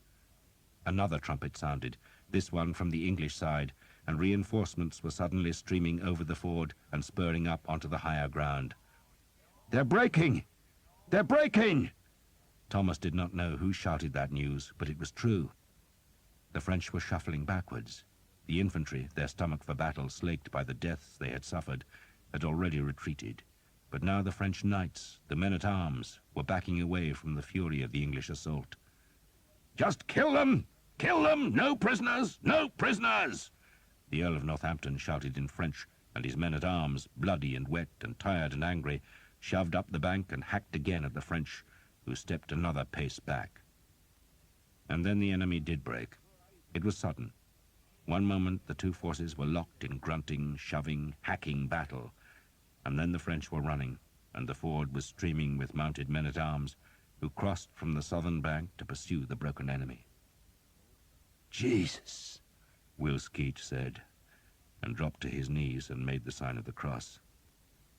A dying Frenchman groaned nearby, but Skeet ignored him. "Jesus," he said again. "You got any arrows, Tom?" "Two left." "Jesus." Skeet looked up. There was blood on his cheeks. "Those bastards," he said vengefully. He was speaking of the newly arrived English men-at-arms who crashed past the remnants of the battle to harry the fleeing enemy. "Those bastards. They get into their camp first, don't they? They'll take all the bloody food." But the ford was taken. The trap was broken, and the English were across the Somme. Part 3. Crécy. The whole English army had crossed before the tide rose again. Horses, wagons, men and women, they all crossed safe, so that the French army, marching from Abbeville to trap them, found the corner of land between the river and the sea empty. All next day the armies faced each other across the ford. The English were drawn up for battle, with their 4,000 archers lining the river's bank, and behind them 3 great blocks of men-at-arms on the higher ground. But the French, strung out on the paths to the ford, were not tempted to force the crossing. A handful of their knights rode into the water and shouted challenges and insults, but the king would not let any English knight respond, and the archers, knowing they must conserve their arrows, endured the insults without responding. "Let the bastards shout," Will Skeet growled. "Shouting never hurt a man yet." He grinned at Thomas. "Depends on the man, of course. Upset Sir Simon, didn't it?" "He was just a bastard." "No, Tom," Skeet corrected him. "You're the bastard, and he was a gentleman." Skeet looked across at the French, who showed no sign of trying to contest the ford. "Most of them are all right," he went on, evidently talking of knights and nobles. "Once they've fought with the archers for a while, they learn to look after us, on account of us being the mucky bastards what keeps them alive. But there's always a few goddamn idiots. Not our Billy, though." He turned and looked at the Earl of Northampton, who was pacing up and down by the shallows, itching for the French to come and fight. "He's a proper gentleman. Knows how to kill the goddamn French." Next morning the French were gone, the only sign of them the white cloud of dust hanging over the road, which was taking their huge army back to Abbeville. The English went north, slowed by hunger and the lame horses that men were reluctant to abandon. The army climbed from the Somme marshes into a heavily wooded country that yielded no grain, livestock, or plunder, while the weather, which had been dry and warm, turned cold and wet during the morning. Rain spat from the east and dripped incessantly from the trees to increase men's misery, so that what had seemed like a victorious campaign south of the Seine now felt like an ignominious retreat. Which is what it was, for the English were running from the French, and all the men knew it, just as they knew that unless they found food soon, their weakness would make them easy pickings for the enemy. The king had sent a strong force to the mouth of the Somme, where, at the small port of Le Crotoy, he expected reinforcements and supplies to be waiting. But instead, the small port proved to be held by a garrison of Genoese crossbowmen. The walls were in bad repair, the attackers were hungry, and so the Genoese died under a hail of arrows and a storm of men-at-arms. The English emptied the port's storehouses of food and found a herd of beef cattle collected for the French army's use. But when they climbed the church tower, they saw no ships moored in the river's mouth, nor any fleet waiting at sea. The arrows, the archers, and the grain that should have replenished the army were still in England. The rain became heavier on the first night that the army camped in the forest. Rumour said that the king and his great men were in a village at the forest's edge, but most of the men were forced to shelter under the dripping trees and eat what little they could scavenge. "Here, corn stew," Jake grumbled. "You've eaten worse," Thomas said. "And a month ago we ate it off silver plates." Jake spat out a gritty mouthful. "So why don't we bloody fight the bastards?" "Because they're too many," Thomas said wearily. "Because we've only so many arrows. Because we're worn out." The army had marched itself into the ground. Jake, like a dozen other of Will Skeet's archers, had no boots anymore. The wounded limped because there were not enough carts, and the sick were left behind if they could not walk or crawl. The living stank. Thomas had made Eleanor and himself a shelter from boughs and turf. It was dry inside the little hut, where a small fire spewed a thick smoke. "What happens to me if you lose?" Eleanor asked him. "We won't lose," Thomas said, though there was little conviction in his voice. "What happens to me?" she asked again. "You thank the Frenchmen who find you," he said, "and tell them you were forced to march with us against your will. Then you send for your father." Eleanor thought about those answers for a while, but did not look reassured. She had learned in Caen how men after victory are not amenable to reason, but slaves to their appetites. She shrugged. "And what happens to you?"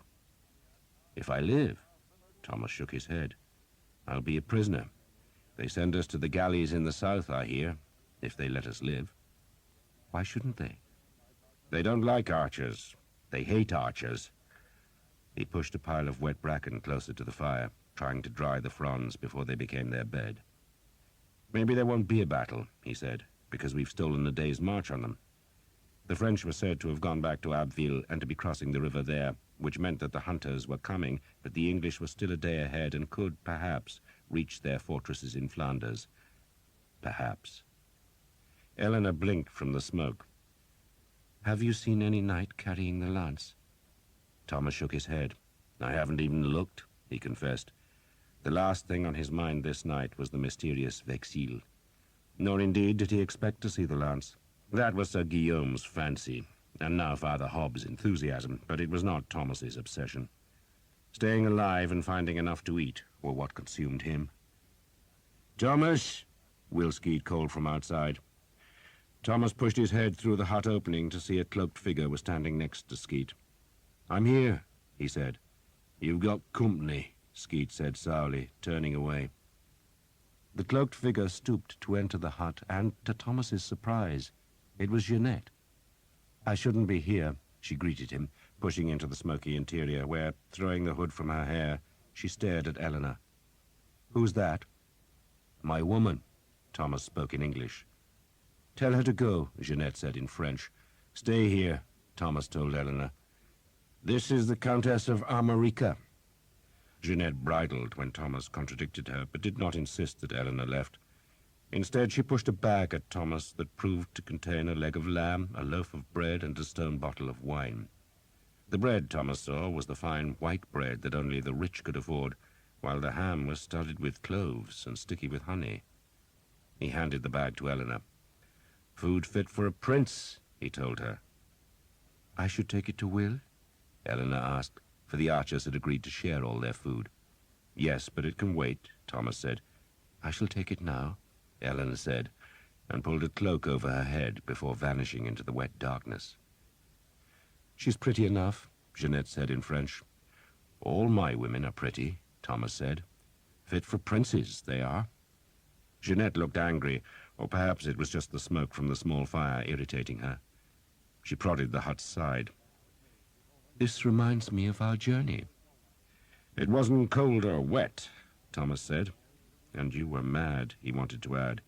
"And I nursed you, and you walked away from me without looking back." Jeanette heard the hostility in his voice. "He thinks," she said, "that I am saying confession." "Then tell me your sins," Thomas responded, "and you won't have lied to His Highness." Jeanette ignored that. "You know what is going to happen now?" "We run away, they chase us, and either they catch us or they don't." He spoke brusquely. "And if they catch us, there'll be a bloodletting." "They will catch us," Jeanette said confidently, "and there will be a battle." "You know that?" "I listen to what is reported to the prince," she said, "and the French are on the good roads. We are not." That made sense. The ford by which the English army had crossed the Somme led only into marshland and forest.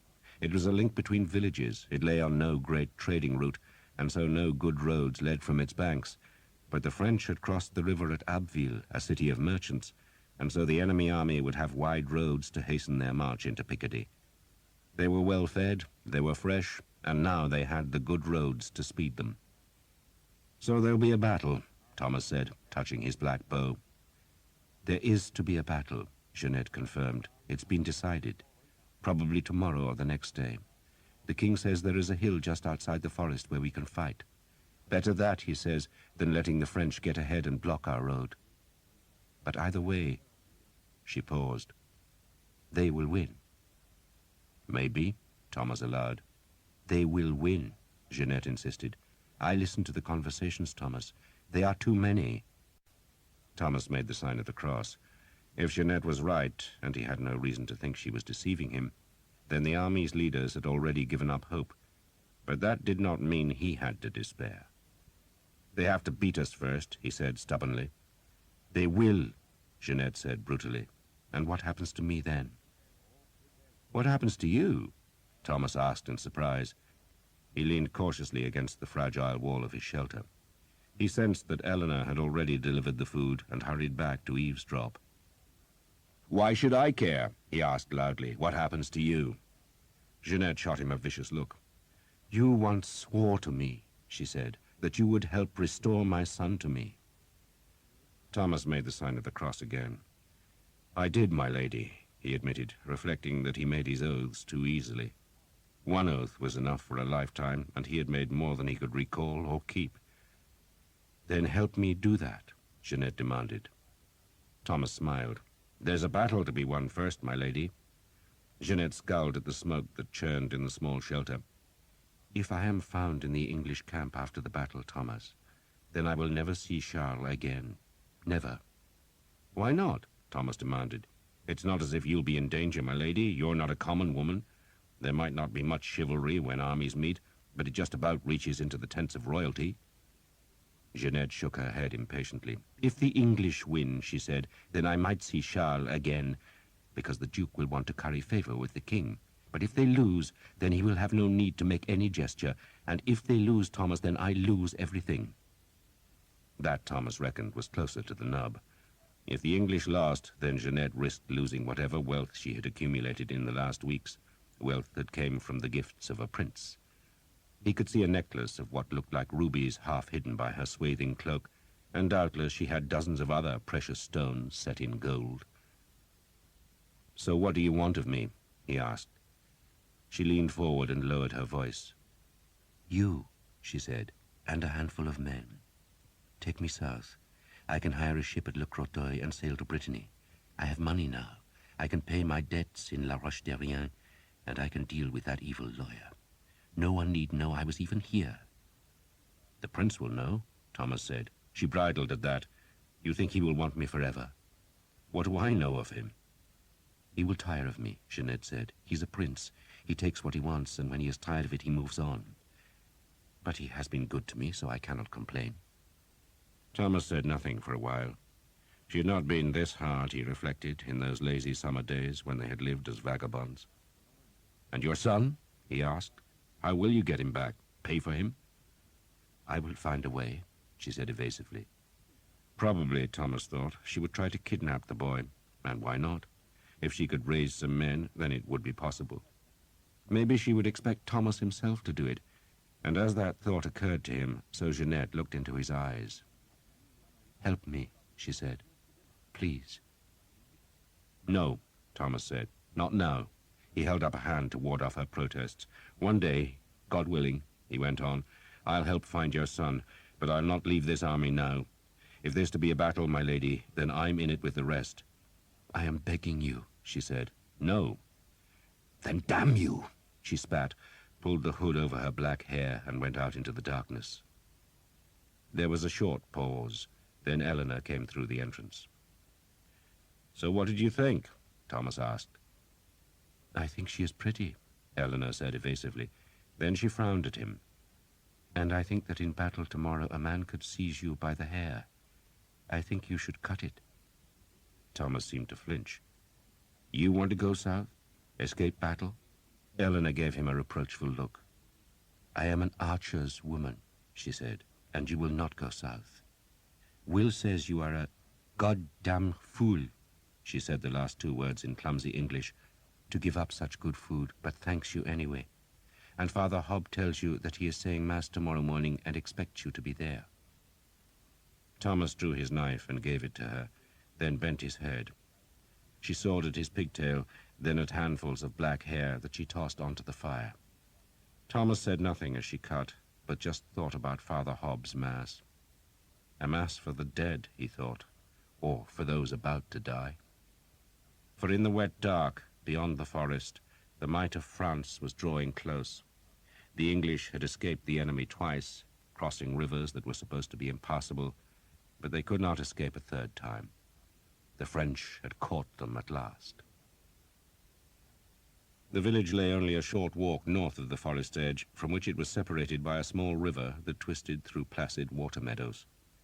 The village was an unremarkable place, a duck pond, a small church, and a score of cottages with thick thatched roofs, small gardens, and high dung heaps. The village, like the forest, was called Crécy.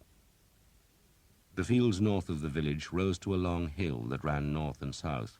A country road, rutted by farm carts, ran along the hill's crest, going from Crécy to another village, just as unremarkable, called Vadicourt.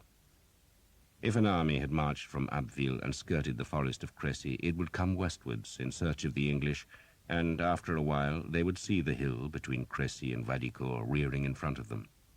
They would see the stump-like church towers in the two small villages, and between the villages, but much closer to Crécy and high on the ridge top, where its sails could catch the winds, a mill. The slope facing the French was long and smooth, untroubled by hedge or ditch, a playground for knights on horseback. The army was woken before dawn. It was a Saturday, the 26th of August, and men grumbled at the unseasonable chill. Fires were stirred to life, reflecting flame light from the waiting mail and plate armor. The village of Crécy had been occupied by the king and his great lords, some of whom had slept in the church, and those men were still arming themselves when a chaplain of the royal household came to say a mass. Candles were lit, a handbell sounded, and the priest, ignoring the clank of armor that filled the small nave, called on the help of St. Zephyrinus, St. Gillicinus, and both the saints called Genesius, all of whom had their feasts on this day. And the priest also sought aid from little Sir Hugh of Lincoln, a child who had been murdered by the Jews on this same day nearly 200 years before. The boy, who was said to have shown a remarkable piety, had been found dead, and no one understood how God could have allowed such a paragon to be snatched from earth so young. But there were Jews in Lincoln, and their presence had provided a convenient answer. The priest prayed to them all. St. Zephyrinus, he prayed, "Give us victory." St. Gillicinus, he pleaded, "Be with our men." St. Genesius, "Look after us." And St. Genesius, "Give us strength." Little Sir Hugh, he begged, "Thou child in God's arms, intercede for us." "Dear God," he prayed, "in thy great mercy, spare us." The knights came to the altar in their linen shirts to receive the sacraments. In the forest, the archers knelt to other priests. They made confession and took the dry, stale bread that was the body of Christ. They made the sign of the cross. No one knew there was to be a battle that day, but they sensed the campaign had come to its end, and they must either fight today or the next. "Give us enough arrows," the archers prayed, "and we shall make the earth red." And they held their yew staves towards the priests, who touched the bows and said prayers over them. Lances were unwrapped.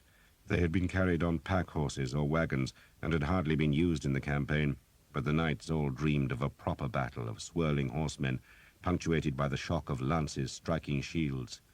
The older and wiser men knew they would fight on foot, and that their weapons would mostly be swords or axes or falchions. But still the painted lances were taken from their cloth or leather coverings that protected them from being dried by the sun or warped by rain.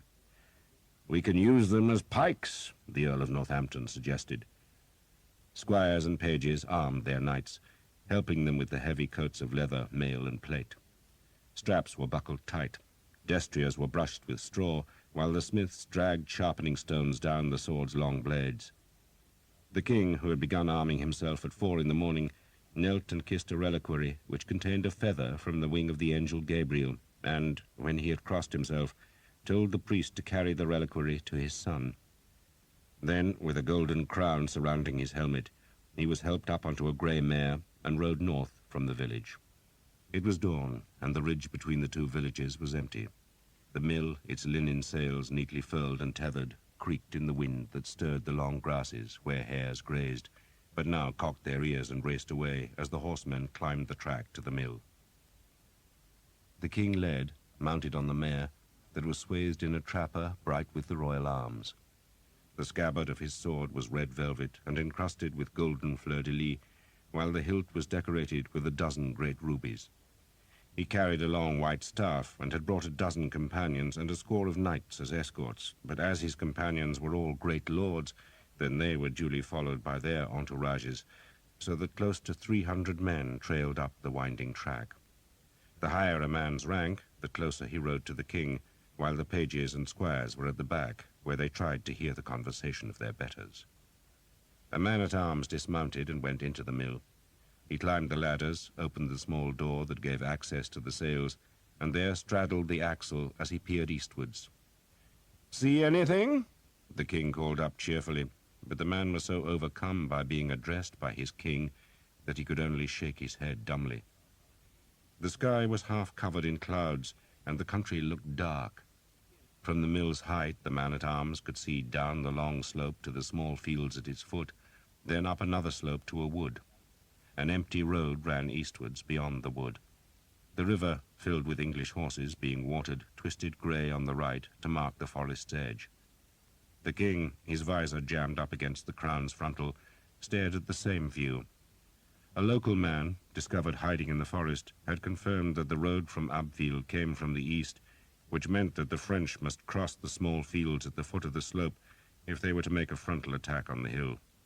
The fields had no hedges, merely shallow ditches that would offer no obstacle to a mounted knight. "If I was Philip," the Earl of Northampton suggested, "I'd ride round our north flank, sire." "You're not Philip, and I thank God you're not," Edward of England said. "He's not clever." "And I am?" The Earl sounded surprised. "You are clever at war, William," the king said. He stared down the slope for a long time. "If I was Philip," he said at last, "I would be mightily tempted by those fields." He pointed to the foot of the slope. "Especially if I saw our men waiting on this hill." The long green slope of the open pasture land was perfect for a cavalry charge. It was an invitation for lances and glory, a place made by God for the lords of France to tear an impudent enemy to ragged shreds. "The hill's steep, sire," the Earl of Warwick warned. "I warrant it won't look so from the foot," the king said, then turned his horse and spurred northwards along the ridge. The mare trotted easily, revelling in the morning air. "She's Spanish," the king told the Earl. "Bought off Grindley. Do you use him?" "If I can afford his prices." "Of course you can, William, a rich man like you. I'll breed her. She might make fine destriers." "If she does, sire, I'll buy one from you." "If you can't afford Grindley's prices," the king teased, "how will you pay mine?" He spurred the mare into a canter, his plate armor clanking, and the long train of men hurried after him along the track which led north on the ridge's summit. Green shoots of wheat and barley, doomed to die in the winter, grew where the grains had fallen from the carts carrying the harvest to the mill. The king stopped at the ridge's end, just above the village of Vadicourt, and stared northwards. His cousin was right, he thought. Philip should march into that empty countryside and cut him off from Flanders. The French, if they did but know it, were the masters here. Their army was larger, their men fresher, and they could dance rings about their tired enemy until the English were forced to a desperate attack or were trapped in a place that offered them no advantage. But Edward knew better than to let every fear prey on his mind. The French were also desperate. They had suffered the humiliation of watching an enemy army wreak havoc across their land, and they were in no mood to be clever. They wanted revenge. Offer them a chance, he reckoned, and the odds were good that they would snatch at it. And so the king dismissed his fears and rode down into the village of Vadicourt. A handful of the villagers had dared to stay, and those folk, seeing the golden crown encircling the king's helmet and the silver curb chains on his mare, went onto their knees. "We mean you no harm," the king called airily. But by morning's end he knew their houses would have been ransacked thoroughly. He turned southwards again, riding along the ground at the foot of the ridge.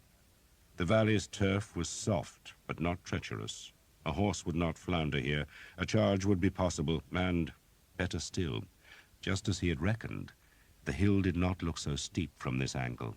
It was deceptive. The long stretch of rising grass looked gentle even, though in truth it would sap the horses' lungs by the time they reached the English men-at-arms, if they ever did reach them. "How many arrows do we have?" he asked every man in earshot. 1,200 sheaves, the Bishop of Durham said. 2 carts full, the Earl of Warwick answered. 860 sheaves, the Earl of Northampton said. There was silence for a while. "The men have some themselves?" the king asked. "Perhaps a sheaf apiece," the Earl of Northampton said gloomily. "It will just have to be enough," the king said bleakly. He would have liked twice as many arrows, but then he would have liked a lot of things. He could have wished for twice as many men, and a hill twice as steep, and an enemy led by a man twice as nervous as Philip of Valois, who, God knows, was nervous enough anyway. But it was no good wishing. He had to fight and win. He frowned at the southern end of the ridge where it fell away to the village of Cressy. That would be the easiest place for the French to attack, and the closest, too, which meant the fight would be hard there. "Guns, William," he said to the Earl of Northampton. "Guns, sire? We'll have the guns on the flanks. Bloody things have to be useful sometime." "We could roll the things down the hill, sire, perhaps. Maybe crush a man or two." The king laughed and rode on. "Looks like rain." "It should hold off for a while," the Earl of Warwick answered. "And the French may hold off too, sire." "You think they won't come, William?" The Earl shook his head. "They'll come, sire, but it'll take them time, a lot of time.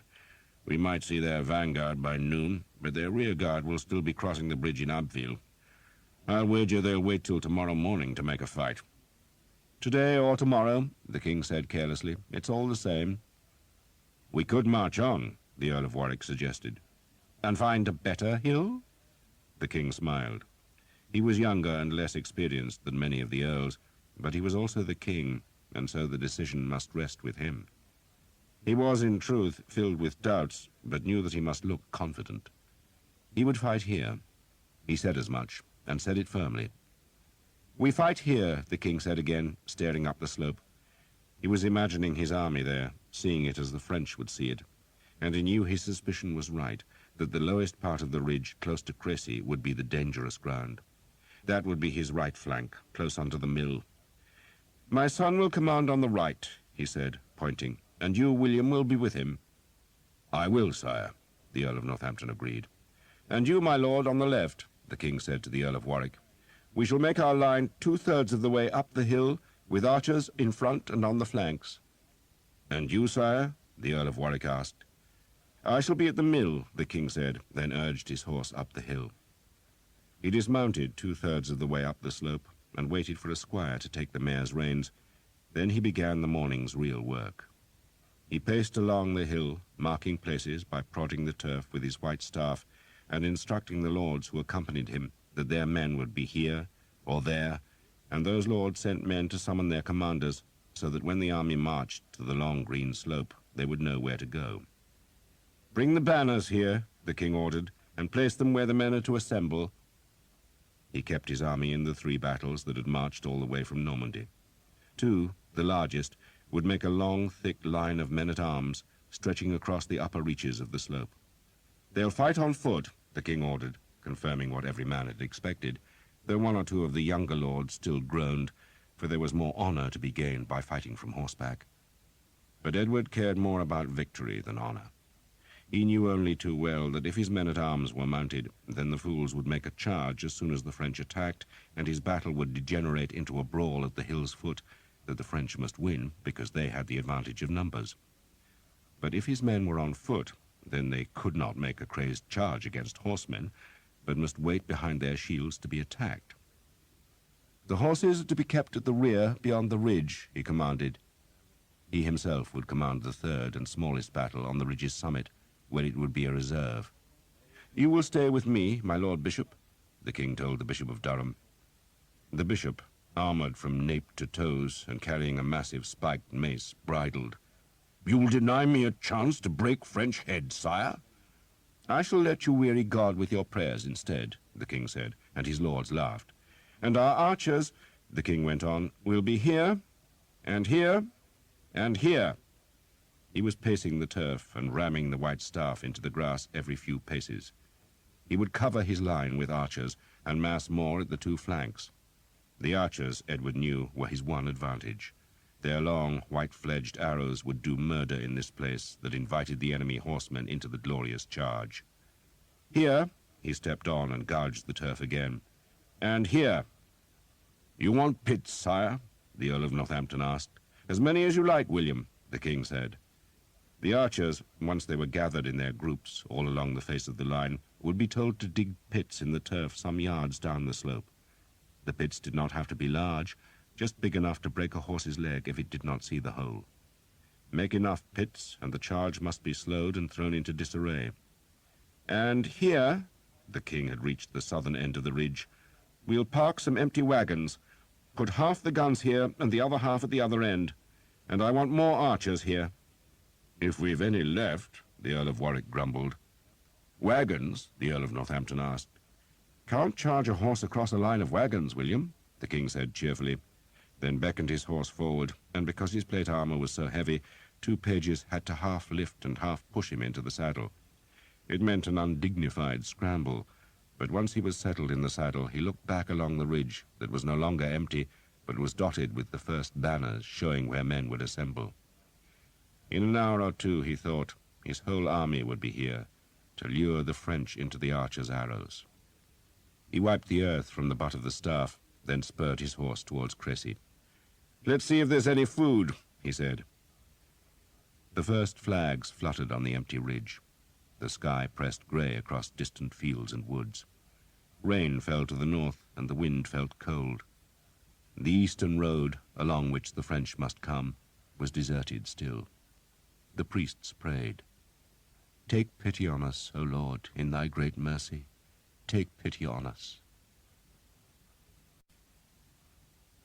The man who called himself the Harlequin was in the woods on the hill that lay to the east of the ridge that ran between Cressy and Vadicourt.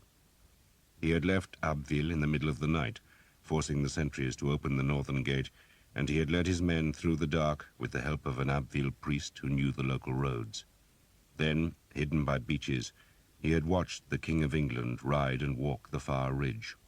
Now the king was gone, but the green turf was speckled with banners, and the first English troops were straggling up from the village.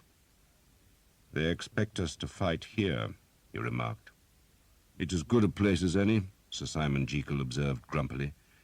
He did not like being roused in the middle of the night. He knew that the strange black-clad man who called himself the Harlequin had offered to be a scout for the French army, but he had not thought that all the Harlequin's followers would be expected to miss their breakfast and grope through a black and empty countryside for 6 cold hours. "It's a ridiculous place to fight," the Harlequin responded. "They will line the hill with archers, and we will have to ride straight into their points. What we should do is go round their flank." He pointed to the north. "Tell His Majesty that," Sir Simon said spitefully. "I doubt he will listen to me." The Harlequin heard the scorn, but did not rise to it. "Not yet. When we have made our name, then he will listen." He patted his horse's neck. "I have only faced English arrows once, and then it was merely a single archer. but I saw an arrow go clean through a mail coat." "I've seen an arrow go through 2 inches of oak," Sir Simon said. 3 inches, Henry Colley added. He, like Sir Simon, might have to face those arrows today, but he was still proud of what English weapons could do. "A dangerous weapon," the Harlequin acknowledged, though in an unworried voice. He was ever unworried, always confident, perpetually calm, and that self-control irritated Sir Simon, though he was even more annoyed by the Harlequin's faintly hooded eyes, which, he realized, reminded him of Thomas of Hookton. He had the same good looks, but at least Thomas of Hookton was dead, and that was one less archer to face this day. "But archers can be beaten," the Harlequin added. Sir Simon reflected that the Frenchman had faced one archer in his whole life, yet had already worked out how to beat them. "How?" "You told me how," the Harlequin reminded Sir Simon. "You exhaust their arrows, of course. You send them lesser targets, let them kill peasants, fools, and mercenaries for an hour or two, then release your main force. What we shall do," he turned his horse away, "is charge with the second line. It does not matter what orders we receive. We shall wait till the arrows are running out. Who wants to be killed by some dirty peasant? No glory there, Sir Simon." That, Sir Simon acknowledged, was true enough. He followed the Harlequin to the further side of the beechwood, where the squires and servants waited with the pack-horses. 2 messengers were sent back with news of the English dispositions, while the rest dismounted and unsaddled their horses. There was time for men and beasts to rest and feed, time to don the battle armor, and time for prayer. The Harlequin prayed frequently, embarrassing Sir Simon, who considered himself a good Christian, but one who did not dangle his soul from God's apron strings. He said confession once or twice a year, went to Mass, and bared his head when the sacraments passed by, but otherwise he spared little thought for the pieties. The Harlequin, on the other hand, confided every day to God, though he rarely stepped into a church and had little time for priests. It was as though he had a private relationship with heaven, and that was both annoying and comforting to Sir Simon. It annoyed him because it seemed unmanly, and it comforted him because if God was of any use to a fighting man, then it was on a day of battle. This day, though, seemed special for the Harlequin, for after going down on one knee and praying silently for a while, he stood and ordered his squire to bring him the lance. Sir Simon, wishing they could stop the pious foolery and eat instead, presumed that they were expected to arm themselves and sent Colley to fetch his own lance, but the Harlequin stopped him. "Wait," he ordered. The lances, wrapped in leather, were carried on a pack-horse, but the Harlequin's squire fetched a separate lance, one that had travelled on its own horse and was wrapped in linen as well as leather. Sir Simon had assumed it was the Harlequin's personal weapon, but instead, when the linen was pulled from the shaft, he saw it was an ancient and warped spear, made from a timber so old and dark that it would surely splinter if it was subjected to the smallest strain. The blade looked to be made of silver, which was foolish, for the metal was too weak to make a killing blade. Sir Simon grinned. "You're not fighting with that." "We are all fighting with that," the Harlequin said, and to Sir Simon's surprise the black-dressed man fell to his knees again. "Down," he instructed Sir Simon. Sir Simon knelt, feeling like a fool. "You are a good soldier, Sir Simon," the Harlequin said. "I have met few men who can handle weapons as you do, and I can think of no man I would rather have fighting at my side. But there is more to fighting than swords and lances and arrows. You must think before you fight, and you must always pray. For if God is on your side, then no man can beat you." Sir Simon, obscurely aware that he was being criticized, made the sign of the cross. "I pray," he said defensively. "Then give thanks to God that we will carry that lance into battle." "Why?" "Because it is the lance of St. George, and the man who fights under the protection of that lance will be cradled in God's arms." Sir Simon stared at the lance, which had been laid reverently on the grass. There had been a few times in his life, usually when he was half drunk, when he would glimpse something of the mysteries of God. He had once been reduced to tears by a fierce Dominican, though the effect had not lasted beyond his next visit to a tavern, and he had felt shrunken the first time he had stepped into a cathedral and seen the whole vault dimly lit by candles.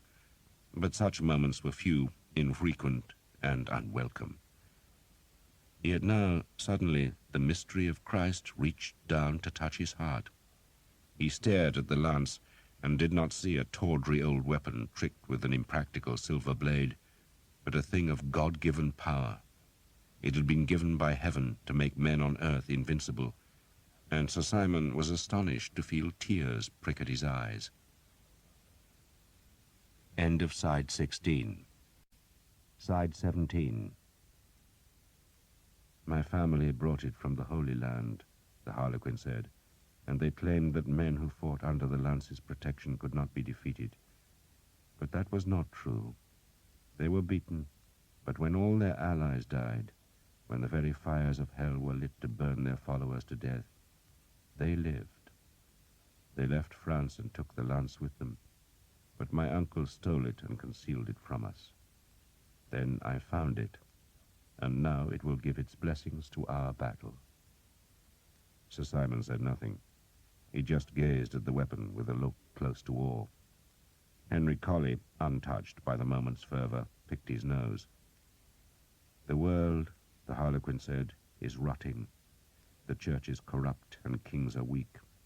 We have it in our power, Sir Simon, to make a new world, loved by God, but to do it we must destroy the old. We must take power ourselves, then give the power to God. That is why we fight. Henry Colley thought the Frenchman was plain crazy, but Sir Simon had an enraptured expression. Tell me, the Harlequin looked at Sir Simon, what is the battle flag of the English king? The dragon banner, Sir Simon said. The Harlequin offered one of his rare smiles. Is that not an omen? He asked, then paused. I shall tell you what will happen this day, he went on. The King of France will come, and he will be impatient, and he will attack. The day will go badly for us. The English will jeer us because we cannot break them. But then we shall carry the lance into battle, and you will see God turn the fight. We shall snatch victory from failure. You will take the English king's son as a prisoner, and maybe we will even capture Edward himself, and our reward will be Philip of Valois' favor. That is why we fight, Sir Simon, for the king's favor, because that favor means power, riches, and land. You will share that wealth, but only so long as you understand that we shall use our power to purge the rot from Christendom. We shall be a scourge against the wicked. Mad as a brush, Henry Colley thought, daft as lights. He watched as the Harlequin stood and went to a pack-horse's pannier, from which he took a square of cloth, which, unfolded, proved to be a red banner on which a strange beast with horns, tusks, and claws reared on its hind legs while clasping a cup in its forepaws. This is my family's banner, the Harlequin said, tying the flag to the lance's long silver head with black ribbons. And for many years, Sir Simon, this banner was forbidden in France because its owners had fought against the king and against the church. Our lands were wasted and our castle is still slighted. But today we shall be heroes, and this banner will be back in favor. He rolled the flag about the lance head so that the yale was hidden. Today, he said fervently, my family is resurrected. What is your family? Sir Simon asked. My name is Guy Vexil, the Harlequin admitted, and I am the Count of Asterac. Sir Simon had never heard of Asterac, but he was pleased to learn that his master was a proper nobleman, and to signify his obedience, he held his praying hands towards Guy Vexil in homage. I will not disappoint you, my lord, Sir Simon said, with an unaccustomed humility. God will not disappoint us today, Guy Vexil said. He took Sir Simon's hands in his own. Today, he raised his voice to speak to all his knights, we shall destroy England. For he had the lance, and the royal army of France was coming, and the English had offered themselves for slaughter. Arrows, Will Skeet said. He was standing at the wood's edge beside a pile of sheaves unloaded from a wagon, but suddenly paused. Good God! He was staring at Thomas. Looks like a rat got your hair. He frowned. Suits you, though. You look grown up at long last. Arrows, he said again. Don't waste them. He tossed the sheaves one by one to the archers. It looks like a lot, but most of you godforsaken lepers have never been in a proper battle, and battles swallow arrows like horse swallowing... Good morning, Father Hob. You'll spare me a sheaf, Will? Don't waste it on sinners, Father, Will said, throwing a bundle to the priest. Kill some God-fearing Frenchmen. There's no such thing, Will. They're all the spawn of Satan. Thomas emptied a sheaf into his arrow bag and tucked another into his belt. He had a pair of bow cords in his helmet, safe from the rain that threatened. A smith had come to the archers' encampment and had hammered the nicks from their swords, axes, knives, and billhooks, then sharpened the blades with his stones. The smith, who had been wandering the army, said the king had ridden north to look for a battlefield, but he himself reckoned the French would not come that day. It's a lot of sweat for nothing, he had grumbled as he smoothed a stone down Thomas's sword. This is French work, he said, peering at the long blade. From Caen. You could sell this for a penny or two. The praise was grudging. Good steel. Old, of course, but good. Now, with their arrows replenished, the archers placed their belongings into a wagon that would join the rest of the army's baggage, and one man, who was sick in his belly, would guard it through the day, while a second invalid would stand sentry on the archers' horses. Will Skeet ordered the wagon away, then cast an eye over his assembled archers. The bastards are coming, he growled. If not today, then tomorrow, and there are more of them than there are of us. And they ain't hungry, and they've all got boots, and they think their shit smells of roses because they're bloody Frenchmen, but they die just like anyone else. Shoot their horses, and you'll live to see sundown. And remember, they ain't got proper archers, so they are going to lose. It ain't difficult to understand. Keep your heads, aim at the horses, don't waste shafts, and listen for orders. Let's go, boys. They waded the shallow river, one of the many bands of archers who emerged from the trees to file into the village of Crécy, where knights were pacing up and down, then stamping their feet and calling on squires or pages to tighten a strap or loosen a buckle to make their armor comfortable. Bunches of horses, tied bridle to bridle, were being led to the back of the hill, where, with the army's women, children, and baggage, they would stay inside a ring of wagons. The Prince of Wales, armoured from the waist down, was eating a green apple beside the church, and he nodded distractedly when Skeet's men respectfully pulled off their helmets. There was no sign of Jeanette, and Thomas wondered if she had fled on her own, then decided he did not care. Eleanor walked beside him. She touched his arrow bag. "Do you have enough arrows?" "Depends how many Frenchmen come," Thomas said. "How many Englishmen are there?" Rumor said the army had 8,000 men now, half of them archers, and Thomas reckoned that was probably about right. He gave that figure to Eleanor, who frowned. "And how many Frenchmen?" she asked. "The good Lord knows," Thomas said, but he reckoned it had to be far more than 8,000. A lot more, but he could do nothing about that now, and so he tried to forget the disparity in numbers as the archers climbed towards the windmill. They crossed the crest to see the long forward slope, and for an instant Thomas had the impression that a great fair was just beginning. Gaudy flags dotted the hill, and bands of men wandered between them, and all it needed was some dancing bears and a few jugglers, and it would have looked just like the Dorchester Fair. Will Skeet had stopped to search for the Earl of Northampton's banner, then spotted it on the right of the slope, straight down from the mill. He led the men down, and a man-at-arms showed them the sticks marking the spot where the archers would fight. "And the Earl wants horse pits dug," the man-at-arms said. "You heard him," Will Skeet shouted. "Get digging." Eleanor helped Thomas make the pits. The soil was thick, and they used knives to loosen the earth that they scooped out with their hands. "Why do you dig pits?" Eleanor asked. "To trip the horses," Thomas said, kicking the excavated earth away before starting another hole. All along the face of the hill, archers were making similar small pits, a score of paces in front of their positions. The enemy horsemen might charge at the full gallop, but the pits would check them. They could get through, but only slowly, and the impetus of their charge would be broken, and while they tried to thread the treacherous holes, they would be under attack from archers. "There," Eleanor said, pointing, and Thomas looked up to see a group of horsemen on the far hill crest. The first Frenchmen had arrived, and they were staring across the valley to where the English army slowly assembled under the banners. "Be ours yet," Thomas said. Those Frenchmen, he guessed, were the vanguard who had been sent ahead to find the enemy, while the main French army would still be marching from Abbeville. The crossbowmen, who would surely lead the attack, would all be on foot. Off to Thomas's right, where the slope fell away to the river and the village, a makeshift fortress of empty wagons was being made. The carts were parked close together to form a barrier against horsemen, and between them were guns. These were not the guns that had failed to break Caen Castle, but were much smaller. "Ryeballs," Will Skeet said to Thomas. "Ryeballs? That's what they're called, ryeballs." He led Thomas and Eleanor along the slope to look at the guns, which were strange bundles of iron tubes. Gunners were stirring the powder, while others were undoing bundles of garrows, the long arrow-like iron missiles that were rammed into the tubes. Some of the ryeballs had 8 barrels, some 7, and a few only 4.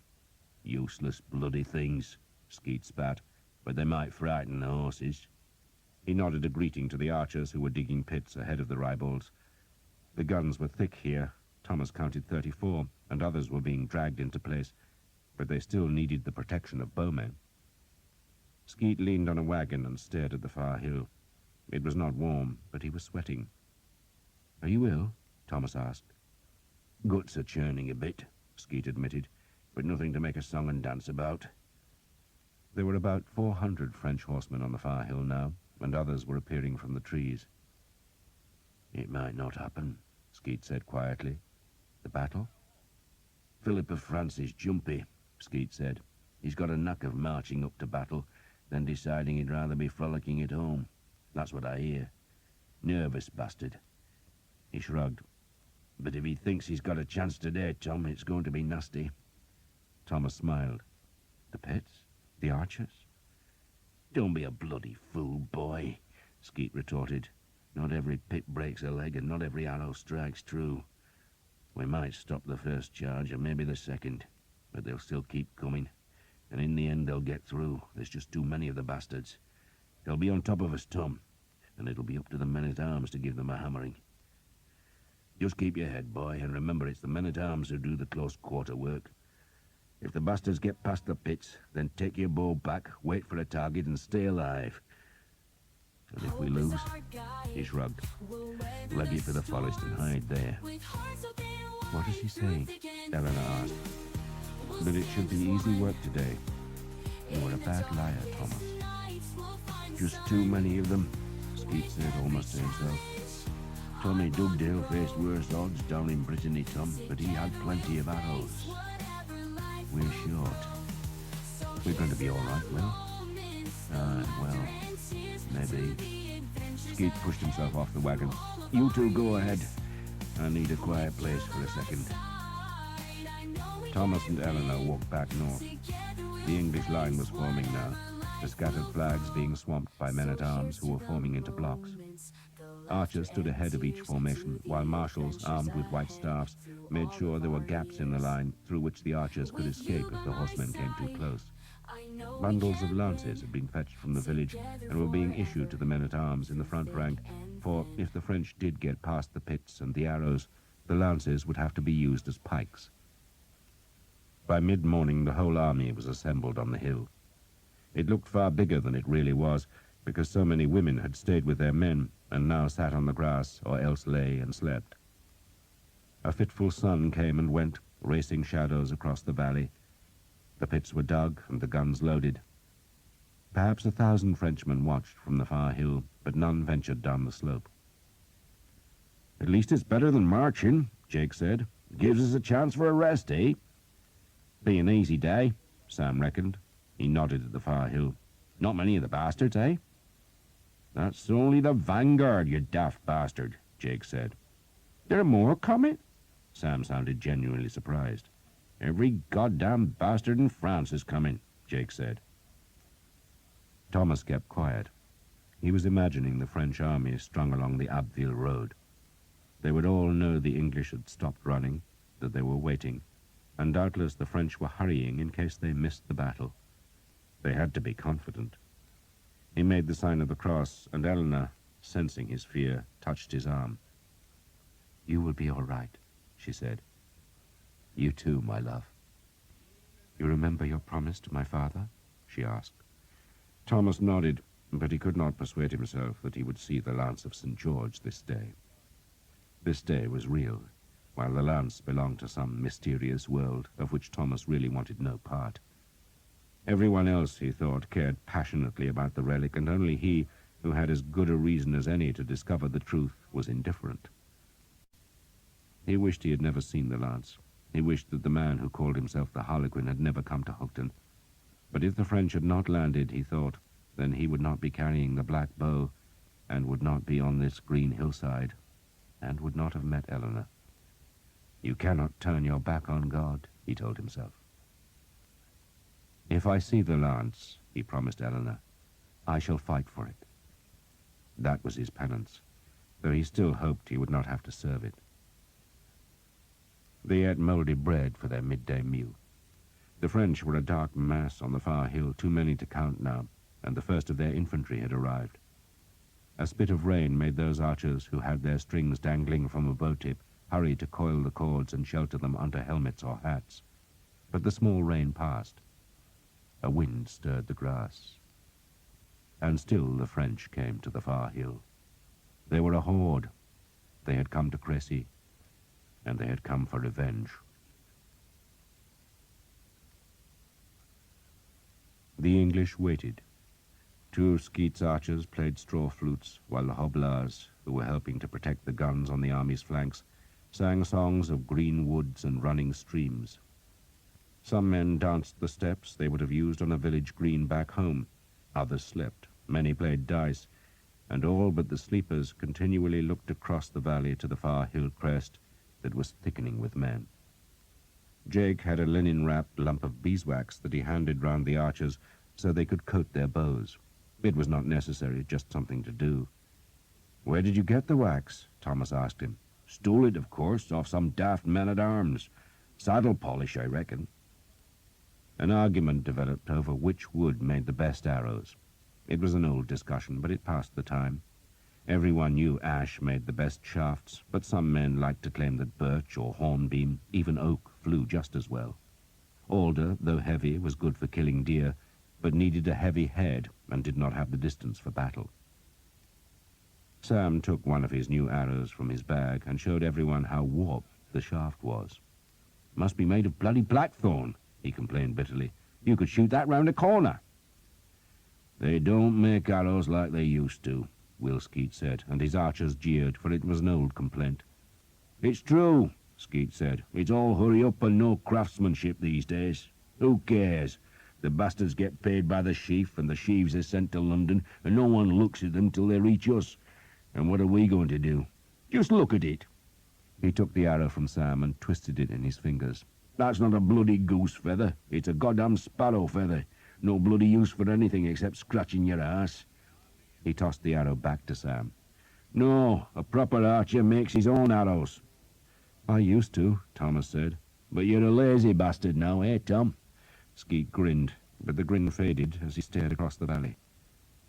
"Enough of the goddamn bastards," he grumbled, looking at the gathering French. Then he grimaced as a solitary raindrop splashed on his worn boots. "I wish it would damn well rain and get it over with. It wants to. If it pisses on us when the bastards are attacking, then we might as well run for home because the bows won't shoot." Eleanor sat beside Thomas and watched the far hill. There were at least as many men there as were in the English army now, and the French main battle was only just arriving. Mounted men-at-arms were spreading across the hill, organizing themselves into Cornwell. A Cornwell was the basic fighting unit for a knight or man-at-arms, and most had between 12 and 20 men, but those who formed the bodyguards of the great lords were much larger. There were now so many horsemen on the far hilltop that some had to spill down the slope, which was turning into a spread of colour, for the men-at-arms were wearing surcoats embroidered with their lords' badges, and the horses had gaudy trappers, while the French banners added more blue and red and yellow and green. Yet despite the colours, the dull grey of steel and mail still predominated. In front of the horsemen were the first green and red jackets of the Genoese crossbowmen. There was only a handful of these bowmen, but more and more were streaming over the hill to join their comrades. A cheer sounded from the English centre, and Thomas leaned forward to see that archers were scrambling to their feet. His first thought was that the French must have attacked, but there were no enemy horsemen and no arrows flew. "Up!" Will Skeet shouted suddenly. "On your feet!" "What is it?" Jake asked. Thomas saw the horsemen then. Not Frenchmen, but a dozen Englishmen, who rode along the face of the waiting battle line, carefully keeping their horses away from the archers' pits. 3 of the horsemen were carrying banners, and one of those flags was a huge standard showing the lilies and leopards framed in gold. "It's the king," a man said, and Skeet's archers began to cheer. The king stopped and spoke with the men in the centre of the line, then trotted on towards the English right. His escort was mounted on big destriers, but the king rode a grey mare. He wore his bright surcoat, but had hung his crowned helmet from his saddle pommel, and so was bareheaded.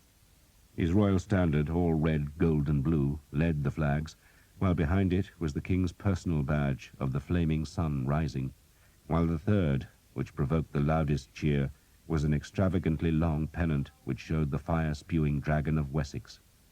It was the flag of England, of the men who had fought the Conqueror, and the Conqueror's descendant now flew it to show that he was of England, like the men who cheered him as he rode the grey horse. He stopped close to Will Skeet's men and raised a white staff to silence the cheers. The archers had pulled off their helmets, and some had gone on one knee. The king still looked young, and his hair and beard were as gold as the rising sun on his standard. "I am grateful," he began in a voice so hoarse that he paused and started again. "I am grateful that you are here." That started the cheering again, and Thomas, who was cheering with the others, did not even reflect on what choice they had been given. The king raised the white staff for silence. "The French, as you see, have decided to join us. Perhaps they are lonely." It was not a great joke, but it prompted roars of laughter that turned to jeers for the enemy. The king smiled as he waited for the shouts to subside. "We came here," he then called, "only to procure the rights and lands and privileges that are ours by the laws of man and of God. My cousin of France challenges us, and in so doing he defies God." The men were silent now, listening carefully. The destriers of the king's escort were pawing the ground, but not a man moved. "God will not endure Philip of France's impudence," the king went on. "He will punish France. And you," he cast a hand to indicate the archers, "will be his instrument. God is with you, and I promise you, I swear to you before God and on my own life, that I will not leave this field till the last man of my army has marched from here. We stay on this hill together, and we fight here together, and we shall win together for God, for St. George, and for England." The cheers began again, and the king smiled and nodded, then turned as the Earl of Northampton strode from the line. The king leaned down in his saddle and listened to the Earl for a moment, then straightened and smiled again. "Is there a Master Skeet here?" Skeet immediately reddened, but did not confess his presence. The Earl was grinning. The king waited. Then a score of archers pointed at their leader. "He's here!" "Come here," the king commanded sternly. Will Skeet looked embarrassed as he threaded through the bowmen and approached the king's horse, where he went on one knee. The king drew his ruby-hilted sword and touched it on Skeet's shoulder. "We are told you are one of our best soldiers, so from henceforth you will be Sir William Skeet." The archers shouted even louder. Will Skeet, Sir William now, stayed on his knees as the king spurred on to give the same speech to the last men in the line and to those who manned the guns in the circle of farm carts. The Earl of Northampton, who had plainly been responsible for Skeet's knighthood, raised him up and led him back to his cheering men, and Skeet was still blushing as his archers clapped him on the back. "Bloody nonsense," he said to Thomas. "You deserve it, Will," Thomas said, then grinned. "Sir William." "Just have to pay more bloody tax, won't I?" Skeet said, but he looked pleased anyway. Then he frowned as a drop of rain splashed on his bare forehead. "Bowstrings!" he shouted. Most of the men were still sheltering their strings, but a handful had to coil the cords as the rain began to fall more heavily. One of the Earl's men-at-arms came to the archers, shouting that the women were to go back beyond the crest. "You heard him," Will Skeet called. "Women to the baggage!" Some of the women wept, but Eleanor just clung to Thomas for a moment. Live, she said simply, then walked away through the rain, passing the Prince of Wales, who, with 6 other mounted men, was riding to his place among the men-at-arms behind Will Skeet's archers. The prince had decided to fight on horseback so he could see over the heads of the dismounted men, and to mark his arrival, his banner, which was bigger than any other on the right of the field, was loosed to the heavy downpour. Thomas could no longer see across the valley because wide curtains of heavy grey rain were sweeping from the north and obscuring the air. There was nothing to do but sit and wait while the leather backing of his mail became cold and clammy. He hunched miserably, staring into the greyness, knowing that no bow could draw properly till this downpour ended. "What they should do," said Father Hobb, who sat beside Thomas, "is charge now." "They couldn't find their way in this muck, Father," Thomas said. He saw the priest had a bow and an arrow bag, but no other battle equipment. "You should get some mail," he said, "or at least a padded jacket." "I'm armored by the faith, my son." "Where's your bowstrings?" Thomas asked, for the priest had neither helmet nor cap. "I looped them round my... well, never mind. It has to be good for something other than pissing, eh? And it's dry down there." Father Hobb seemed indecently cheerful. "I've been walking the lines, Tom, and looking for your lance. It's not here." "Hardly goddamn surprising," Thomas said. "I never thought it would be." Father Hobb ignored the blasphemy. "And I had a chat with Father Pryke. Do you know him?" "No," Thomas said curtly. The rain was pouring off the front of his helmet onto the broken bridge of his nose. "How the hell would I know Father Pryke?" Father Hobb was not deterred by Thomas's surliness. "He's confessor to the king and a great man. He'll be a bishop one day soon. I asked him about the Vexil." Father Hobb paused, but Thomas said nothing. "He remembers the family," the priest went on. "He says they had lands in Cheshire, but they supported the Mortimers at the beginning of the king's reign, so they were outlawed.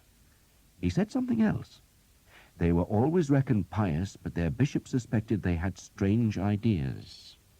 A touch of Gnosticism." "Cathars," Thomas said. "It seems likely, doesn't it?" "And if it's a pious family," Thomas said, "then I probably don't belong. Isn't that good news?" "You can't escape, Thomas," Father Hobb said softly. His usually wild hair was plastered close to his skull by the rain. "You promised your father. You accepted the penance." Thomas shook his head angrily. "There are a score of bastards here, Father." He indicated the archers crouching under the rain's lash, "who've murdered more men than I have. Go and harrow their souls and leave mine alone." Father Hobb shook his head. "You've been chosen, Thomas, and I'm your conscience. It occurs to me, see, that if the Vexil supported Mortimer, then they can't love our king. If they'll be anywhere today, it'll be over there." He nodded towards the valley's far side, which was still blotted out by the pelting rain. "Then they'll live for another day, won't they?" Thomas said. Father Hobb frowned. "You think we're going to lose?" he asked sternly. "No." Thomas shivered. "It must be getting late in the afternoon, Father. If they don't attack now, they'll wait till morning. That'll give them a whole day to slaughter us." "Ah, Thomas, how God loves you." Thomas said nothing to that, but he was thinking that all he wanted was to be an archer, to become Sir Thomas of Hookton, as Will had just become Sir William. He was happy serving the king and did not need a heavenly lord to take him into weird battles against dark lords. "Let me give you some advice, Father," he said. "It's always welcome, Tom. First bastard that drops, get his helmet and mail. Look after yourself." Father Hob clapped Thomas's back. "God is on our side. You heard the king much." He stood and went to talk with other men, and Thomas sat by himself and saw that the rain was lessening at last. He could see the far trees again, see the colours of the French banners and surcoats, and now he could see a mass of red and green crossbowmen at the other side of the valley. They were going nowhere, he reckoned, for a crossbow string was as susceptible to the damp as any other. "It'll be tomorrow," he called down to Jake. "We'll do it all again tomorrow." "Let's hope the sun shines," Jake said. The wind brought the last drops of rain from the north. It was late. Thomas stood, stretched, and stamped his feet. A day wasted, he thought, and a hungry night ahead. And tomorrow his first real battle. An excited group of mounted men had gathered about the French king, who was still a half-mile from the hill where the largest part of his army had gathered. There were at least 2,000 men-at-arms in the rearguard who were still marching, but those who had reached the valley hugely outnumbered the waiting English. 2 to 1, sire," Charles, the Count of Alençon, and the king's younger brother, said vehemently. Like the rest of the horsemen, his surcoat was soaking, and the dye in its badge had run into the white linen. His helmet was beaded with water. "We must kill them now," the Count insisted. But Philip of Valois' instinct was to wait. It would be wise, he thought, to let his whole army gather, to make a proper reconnaissance, and then attack next morning. But he was also aware that his companions, especially his brother, thought him cautious. They even believed him to be timid, for he had avoided battle with the English before, and even to propose waiting a mere day might make them think he had no stomach for the highest business of kings. He still ventured the proposal, suggesting that the victory would be all the more complete if it was just delayed by one day. "And if you wait," Alençon said scathingly, "Edward will slip away in the night, and tomorrow we'll face an empty hill." "They're cold, wet, hungry, and ready to be slaughtered," the Duke of Lorraine insisted. "And if they don't leave, sire," the Count of Flanders warned, "they'll have more time to dig trenches and holes." "And the signs are good," John of Hainault, a close companion of the king, and the Lord of Beaumont added. "The signs?" the king asked. John of Hainault gestured for a man in a black cloak to step forward. The man, who had a long white beard, bowed low. "The sun, sire," he said, "is in conjunction with Mercury and opposite Saturn. Best of all, noble sire, Mars is in the house of Virgo. It spells victory, and could not be more propitious." And how much gold, Philip wondered, had been paid to the astrologer to come up with that prophecy. Yet he was also tempted by it. He thought it unwise to do anything without a horoscope, and wondered where his own astrologer was, probably still on the Abbeville road. "Go now," Alençon urged his brother. Guy Vexil, the Count of Asterac, pushed his horse into the throng surrounding the king. He saw a green and red jacketed crossbowman, evidently the commander of the Genoese, and spoke to him in Italian. As the rain affected the strings, badly, Carlo Grimaldi, the Genoese leader, admitted. Crossbow strings could not be unstrung like the cords of ordinary bows, for the tension in the cords was too great, and so the men had simply tried to shelter their weapons under their inadequate coats. "We should wait till tomorrow," Grimaldi insisted. "We can't advance without pavises." "What's he saying?" Alençon demanded. The Count of Asterac translated for His Majesty's benefit, and the king, pale and long-faced, frowned when he heard that the crossbowmen's long shields that protected them from the enemy's arrows while they reloaded their cumbersome weapons had still not arrived. "How long will they be?" he asked plaintively, but no one knew. "Why didn't they travel with the bowmen?" he demanded, but again no one had an answer. "Who are you?" the king finally asked the count. "Asterac, sire," Guy Vexil said. "Ah." It was plain the king had no idea who or what Asterac was, nor did he recognize Vexil's shield that bore the simple symbol of the cross, but Vexil's horse and armor were both expensive, and so the king did not dispute the man's right to offer advice. And you say the bows won't draw? Of course they'll draw, the Count of Alençon interrupted. The damned Genoese don't want to fight. Bastard Genoese, he spat. The English bows will be just as wet, he added. The crossbows will be weakened, sire, Vexil explained carefully, ignoring the hostility of the king's younger brother. The bows will draw, but they won't have their full range or force. It will be best to wait, the king asked. It would be wise to wait, sire, Vexil said, and it would be especially wise to wait for the Pavises. Tomorrow's horoscope? John of Hainault asked the astrologer. The man shook his head. Neptune approaches the bendings tomorrow, sire. It is not a hopeful conjunction. Attack now! They're wet, tired, and hungry, Alençon urged. Attack now! The king still looked dubious, but most of the great lords were confident, and they hammered him with their arguments. The English were trapped, and a delay of even one day might give them a chance to escape. Perhaps their fleet would come to Le Crotoy. Go now, they insisted, even though it was late in the day. Go and kill, go and win. Show Christendom that God is on the side of the French. Just go now. And the king, because he was weak, and because he wanted to appear strong, surrendered to their wishes. So the Oriflamme was taken from its leather tube and carried to its place of honor at the front of the men-at-arms. No other flag would be allowed to go ahead of the long, plain red banner that flew from its cross-staff and was guarded by 30 picked knights who wore scarlet ribbons on their right arms. The horsemen were given their long lances.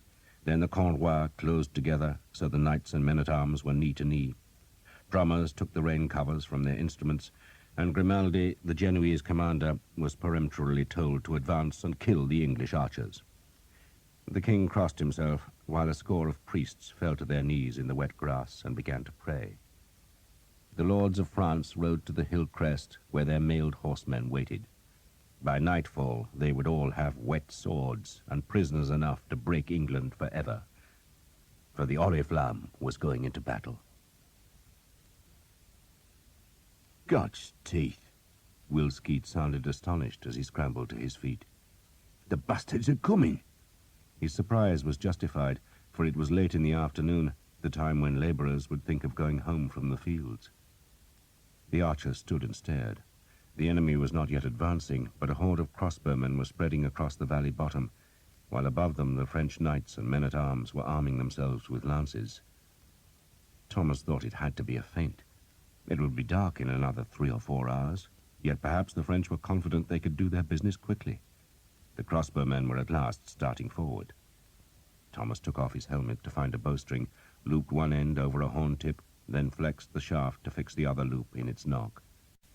He fumbled and had to make 3 attempts to string the long black weapon. Sweet Jesus, he thought, but they were really coming. Be calm, he told himself, be calm. But he felt as nervous as when he had stood on the slope above Hookton and dared himself to kill a man for the very first time. He pulled open the laces of the arrow bag. The drums began to beat from the French side of the valley, and a great cheer sounded. There was nothing to explain the cheer. The men-at-arms were not moving, and the crossbowmen were still a long way off. English trumpets responded, calling sweet and clear from the windmill, where the king and a reserve of men-at-arms waited. Archers were stretching and stamping their feet all along the hill. 4,000 English bows were strung and ready, but there were half as many crossbowmen again coming towards them. And behind those 6,000 Genoese were thousands of mailed horsemen. "No Pavises!" Will Skeet shouted, "and their strings will be damp." "They won't have the reach for us." Father Hobbit appeared at Thomas's side again. Thomas nodded, but was too dry-mouthed to answer. A crossbow in good hands, and there were none better than the Genoese, should outrange a straight bow, but not if it had a damp string. The extra range was no great advantage, for it took so long to rewind a bow that an archer could advance into range and loose 6 or 7 arrows before the enemy was ready to send his second bolt. But even though Thomas understood that imbalance, he was still nervous. The enemy looked so numerous, and the French drums were great heavy kettles with thick skins that boomed like the devil's own heartbeat in the valley. The enemy horsemen were edging forward, eager to spur their mounts into an English line they expected to be deeply wounded by the crossbow's assault, while the English men-at-arms were shuffling together, closing their line to make solid ranks of shields and steel. The mail clinked and jangled. "God is with you," a priest shouted. "Don't waste your arrows," Will Skeet called. "Aim true, boys, aim true. They ain't going to stand long." He repeated the message as he walked along his line. "You look like you've seen a ghost, Tom." 10,000 ghosts, Tom said. "There's more of the bastards than that," Will Skeet said. He turned and gazed at the hill. "Maybe 12,000 horsemen," He grinned. "so that's 12,000 arrows, lad." There were 6,000 crossbowmen and twice as many men-at-arms who were being reinforced by infantry that was appearing on both French flanks. Thomas doubted that those foot soldiers would take any part in the battle, not unless it turned into a rout, and he understood that the crossbowmen could probably be turned back because they were coming without pavises and would have rain-weakened weapons. But to turn the Genoese back would need arrows, a lot of arrows, and that would mean fewer for the mass of horsemen whose painted lances, held upright, made a thicket along the far hilltop. "We need more arrows," he said to Skeet. "You'll make do with what you've got," Skeet said. "We all will. Can't wish for what you ain't got." The crossbowmen paused at the foot of the English slope and shook themselves into line before placing their bolts into their bows' troughs. Thomas took out his first arrow and superstitiously kissed its head, which was a wedge of slightly rusted steel with a wicked point and 2 steep barbs. He laid the arrow over his left hand and slotted its knocked butt onto the center of the bowstring, which was protected from fraying with a whipping of hemp. He half tensed the bow, taking comfort from the used resistance. The arrow lay inside the shaft, to the left of the hand grip. He released the tension, gripped the arrow with his left thumb, and flexed the fingers of his right hand. A sudden blare of trumpets made him jump. Every French drummer and trumpeter was working now, making a cacophony of noise that started the Genoese forward again. They were climbing the English slope, their faces white blurs, framed by the grey of their helmets. The French horsemen were coming down the slope, but slowly and in fits and starts, as though they were trying to anticipate the order to charge. "God is with us," Father Hobb called. He was in his archer's stance, left foot far forward, and Thomas saw the priest had no shoes. "What happened to your boots, Father?" "Some poor boy needed them more than I did. I'll get a French pair." Thomas smoothed the feathers of his first arrow. "Wait," Will Skeet shouted. "Wait." A dog ran out of the English battle line, and its owner shouted for it to come back, and in a heartbeat half the archers were calling the dog's name. "Biter! Biter! Come here, you bastard! Biter! Quiet!" Will Skeet roared as the dog, utterly confused, ran towards the enemy. End of Side 17. Side 18. Off to Thomas's right, the gunners were crouched by the carts, linstocks smoking. Archers stood in the wagons, weapons half-braced. The Earl of Northampton had come to stand among the archers. "You shouldn't be here, my lord," Will Skeet said. "The king makes him a knight," the Earl said, "and he thinks he can give me orders." The archers grinned. "Don't kill all the men-at-arms, Will," the Earl went on. "Leave some for us poor swordsmen." "You'll get your chance," Will Skeet said grimly. "Wait!" he called to the archers. "Wait!" The Genoese were shouting as they advanced, though their voices were almost drowned by the heavy drumming and the wild trumpet calls. Biter was running back to the English now, and a cheer sounded when the dog at last found shelter in the battle line. "Don't waste your goddamn arrows," Will Skeet called. "Take proper aim, like your mother's taught you." The Genoese were within bow range now, but not an arrow flew, and the red and green-coated crossbowmen still came, bending forward slightly as they trudged up the hill. They were not coming straight at the English, but at a slight angle, which meant that the right of the English line, where Thomas was, would be struck first. It was also the place where the slope was most gradual, and Thomas, with a sinking heart, understood he was likely to be in the heart of the fight. Then the Genoese stopped, shuffled into line, and began to shout their war cry. "Too soon," the Earl muttered. The crossbows went into the shooting position. They were angled steeply upwards, as the Genoese hoped to drop a thick rain of death on the English line. "Draw!" Skeet said, and Thomas could feel his heart thumping as he pulled the coarse string back to his right ear. He chose a man in the enemy line, placed the arrow tip directly between that man and his right eye, edged the bow to the right because that would compensate for the bias in the weapon's aim, then lifted his left hand and shifted it back to the left because the wind was coming from that direction. Not much wind. He had not thought of aiming the arrow. It was all instinct, but he was still nervous and a muscle was twitching in his right leg. The English line was utterly silent. The crossbowmen were shouting and the French drums and trumpets deafening. The Genoese line looked like green and red statues. "Let go, you bastards," a man muttered, and the Genoese obeyed him. 6,000 crossbow bolts arced into the sky. "Now," Will said, surprisingly softly, and the arrows flew. Eleanor crouched by the wagon that held the archer's baggage. 30 or 40 other women were there, many with children, and they all flinched as they heard the trumpets, the drums, and the distant shouting. Nearly all the women were French or Breton, though not one was hoping for a French victory, for it was their men who stood on the green hill. Eleanor prayed for Thomas, for Will Skeet, and for her father. The baggage park was beneath the crest of the hill, so she could not see what was happening, but she heard the deep, sharp note of the English bowstrings being released, and then the rush of air across feathers that was the sound of thousands of arrows in flight. She shuddered. A dog tethered to the cart, one of the many strays that had been adopted by the archers, whimpered. She patted it. "There will be meat tonight," she told the dog. The news had spread that the cattle captured in Le Croteuil would be reaching the army today, if there was an army left to eat them. The bows sounded again, more raggedly. The trumpet still screamed, and the drum beats were constant. She glanced up at the hill crest, half expecting to see arrows in the sky, but there was only grey cloud, against which scores of horsemen were outlined. These horsemen were part of the king's small reserve of troops, and Eleanor knew that if she saw them spur forward, then the main line would have been breached. The king's royal standard was flying from the topmost vane of the windmill, where it stirred in the small breeze to show its gold, crimson, and blue. The vast baggage park was guarded by a mere score of sick or wounded soldiers who would not last a heartbeat if the French broke through the English line. The king's baggage, heaped on 3 white-painted wagons, had a dozen men-at-arms to guard the royal jewels, but otherwise there was only the host of women and children and a handful of page boys who were armed with short swords.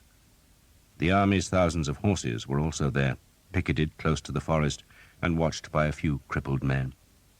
Eleanor noted that most of the horses were saddled, as though the men-at-arms and archers wanted the animals ready in case they had to flee.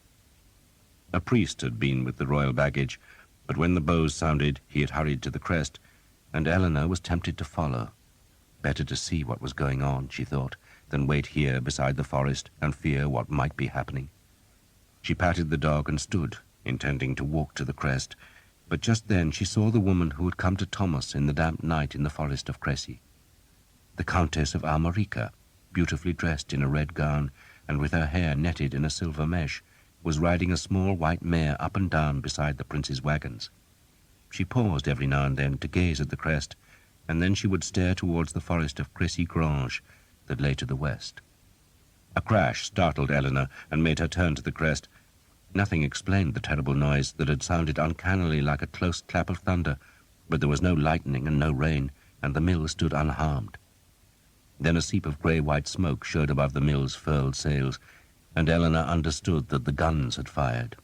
Riebalds, they were called, she remembered, and she imagined their rusting iron arrows slashing down the slope. She looked back to the Countess, but Jeanette was gone. She had ridden to the forest, taking her jewels with her. Eleanor saw the red gown flash in the trees, then disappear. So the Countess had fled, fearing the consequences of defeat, and Eleanor, suspecting that the prince's woman must know more of the English prospects than the archer's women, made the sign of the cross. Then, because she could not bear the waiting any longer, she walked to the crest. If her lover died, she thought, then she wanted to be near him. Other women followed her. None spoke. They just stood on the hill and watched, and prayed for their men. Thomas's second arrow was in the air before his first had reached its greatest height and begun to fall. He reached for a third, then realized he had shot the second in panic, and so he paused and stared at the clouded sky It was strangely thick with flickering black shafts that were as dense as starlings and deadlier than hawks. He could see no crossbow bolts. Then he laid the third arrow on his left hand and picked a man in the Genoese line. There was an odd pattering noise that startled him, and he looked to see it was the hail of Genoese bolts striking the turf around the horse pits. And a heartbeat later, the first English arrow flight slammed home. Scores of crossbowmen were snatched backwards, including the one Thomas had picked out for his third arrow, and so he changed his aim to another man, hauled the cord back to his ear, and let the shaft fly. "They're falling short!" the Earl of Northampton shouted exultantly, and some of the archers swore, thinking he spoke of their own arrows, but it was the Genoese bows that had been enfeebled by the rain, and not one of their quarrels had reached the English archers, who, seeing the chance for slaughter, gave a howling cheer and ran a few paces down the slope. "Kill them!" Will Skeet shouted. They killed them. The great bows were drawn again and again, and the white-feathered arrows slashed down the slope to pierce mail and cloth, and to turn the lower hill into a field of death. Some crossbowmen limped away, a few crawled, and the uninjured edged backwards rather than span their weapons. "Aim well!" the Earl called. "Don't waste arrows!" Will Skeet shouted. Thomas shot again, plucked a new arrow from the bag, and sought a new target as his previous arrow seared down to strike a man in the thigh. The grass about the Genoese line was thick with arrows that had missed, but more than enough were striking home. The Genoese line was thinner, much thinner, and it was silent now, except for the cries of men being struck and the moans of the wounded. The archers advanced again, right to the edge of their pits, and a new flight of steel poured down the slope. And the crossbowmen fled. One moment they had been a ragged line, still thick with men, who stood behind the bodies of their comrades, and now they were a rabble who ran as hard as they could to escape the arrows. "Stop shooting!" Will Skeet bellowed. "Stop!" "Hold!" John Armstrong, whose men were to the left of Skeet's band, shouted. "Well done!" the Earl of Northampton called. "Back, lads, back!" Will Skeet motioned the archers. "Sam, David, go and collect some arrows, quick!" He pointed down the slope to where, amidst the Genoese dying and dead, the white-tipped shafts were thickly stuck in the turf. "Hurry, lads! John, Peter, go and help them! Go!" All along the line archers were running to salvage arrows from the grass. But then a shout of warning came from the men who had remained in their places. "Get back! Get back!" Will Skeet shouted. The horsemen were coming. Sir Guillaume d'Evêque led a convoi of 12 men on the far left of the French second line of horsemen. Ahead of him was a mass of French cavalry belonging to the first battle. To his left was a scatter of infantrymen who sat on the grass, and beyond them the small river twisted through its water meadows beside the forest. To his right was nothing but horsemen crammed together as they waited for the crossbowmen to weaken the enemy line. That English line looked pitifully small, perhaps because its men-at-arms were on foot, and so took up much less room than mounted knights. Yet Sir Guillaume grudgingly acknowledged that the English king had chosen his position well. The French knights could not assault either flank, for they were both protected by a village. They could not ride around the English right, for that was guarded by the soft lands beside the river, while to circle about Edward's left would mean a long journey around Vaudicourt, and by the time the French came in sight of the English again, the archers would surely have been redeployed to meet a French force made ragged by its long detour, which meant that only a frontal assault could bring a swift victory, and that, in turn, meant riding into the arrows. "Heads down, shields up, and keep close," he told his men, before clanging down the facepiece of his helmet. Then, knowing he would not charge for some time yet, he pushed the visor back up. His men-at-arms shuffled their horses till they were knee to knee. The wind, it was said, should not be able to blow between the lances of a charging convoi. "Be a while yet," Sir Guillaume warned them. The fleeing crossbowmen were running up the French-held hill. Sir Guillaume had watched them advance, and mouthed a silent prayer that God would be on the shoulders of the Genoese. Kill some of those damned archers, he had prayed, but spare Thomas. The drummers had been hammering their great kettles, driving down the sticks as if they could defeat the English by noise alone, and Sir Guillaume, elated by the moment, had put the butt of his lance on the ground and used it to raise himself in the stirrups so he could see over the heads of the men in front. He had watched the Genoese loose their quarrels, seen the bolts as a quick haze in the sky, and then the English had shot, and their arrows were a dark smear against the green slope and grey clouds, and Sir Guillaume had watched the Genoese stagger. He had looked to see the English archers falling, but they were coming forward instead, still loosing arrows, and then the two flanks of the small English line had billowed dirty white as the guns added their missiles to the hail of arrows that was whipping down the slope. His horse had twitched uneasily when the crack of the guns rolled over the valley, and Sir Guillaume dropped into the saddle and clicked his tongue. He could not pat the horse, for the lance was in his right hand, and his left arm was strapped into its shield with the 3 yellow hawks on the blue ground. The Genoese had broken. At first Sir Guillaume did not credit it, believing that perhaps their commander was trying to trick the English archers into an undisciplined pursuit that would strand them at the bottom of the slope where the crossbows could turn on them. But the English did not move, and the fleeing Genoese had not stopped. They ran, leaving a thick line of dead and dying men, and now they climbed in panic towards the French horsemen. A growl sounded from the French men-at-arms. It was anger, and the sound rose to a great jeer. "Cowards!" a man near Sir Guillaume called. The Count of Alençon felt a surge of pure rage. "They've been paid," he snarled at a companion. "Bastards have taken a bribe." "Cut them down!" the king called from his place at the edge of the beechwood. "Cut them down!" His brother heard him, and wanted nothing more than to obey. The Count was in the second line, not the first, but he spurred his horse into a gap between 2 of the leading Cornwell and shouted at his men to follow. "Cut them down!" he called. "Cut the bastards down!" The Genoese were between the horsemen and the English line, and now they were doomed, for all along the hill the French were spurring forward. Hot-blooded men from the second battle were tangling with the Cornwell of the first line to form an untidy mass of banners, lances, and horses. They should have walked their horses down the hill so that they were still in close order when they reached the climb on the far side, but instead they raked back spurs and, driven by a hatred of their own allies, raced each other to the kill. "We stay!" Guy Vexil, Count of Asterac, shouted at his men. "Wait!" Sir Guillaume called. Better to let the first ragged charge spend itself, he reckoned, rather than join the madness. Perhaps half the French horsemen stayed on the hill. The rest, led by the king's brother, rode down the Genoese. The crossbowmen tried to escape. They ran along the valley in an attempt to reach the northern and southern ends, but the mass of horsemen overlapped them, and there was no way out. Some Genoese, sensibly, lay down and curled into balls. Others crouched in the shallow ditches, but most were killed or wounded as the horsemen rode over them. The destriers were big beasts with hooves like hammers. They were trained to run men down, and the Genoese screamed as they were trampled or slashed. Some knights used their lances on the crossbowmen, and the weight of a horse and armored man easily drove the wooden spears clean through their victims. But those lances were all lost, left in the mangled torsos of the dead men, and the knights had to draw their swords.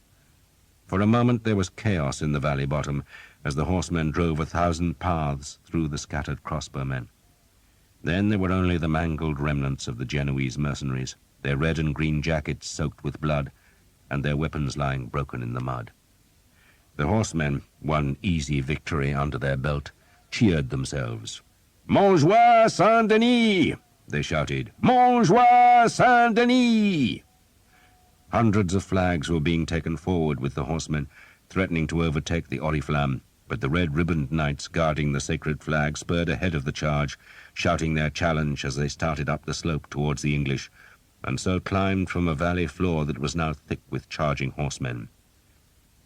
The remaining lances were lowered, the spurs went back, but some of the more sensible men who had waited behind for the next assault noted that there was no thunder of hoofs coming from the vast charge.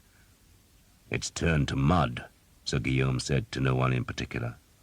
Trappers and surcoats were spattered with the mud churned up by the hoofs from the low ground that had been softened by the rain. For a moment the charge seemed to flounder.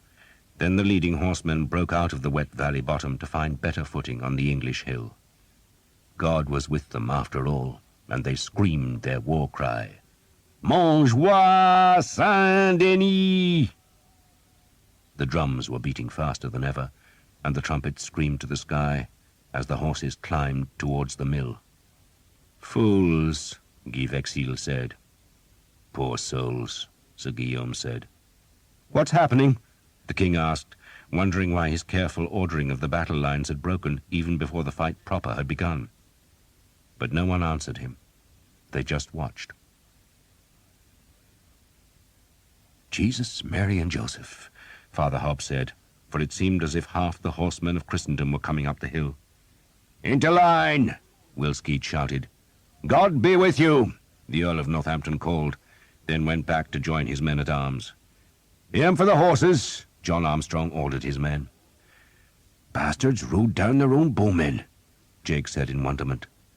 So we'll kill the goddamn bastards, Thomas said vengefully. The charge was nearing the line of those Genoese who had died in the arrow storm. To Thomas, staring down the hill, the attack was a flurry of garish horse-trappers and bright shields, of painted lances and streaming pennants, and now, because the horses had climbed out of the wet ground, every archer could hear the hoofs that were louder even than the enemy's kettle-drums. The ground was quivering so that Thomas could feel the vibration through the worn soles of his boots that had been a gift from Sir Guillaume.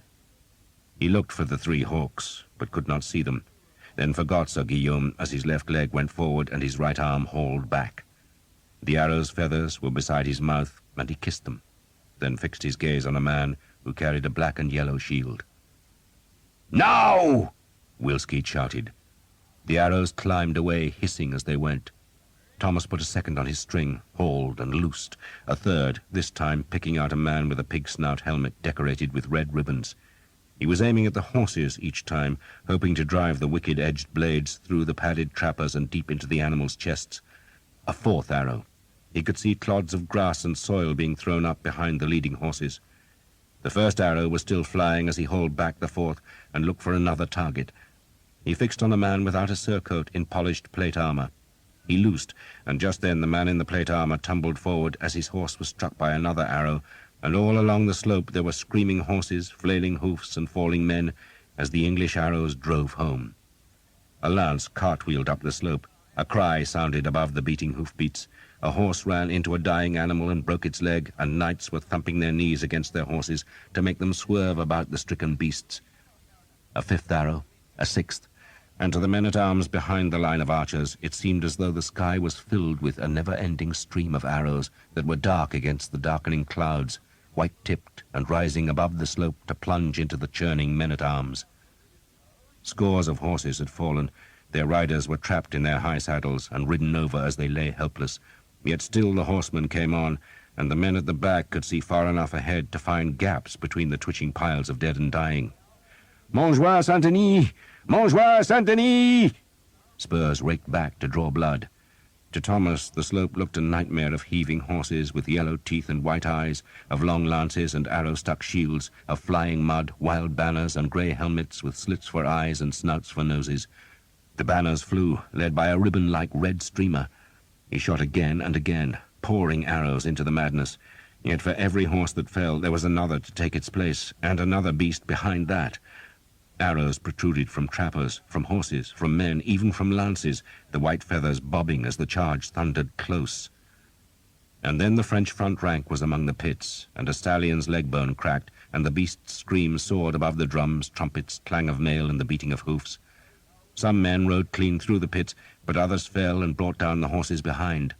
The French tried to slow the horses and turn them aside, but the charge was committed now, and the men behind pressed the ones in front onto the pits and arrows. The bow thumped in Thomas's hand, and its arrow seared into a horseman's throat, slitting the mail like linen and hurling the man back so that his lance reared into the sky. "Back!" Wilskeed was shouting. The charge was too close, much too close. "Back! Back! Back! Now! Go!" The archers ran into the gaps between the men-at-arms, and the French, seeing their tormentors vanish, gave a great cheer. "Montjoie Saint-Denis!" "Shields!" the Earl of Northampton shouted, and the English men-at-arms locked their shields together and raised their own lances to make a hedge of points. "St. George!" the Earl screamed. "St. George! Montjoie Saint-Denis!" Enough horsemen had got through the arrows and the pits, and still the men-at-arms streamed up the hill, and now, at last, charged home.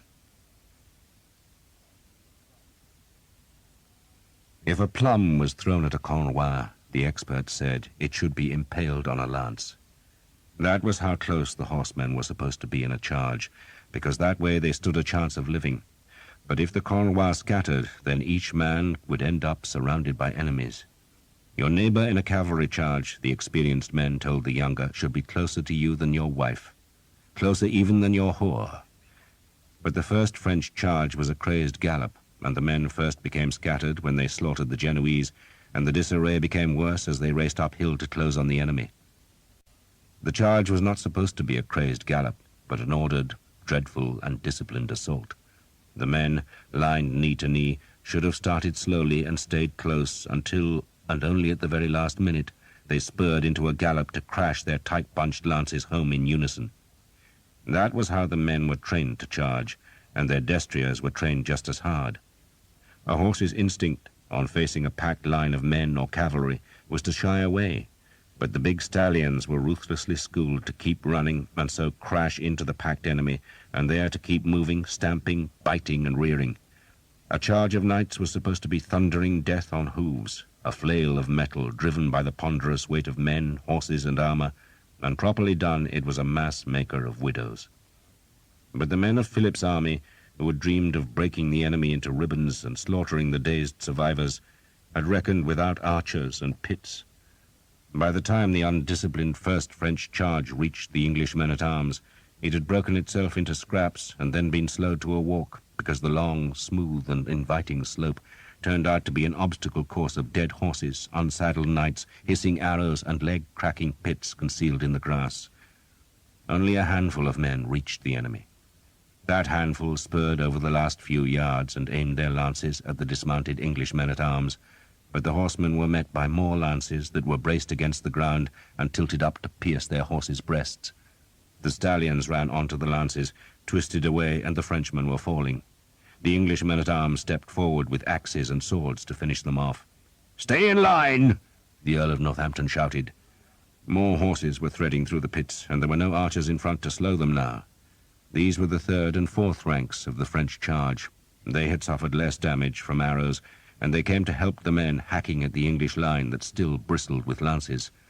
Men roared their battle cries, hacked with swords and axes, and the dying horses dragged down the English lances, so that the French could at last close on the men-at-arms. Steel rang on steel and thumped on wood, but each horseman was faced by 2 or 3 men-at-arms, and the French were being dragged from their saddles and butchered on the ground. "No prisoners!" the Earl of Northampton shouted. "No prisoners!" Those were the king's orders. To take a man prisoner meant possible wealth, but it also required a moment of courtesy to inquire whether an enemy truly yielded, and the English had no time for such civility. They needed only to kill the horsemen who kept streaming up the hill. The king, watching from beneath the mill's furled sails, which creaked as the wind twitched their tethers, saw that the French had broken through the archers only on the right, where his son fought, and where the line lay closest to the French and the slope was gentlest. The great charge had been broken by arrows, but more than enough horsemen had survived, and those men were spurring towards the place where the swords rang. When the French charge began, it had been spread all across the battlefield, but now it shrank into a wedge shape, as the men facing the English left swerved away from the archers there, and added their weight to the knights and men-at-arms who hacked at the Prince of Wales's battle. Hundreds of horsemen were still milling about in the valley's muddy bottom, unwilling to face the arrow storm a second time, but French marshals were reforming those men and sending them up the hill towards the growing melee that fought under the banners of Alençon and the Prince of Wales. "Let me go down there, sire," the Bishop of Durham, looking ungainly in his heavy mail and holding a massive spiked mace, appealed to the king. "They're not breaking," Edward said mildly. His line of men-at-arms was 4 ranks deep, and only the first 2 were fighting, and fighting well. A horseman's greatest advantage over infantry was speed, but the French charge had been sapped of all velocity. The horsemen were being forced into a walk to negotiate the copses and pits, and there was no room beyond to spur into a trot before they were met by a vicious defense of axes, swords, maces, and spears. Frenchmen hacked down, but the English held their shields high and stabbed their blades into the horses' guts, or else sliced swords across hamstrings. The destriers fell, screaming and kicking, breaking men's legs with their wild thrashing, but every horse down was an added obstacle, and, fierce as the French assault was, it was failing to break the line. No English banners had toppled yet, though the king feared for his son's bright flag that was closest to the most violent fighting. "Have you seen the Oriflamme?" he asked his entourage.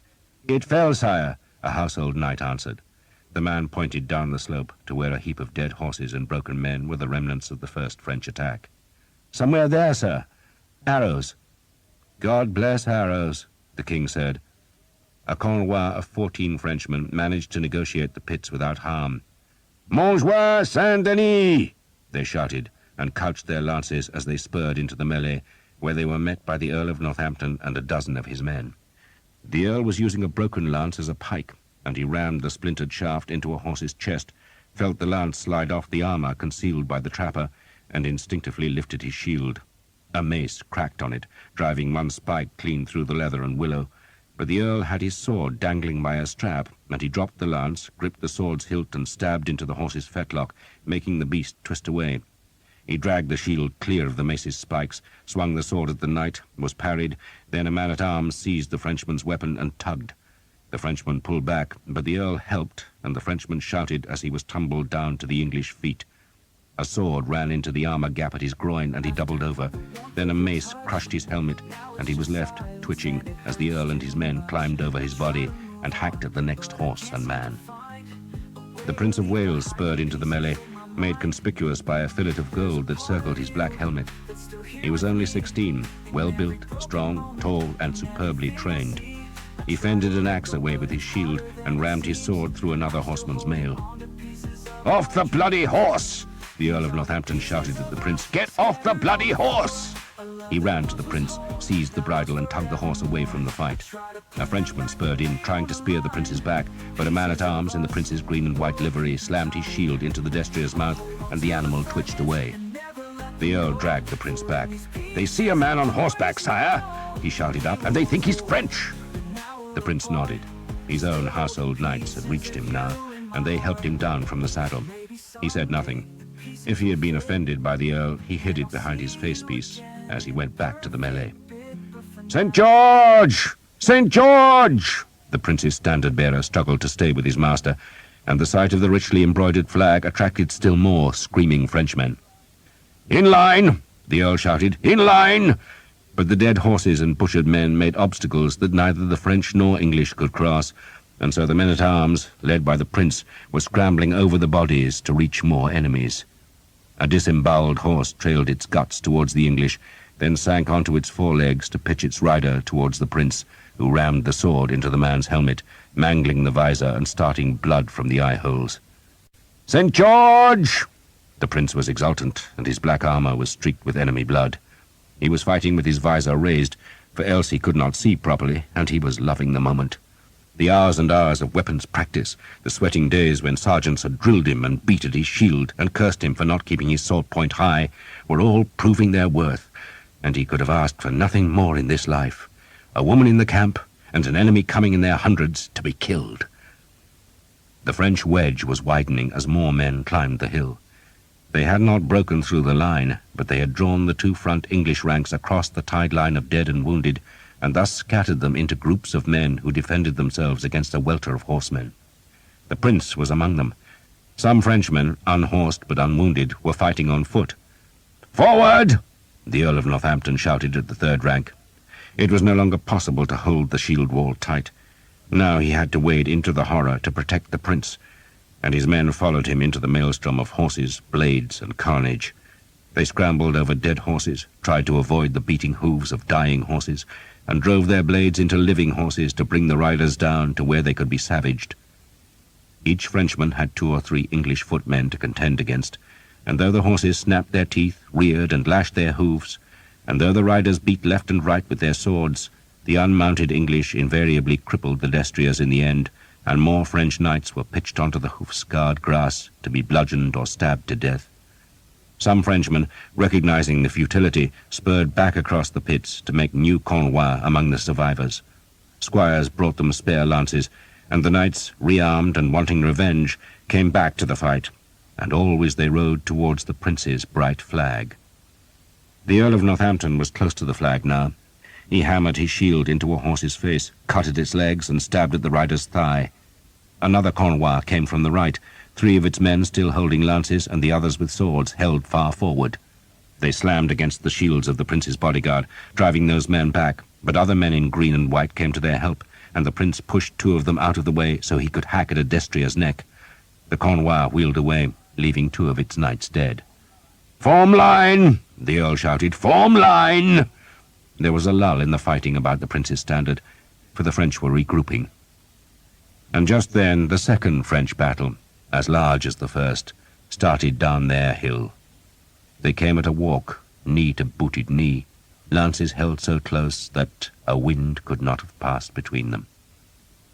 They were showing how it should be done. The ponderous drums drove them on, the trumpets seared the sky, and the French were coming to finish the battle. 8, Jake said. 3, Sam told Will Skeet. 7, Thomas said. They were counting arrows. Not one archer had died yet, not from Will Skeet's band, but they were perilously low on arrows. Skeet kept looking over the heads of the men-at-arms, fearful that the French would break through, but the line was holding. Once in a while, when no English banner or head was in the way, an archer would loose one of the precious arrows at a horseman, but when a shaft wasted itself by glancing off a helmet, Skeet told them to save their supply. A boy had brought a dozen skins of water from the baggage, and the men passed the bags around. Skeet totted up the arrows and shook his head. No man had more than 10, while Father Hobb, who admittedly had started with fewer than any of the men, had none.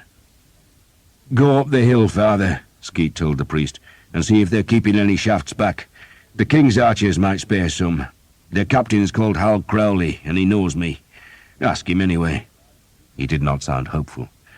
"Right, lads, this way," he said to the rest, and led them towards the southern end of the English line, where the French had not closed, then forward of the men-at-arms to reinforce the archers who, as low on arrows as the rest of the army, were keeping up a desultory harassment of any group of horsemen who threatened to approach their position. The guns were still firing intermittently, spewing a noisome stench of powder smoke on the battle's edge, but Thomas could see little evidence that the ribbalds were killing any Frenchmen, though their noise and the whistle of their iron missiles was keeping the enemy horsemen well away from the flank. "We'll wait here," Skeet said, then swore, for he had seen the French second line leave the far hill crest. They did not come like the first in ragged chaos, but steadily and properly. Skeet made the sign of the cross. "Pray for arrows," he said. The king watched his son fight. He had been worried when the prince had advanced on horseback, but he nodded silent approval when he saw that the boy had possessed the good sense to dismount. The Bishop of Durham pressed to be allowed to go to Prince Edward's help, but the king shook his head. "He has to learn to win fights." He paused. "I did." The king had no intention of going down into the horror, not because he feared such a fight, but because once entangled with the French horsemen, he would not be able to watch the rest of his line. His job was to stay by the mill and trickle reinforcements down to the most threatened parts of his army. Men of his reserve continually pleaded to be allowed into the melee, but the king obstinately refused them, even when they complained that their honor would be smirched if they missed the fight. The king dared not let men go, for he was watching the French second battle come down the hill, and he knew he must hoard every man in case that great sweep of horsemen battered through his line. That second French line, almost a mile across and 3 or 4 ranks deep, walked down the slope where its horses had to thread the bodies of the slaughtered Genoese. "Form up!" the Cornwell leaders shouted when the crossbow men's bodies were behind them, and the men obediently moved knee to knee again as they rode into the softer ground. The hooves made hardly any sound in the wet soil, so the loudest noises of the charge were the clink of mail, the thump of scabbards, and the swish of trappers on the long grass. The drummers were still beating on the hill behind, but no trumpets called. "You see the prince's banner?" Guy Vexil asked Sir Simon Jekyll, who rode beside him. "There." Jekyll pointed his lance-tip to where the ragged fight was hottest. All Vexil's Cornwell had baffles on their lances, placed just back from the tip, so that the wooden spears did not bury themselves in their victims' bodies. A lance with a baffle could be dragged free of a dying man and used again. "The highest flag," Sir Simon added. "Follow me!" Vexil shouted, and signalled to Henry Colley, who had been given the job of standard-bearer.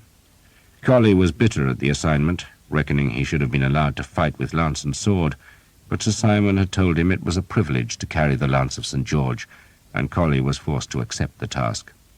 He planned to discard the useless lance with its red flag as soon as he entered the melee, but for now he carried it high as he wheeled away from the well-organized line. Vexil's men followed their banner, and the departure of the Cornwell left a gap in the French formation, and some men called out angrily, even accusing Vexil of cowardice, but the Count of Asterac ignored the jibes as he slanted across the rear of the line to where he judged his horsemen were precisely opposite the prince's men, and there he found a fortuitous gap, forced his horse into the space, and let his men follow as best they could. 30 paces to Vexil's left, a Cornwell with badges showing yellow hawks on a blue field trotted up the English hill. Vexil did not see Sir Guillaume's banner, nor did Sir Guillaume see his enemy's badge of the Yale. Both men were watching the hill ahead, wondering when the archers would shoot, and admiring the bravery of the first charge's survivors, who repeatedly withdrew a few paces, reformed and recharged the stubborn English line. Not one man threatened to break the enemy, but they still tried, even when they were wounded and their destriers were limping. Then, as the second French charge neared the line of Genoese crossbowmen killed by the English archers, more trumpets sounded from the French hill, and the horses pricked back their ears and tried to go into the canter. Men curbed the destriers and twisted awkwardly in their saddles to peer through visor slits to find what the trumpets meant, and saw that the last of the French knights, the king and his household warriors, and the blind king of Bohemia and his companions, were trotting forward to add their weight and weapons to the slaughter. The King of France rode beneath his blue banner that was spattered with the golden fleur-de-lis, while the King of Bohemia's flag showed 3 white feathers on a dark red field. All the horsemen of France were committed now. The drummers sweated, the priests prayed, and the royal trumpeters gave a great fanfare to presage the death of the English army. The Count of Alençon, brother to the king, had begun the crazed charge that had left so many Frenchmen dead on the far slope, but the Count was also dead, his leg broken by his falling horse and his skull crushed by an English axe. The men he had led, those that still lived, were dazed, arrow-stung, sweat-blinded and weary, but they fought on, turning their tired horses to thrash swords, maces and axes at men-at-arms who fended the blows with shields and raked their swords across the horses' legs. Then a new trumpet called much closer to the melee. The notes fell in urgent triplets that followed one after the other, and some of the horsemen registered the call and understood they were being ordered to withdraw, not to retreat, but to make way, for the biggest attack was yet to come. "God save the king," Wilskeet said dourly, for he had 10 arrows left, and half France was coming at him. Thomas was noticing the strange rhythm of battle, the odd lulls in the violence, and the sudden resurrection of horror. Men fought like demons and seemed invincible, and then, when the horsemen withdrew to regroup, they would lean on their shields and swords and look like men close to death. The horses would stir again, English voices would shout warnings, and the men-at-arms would straighten and lift their dented blades. The noise on the hill was overwhelming. The occasional crack of the guns that did little except make the battlefield reek with hell's dark stench, the screams of horses, the blacksmith's clangor of weapons, men panting, shouting, and moaning. Dying horses bared their teeth and thrashed the turf. Thomas blinked sweat from his eyes and stared at the long slope that was thick with dead horses, scores of them, hundreds maybe, and beyond them, approaching the bodies of the Genoese who had died under the arrow's lash, even more horsemen were coming beneath a new spread of bright flags. Sir Guillaume? Where was he? Did he live?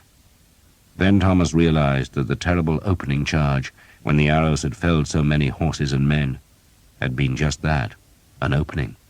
The real battle was starting now. "Will? Will?" Father Hobbs' voice called from somewhere behind the men-at-arms. "Sir William?" "Here, father." The men-at-arms made way for the priest, who was carrying an armload of arrow sheaves and leading a small frightened boy who carried still more. "A gift from the Royal Archers," Father Hobbs said, and he spilled the sheaves onto the grass. Thomas saw the arrows had the red dyed feathers of the king's own bowmen. He drew his knife, cut a binding lace, and stuffed the new arrows into his bag. End of side 18. Side 19. "Into line! Into line!" the Earl of Northampton shouted hoarsely. His helmet was deeply dented over his right temple, and his surcoat was spotted with blood. The Prince of Wales was shouting insults at the French, who were wheeling their horses away, going back through the tangled sprawl of dead and wounded. "Archers!" the Earl called, then pulled the Prince back into the men-at-arms, who were slowly lining themselves into formation. 2 men were picking up fallen enemy lances to rearm the front rank. "Archers!" the Earl called again. Wilskeet took his men back into their old position in front of the Earl. "We hear, my lord. You have arrows? Some? Enough?" "Some," Skeet stubbornly answered. Thomas kicked a broken sword from under his feet. 2 or 3 paces in front of him was a dead horse with flies crawling on its wide white eyes and over the glistening blood on its black nose. Its trapper was white and yellow, and the knight who had ridden the horse was pinned under the body. The man's visor was lifted. Many of the French and nearly all of the English men-at-arms fought with open visors, and this dead man's eyes stared straight at Thomas, then suddenly blinked. "Sweet Jesus!" Thomas swore, as if he had seen a ghost. "Have pity," the man whispered in French. "For Christ's sake, have pity." Thomas could not hear him, for the air was filled with the drumbeat of hooves and the bray of trumpets. "Leave them! They're beat!" Wilskeet bawled, for some of his men were about to draw their bows against those horsemen who had survived the first charge and had withdrawn to realign their ranks, well within bowshot range. "Wait!" Skeet shouted. "Wait!" Thomas looked to his left. There were dead men and horses for a mile along the slope, but it seemed the French had only broken through to the English line where he stood. Now they came again, and he blinked away sweat and watched the charge come up the slope. They came slowly this time, keeping their discipline. One knight in the French front rank was wearing extravagant white and yellow plumes on his helmet, just as if he were in a tournament. That was a dead man, Thomas thought, for no archer could resist such a flamboyant target. Thomas looked back at the carnage in front. Were there any English among the dead? It seemed impossible that there should not be, but he could see none. A Frenchman, an arrow deep in his thigh, was staggering in a circle among the corpses, then slumped to his knees. His mail was torn at his waist, and his helmet's visor was hanging by a single rivet. For a moment, with his hands clasped over his sword's pommel, he looked just like a man at prayer. Then he slowly fell forward. A wounded horse whinnied. A man tried to rise, and Thomas saw the red cross of St. George on his arm and the red and yellow quarters of the Earl of Oxford on his jupon. So there were English casualties after all. "Wait!" Wilskeet shouted, and Thomas looked up to see that the horsemen were closer, much closer. He drew the black bow. He had shot so many arrows that the 2 calloused string fingers of his right hand were actually sore, while the edge of his left hand had been rubbed raw by the flick of the goose feathers whipping across its skin. The long muscles of his back and arms were sore. He was thirsty. "Wait!" Skeet shouted again, and Thomas relaxed the string a few inches. The close order of the second charge had been broken by the bodies of the crossbowmen, but the horsemen were reforming now and were well within bow range. But Wilskeet, knowing how few arrows he had, wanted them all to count. "Aim true, boys," he called. "We've no steel to waste now, so aim true. Kill the damned horses." The bows stretched to their full extent, and the string bit like fire into Thomas's sore fingers. "Now!" Skeet shouted, and a new flight of arrows skimmed the slope, this time with red feathers among the white. Jake's bowstring snapped, and he cursed as he fumbled for a replacement. A second flight whipped away, its feathers hissing in the air, and then the third arrows were on the string as the first flight struck. Horses screamed and reared. The riders flinched and then drove back spurs, as if they understood that the quickest way to escape the arrows was to ride down the archers. Thomas shot again and again, not thinking now, just looking for a horse, leading it with the steel arrowhead, then releasing. He drew out a white-feathered arrow and saw blood on the quills, and knew his bow fingers were bleeding for the first time since he had been a child. He shot again and again, until his fingers were raw flesh, and he was almost weeping from the pain. But the second charge had lost all its cohesion as the barbed points tortured the horses and the riders encountered the corpses left by the first attack. The French were stalled, unable to ride into the arrow flail, but unwilling to retreat. Horses and men fell, the drums beat on, and the rearward horsemen were pushing the front ranks into the bloody ground, where the pits waited and the arrows stung. Thomas shot another arrow, watched the red feathers whip into a horse's breast, then fumbled in the arrow bag to find just one shaft left. He swore. "Arrows!" Sam called, but no one had any to spare. Thomas shot his last, then turned to find a gap in the men-at-arms that would let him escape the horsemen who would surely come, now the arrows had run out. But there were no gaps. He felt a heartbeat of pure terror. There was no escape, and the French were coming. Then, almost without thinking, he put his right hand under the horn tip of the bow and launched it high over the English men-at-arms, so it would fall behind them.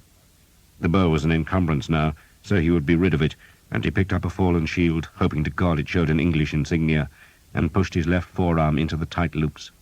He drew his sword and stepped back between two of the lances held by the men-at-arms. Other archers were doing the same.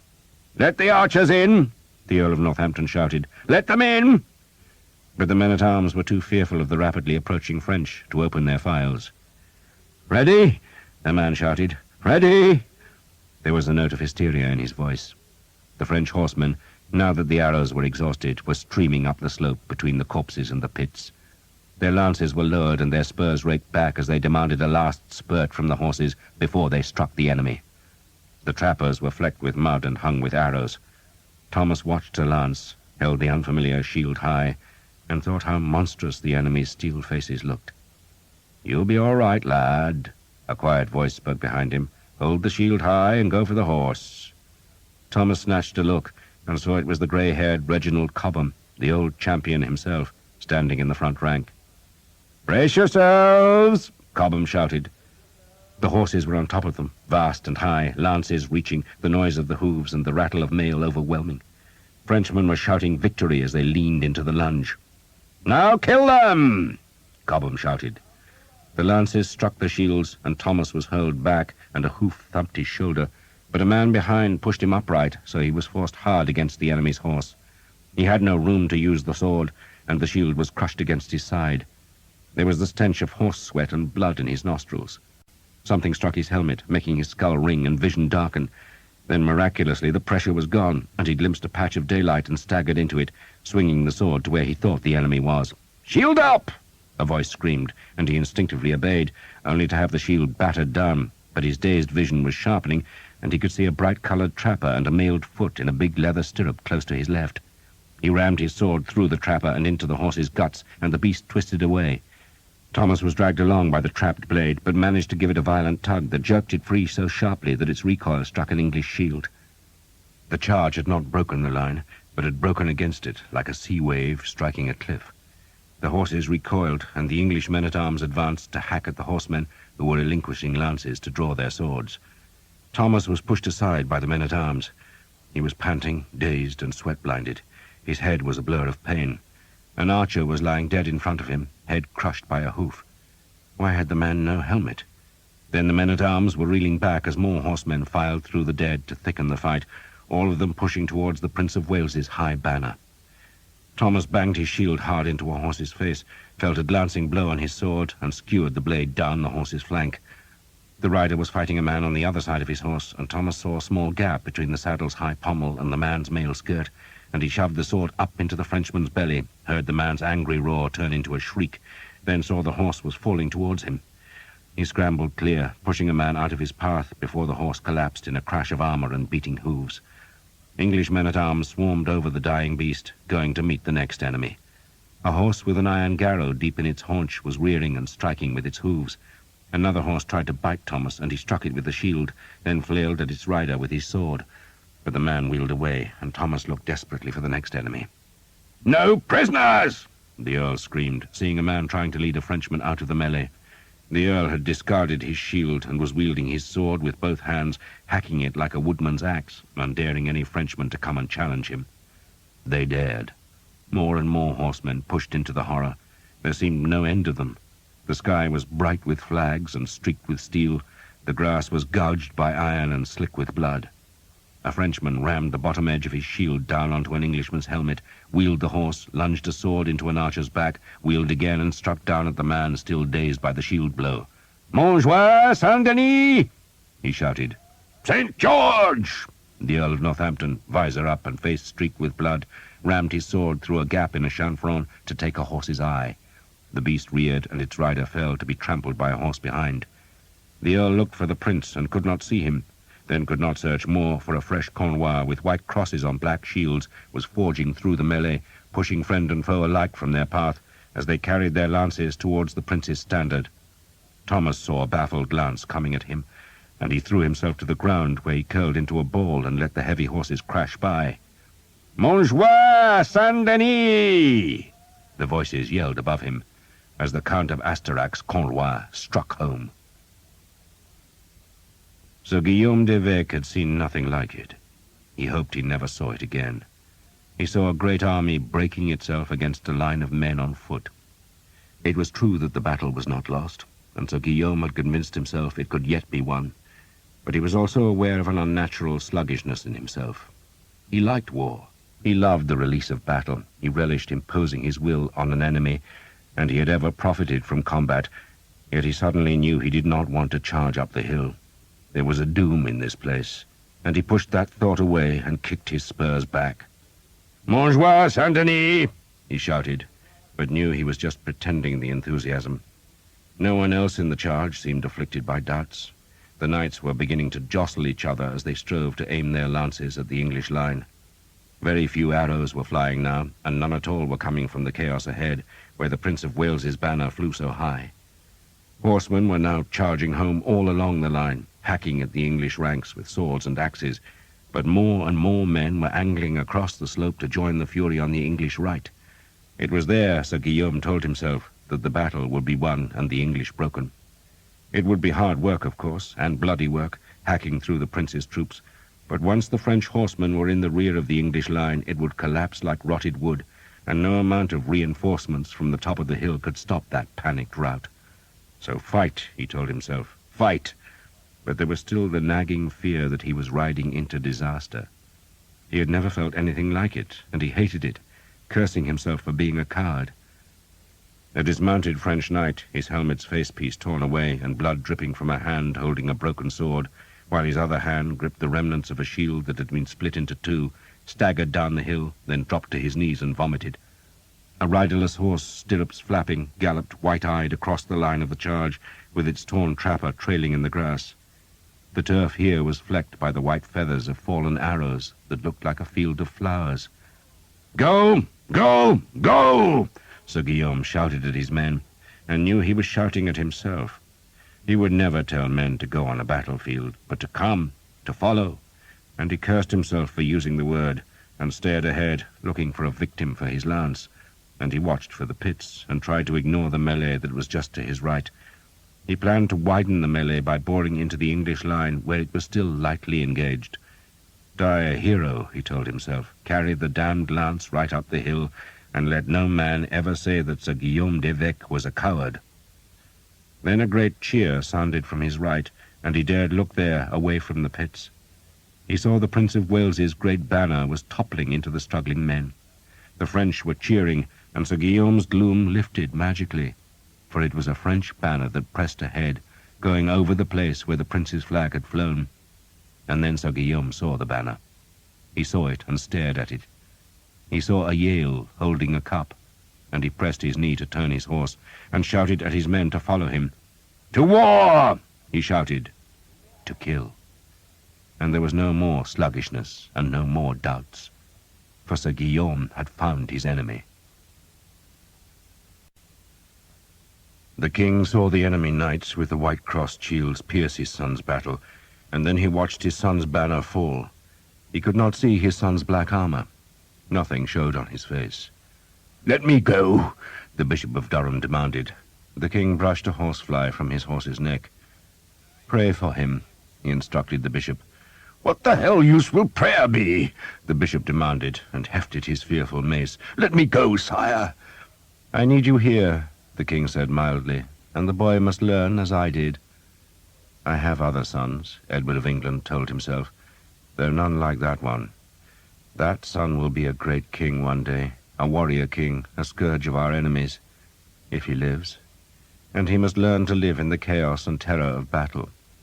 You will stay, he told the bishop firmly, then beckoned to Harold. That badge, he said, pointing to the red banner with the Yale. Whose is it? The herald stared at the banner for a long time, then frowned, as if uncertain of his opinion. Well, the king prompted him. I haven't seen it in 16 years, the herald said, sounding dubious of his own judgment. But I do believe it's the badge of the Vexil family, sire. The Vexil? The king asked. Vexil? The bishop roared. Vexil? Damned traitors! They fled from France in your great-grandfather's reign, sire, and he gave them land in Cheshire. Then they sided with Mortimer. Ah, the king said, half smiling. So the Vexil had supported his mother and her lover, Mortimer, who together had tried to keep him from the throne. No wonder they fought well. They were trying to avenge the loss of their Cheshire estates. The eldest son never left England, the bishop said, staring down at the widening struggle on the slope. He had to raise his voice to be heard above the din of steel. He was a strange fellow. Became a priest. Can you credit it? An eldest son. Didn't like his father, he claimed, but we locked him up all the same. On my orders? The king asked. You were very young, sire, so one of your council made sure the Vexil priest couldn't cause trouble. Sealed him up in a monastery, then beat and starved him till he was convinced he was holy. After that he was harmless, so they put him into a country parish to rot. He must be dead by now. The bishop frowned because the English line was bending backwards, pushed by the Cornwell Vexil knights. Let me go down, sire, he pleaded. I pray you, let me take my men down. I asked you to pray to God rather than to me. I have a score of priests praying, the bishop said, and so do the French. We're deafening God with our prayers. Please, sire, I beg you. The king relented. Go on foot, he told the bishop, and with only one Cornwell. The bishop howled in triumph, then slid awkwardly off his destrier's back. Barrett, he shouted to one of his men-at-arms, bring your fellows! Come on! The bishop hefted his wickedly spiked mace, then ran down the hill, bellowing at the French that the time of their death had come. The herald counted the Cornwell that followed the bishop down the slope. Can 20 men make a difference, sire? He asked the king. It will make small difference to my son, the king said, hoping his son yet lived, but a great difference to the bishop. I think I would have had an enemy in the church forever if I'd not released him to his passion. He watched as the bishop thrust the rear English ranks aside and, still bellowing, waded into the melee. There was still no sign of the prince's black armor, nor of his standard. The herald backed his palfrey away from the king, who made the sign of the cross, then twitched his ruby-hilted sword to make certain the day's earlier rain had not rusted the blade into the scabbard's metal throat. The weapon moved easily enough, and he knew he might need it yet, but for now he crossed his mailed hands on his saddle's pommel and just watched the battle. He would let his son win it, he decided, or else lose his son. The herald stole a look at his king and saw that Edward of England's eyes were closed.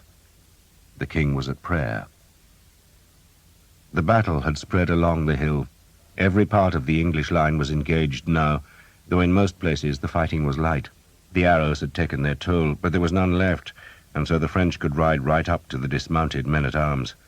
Some Frenchmen tried to break through, but most were content to shout insults in the hope of drawing a handful of the dismounted English out of the shield wall. But the English discipline held. They returned insult for insult, inviting the French to come and die on their blades. Only where the Prince of Wales's banner had flown was the fighting ferocious, and there, and for 100 paces on either side, the two armies had become inextricably tangled. The English line had been torn, but it had not been pierced. Its rear ranks still defended the hill, while the front ranks had been scattered into the enemy where they fought against the surrounding horsemen. The Earls of Northampton and Warwick had tried to keep the line steady, but the Prince of Wales had broken the formation by his eagerness to carry the fight to the enemy, and the Prince's bodyguard were now down the slope near to the pits where so many horses lay with broken legs. It was there that Guy Vexil had lanced the Prince's standard-bearer, so that the great flag, with its lilies and leopards and gilded fringe, was being trampled by the iron-shod hoofs of his Cornwell. Thomas was 20 yards away, curled into the bloody belly of a dead horse and flinching every time another destrier trod near him. Noise overwhelmed him, but through the shrieks and hammering he could hear English voices still shouting defiance, and he lifted his head to see Will Skeet and Father Hobb, a handful of archers and 2 men-at-arms, defending themselves against French horsemen. Thomas was tempted to stay in his blood-reeking haven, but he forced himself to scramble over the horse's body and run to Skeet's side. A French sword glanced off his helmet. He bounced off the rump of a horse, then stumbled into the small group. "Still alive, lad," Skeet said. "Jesus," Thomas swore. "He ain't interested. Come on, you bastard, come on!" Skeet was calling to a Frenchman, but the enemy preferred to carry his unbroken lance towards the battle raging about the fallen standard. "They're still coming," Skeet said in tones of wonderment. "No end to the goddamn bastards." An archer in the prince's green and white livery, without a helmet and bleeding from a deep shoulder wound, lurched towards Skeet's group. A Frenchman saw him, casually wheeled his horse and chopped down with a battle-axe. "The bastard!" Sam said, and before Skeet could stop him, he ran from the group and leaped up onto the back of the Frenchman's horse. He put an arm round the knight's neck, then simply fell backwards, dragging the man from the high saddle. 2 enemy men-at-arms tried to intervene, but the victim's horse was in their way. "Protect him!" Skeet shouted, and led his group to where Sam was beating fists at the Frenchman's armor. Skeet pushed Sam away, lifted the Frenchman's breastplate just enough to let a sword enter, then slid his blade into the man's chest. "Bastard!" Skeet said. "Got no right to kill archers! Bastard!" He twisted the sword, rammed it in further, then yanked it free. Sam lifted the battle-axe and grinned. "Proper weapon," he said, then turned as the 2 would-be rescuers came riding in. "Bastards! Bastards!" Sam shouted as he chopped the axe at the nearer horse. Skeet and one of the men-at-arms were flailing swords at the other beast. Thomas tried to protect them with his shield as he stabbed up at the Frenchman and felt his sword deflected by shield or armor. Then the 2 horses, both bleeding, wheeled away. "Stay together," Skeet said. "Stay together. Watch our backs, Tom." Thomas did not answer. "Tom!" Skeet shouted. But Thomas had seen the lance. There were thousands of lances on the field, but most of them were painted in spiraling colors, and this one was black, warped, and feeble. It was the lance of St. George that had hung in the cobwebs of his childhood nave, and now it was being used as the pole of a standard, and the flag that hung from the silver blade was red as blood and embroidered with a silver Yale. His heart lurched. The lance was here. All the mysteries he had tried so hard to avoid were on this battlefield. The Vexil were here. His father's killer was probably here. "Tom!" Skeet shouted again. Thomas just pointed at the flag. "I have to kill them." "Don't be a fool, Tom," Skeet said, then whipped back as a horseman crashed in from the lower slope. The man tried to veer away from the group of infantry, but Father Hobb, the only man still carrying a bow, thrust the weapon into the horse's front legs, tangling them and snapping the bow. The horse collapsed with a crash by their side, and Sam whacked the axe into the screaming knight's spine. "Vexil!" Thomas shouted as loud as he could. "Vexil!" "Lost his bloody head," Skeet said to Father Hobb. "He hasn't," the priest said. He was without a weapon now, but when Sam had finished chopping his new axe through mail and leather, the priest took the dead Frenchman's falchion that he hefted appreciatively. "Vexil! Vexil!" Thomas screamed. One of the knights about the Yale standard heard the shout and turned his pig-snouted helmet. It seemed to Thomas that the man stared at him through the snout's eye slits for a long time, though it could only have been for a heartbeat or two, because the man was assailed by footmen. He was defending himself skillfully, his horse dancing the battle steps to keep itself from being hamstrung, but the rider beat down one Englishman's sword and slashed his left spur across the face of the other before turning the quick horse and killing the first man with a lunge of his sword. The second man reeled away, and the pig-snouted knight turned and trotted straight at Thomas. "Asking for bloody trouble," Skeet growled, but went to Thomas's side. The knight swerved at the last moment and beat down with his sword. Thomas parried and was shocked by the force of the man's blow that stung his shield arm to his shoulder. The horse was gone, turned, came back, and the knight beat at him again. Skeet lunged at the horse, but the destrier had a mail coat under its trapper, and the sword slid away. Thomas parried again and was half beaten to his knees. Then the horseman was 3 paces away. The destrier was swivelling fast, and the knight raised his sword hand and pushed up his pig snout, and Thomas saw it was Sir Simon Jekyll. End of side 19. Side 20. Anger rose in Thomas like bile, and ignoring Skeet's warning shout, he ran forward, sword swinging. Sir Simon parried the blow with contemptuous ease. The trained horse sidestepped delicately, and Sir Simon's blade was coming back fast. Thomas had to twist aside, and even so, fast as he was, the blade clanged against his helmet with stunning force. "This time you'll die," Sir Simon said, and he lunged with the blade, thrusting with killing force on Thomas's mail-clad chest. But Thomas had tripped on a corpse and was already falling backwards. The lunge pushed him down faster, and he sprawled on his back, his head spinning from the blow to his helmet. There was no one to help him any more, for he had dashed away from Skeet's group that was defending itself against a new rush of horsemen. Thomas tried to stand, but a pain ripped at his head, and he was winded by the blow to his chest. Then Sir Simon was leaning down from his saddle, and his long sword was seeking Tom's protected face. "Goddamn bastard!" Sir Simon said, then opened his mouth wide as though he was yawning. He stared at Thomas, then spewed a stream of blood that spattered Thomas's face. A lance had gone clean through Sir Simon's side, and Thomas, shaking the blood from his eyes, saw that a Frenchman had thrust the blue and yellow lance. A horseman? Only the French were mounted, but Thomas had seen the horseman let go of the lance that was hanging from Sir Simon's side, and now the Englishman, eyes rolling, was swaying in his saddle, choking and dying.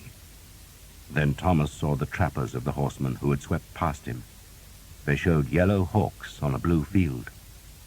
Thomas staggered to his feet. Sweet Christ, but he had to learn how to fight with a sword.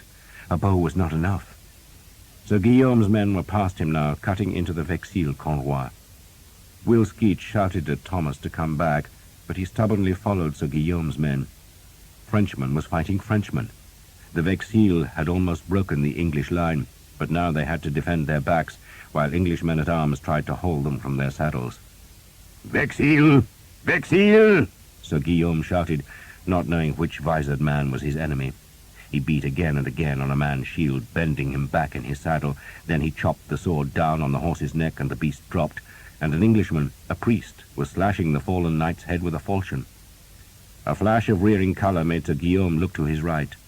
The Prince of Wales's banner had been rescued and raised.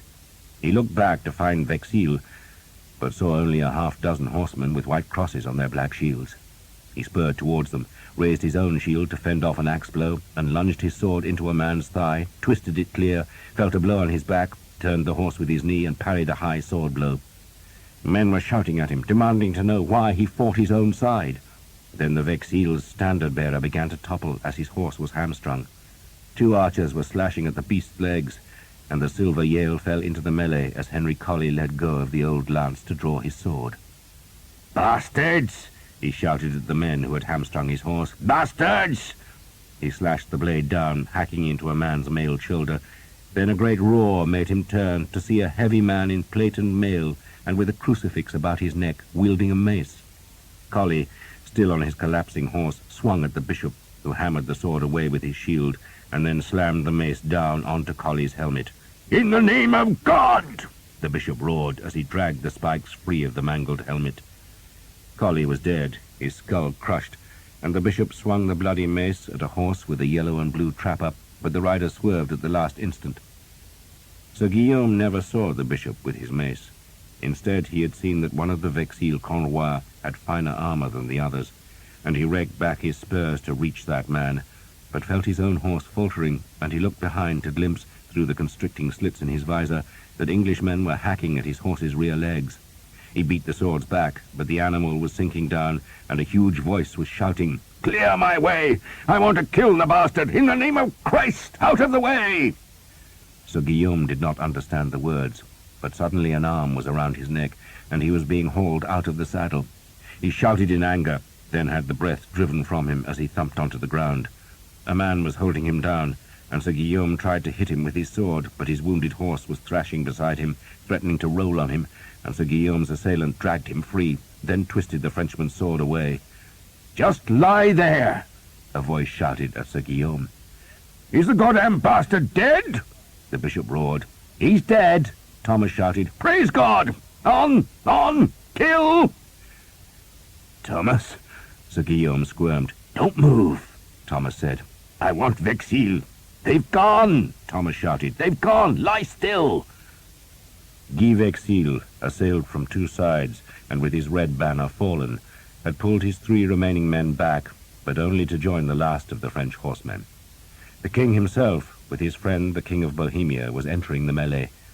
Although John of Bohemia was blind, he had insisted on fighting, and so his bodyguard had tied their horses' reins together and put the king's destrier in their center so that he could not lose them. "Prague!" they shouted their war cry.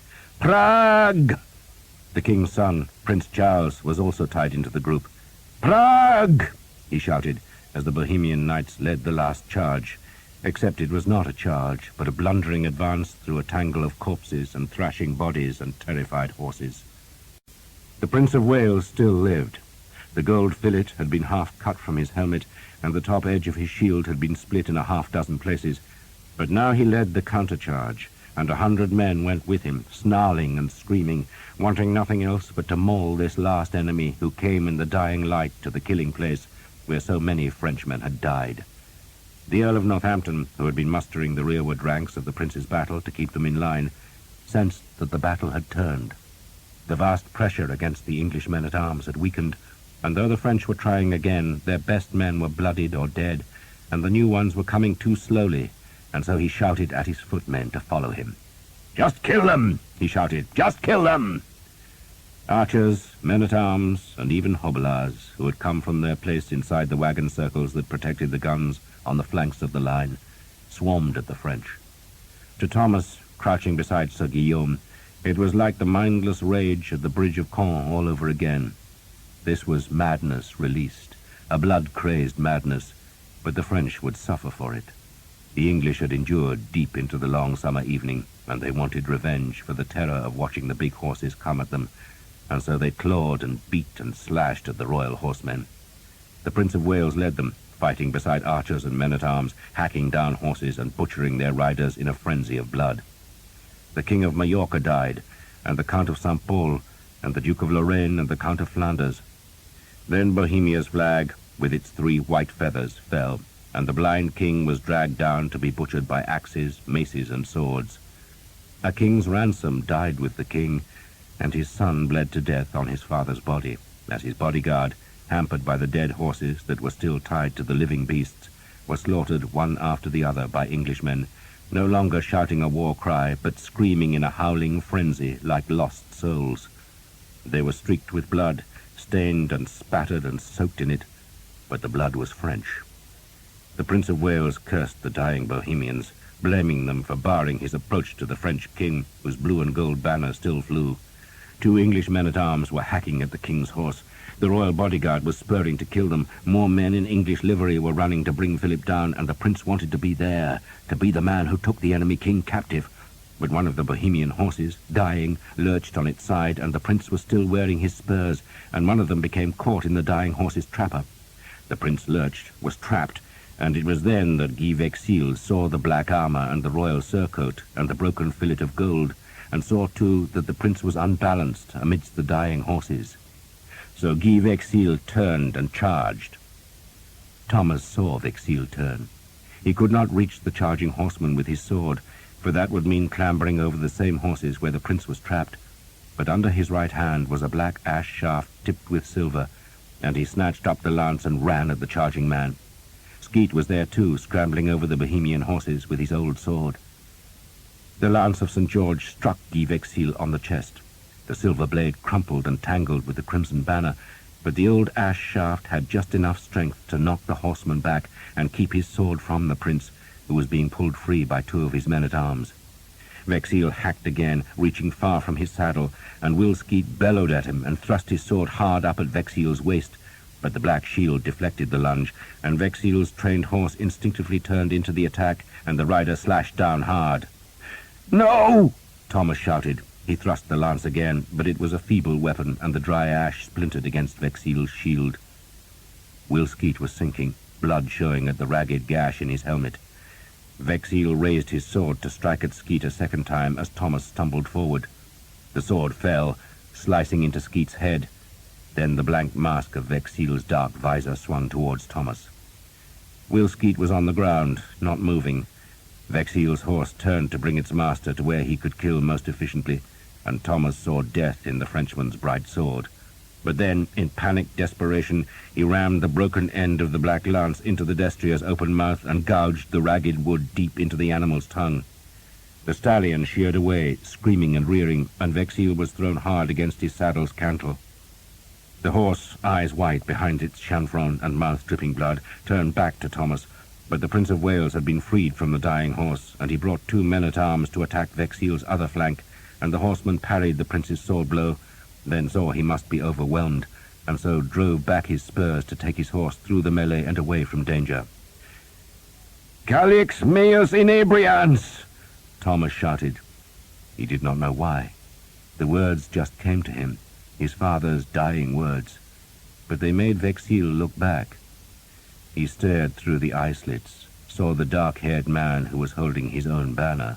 Then a new surge of vengeful Englishmen spilled down the slope, and he pricked his horse through the carnage and the dying men and the broken dreams of France.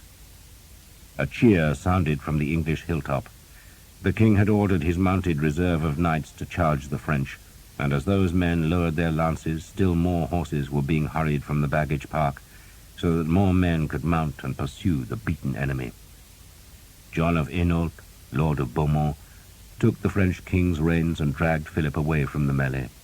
The horse was a remount, for one royal horse had already been killed, while the king himself had taken a wound in the face because he had insisted on fighting with his visor up, so that his men would know he was on the field. "It is time to go, sire," the Lord of Beaumont said gently. "Is it over?" Philip asked. There were tears in his eyes and incredulity in his voice. "It's over, sire," the Lord of Beaumont said. The English were howling like dogs, and the chivalry of France was twitching and bleeding on a hillside. John of Hainault did not know how it had happened, only that the battle, the Oriflamme, and the pride of France were all lost.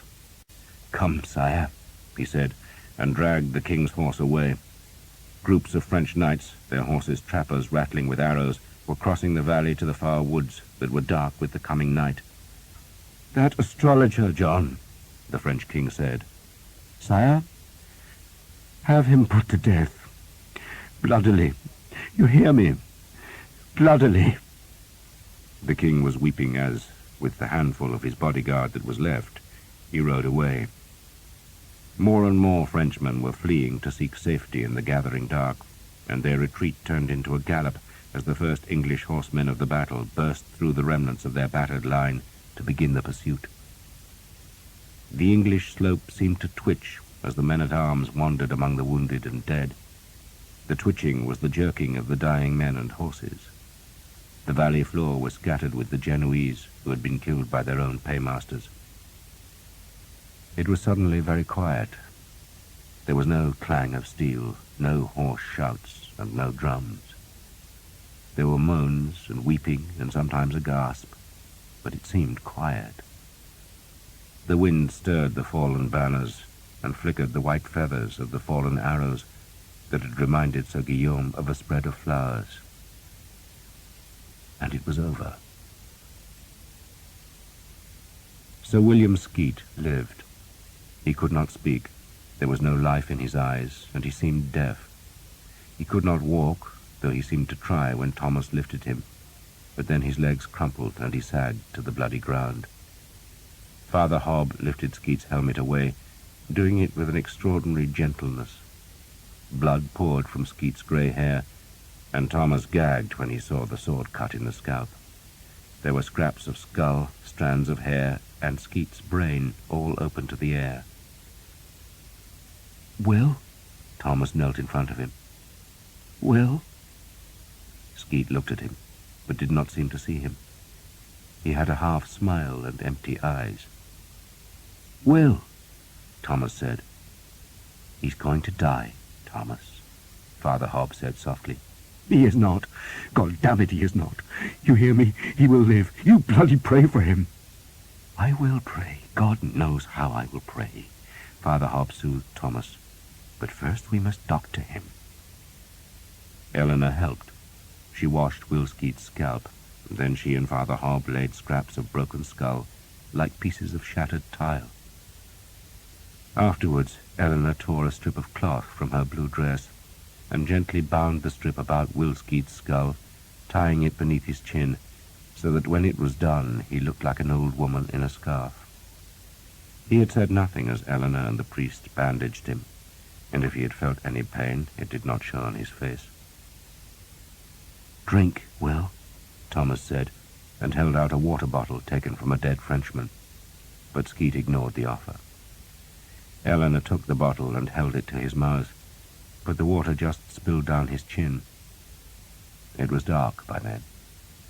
Sam and Jake had made a fire, using a battle axe to chop French lances for fuel. Will Skeet just sat by the flames. He breathed, but nothing else. "I have seen it before," Sir Guillaume told Thomas. He had hardly spoken since the battle, but now sat beside Thomas. He had watched his daughter tend Skeet, and he had accepted food and drink from her, but he had shrugged away her conversation. "Will he recover?" Thomas asked. Sir Guillaume shrugged. "I saw a man cut through the skull. He lived another 4 years, but only because the sisters in the Abbey looked after him." "He will live," Thomas said. Sir Guillaume lifted one of Skeet's hands, held it for a few seconds, then let it drop. "Maybe," he sounded skeptical. "You were fond of him?" "He's like a father," Thomas said. "Fathers die," Sir Guillaume said bleakly.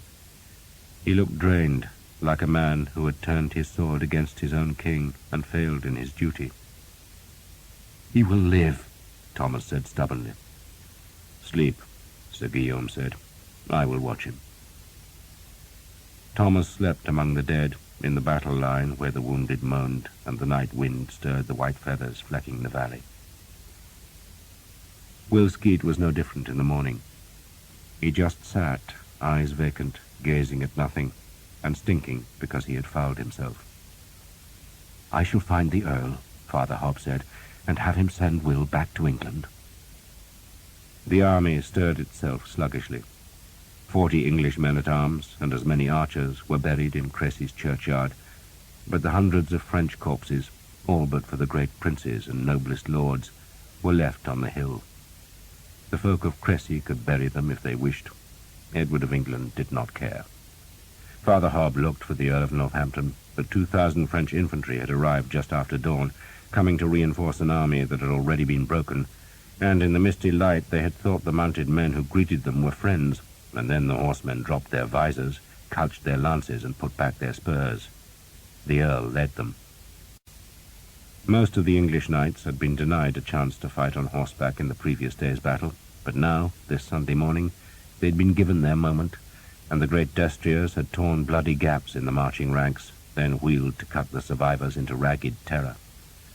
The French had fled, pursued by the implacable horsemen, who had cut and thrust until their arms were weary with the killing. Back on the hill, between Crecy and Vadicourt, a pile of enemy banners was gathered. The flags were torn, and some were still damp with blood. The oriflamme was carried to Edward, who folded it and ordered the priests to give thanks. His son lived, the battle was won, and all Christendom would know how God favored the English cause. He declared he would spend this one day on the field to mark the victory, then march on. His army was still tired, but it had boots now, and it would be fed. Cattle were roaring as archers slaughtered them, and more archers were bringing food from the hill where the French army had abandoned its supplies.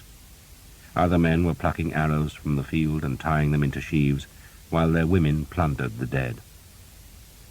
The Earl of Northampton came back to Crecy's hill, roaring and grinning. "Like slaughtering sheep," he exulted, then roamed up and down the line, trying to relive the excitements of the last 2 days. He stopped by Thomas and grinned at the archers and their women,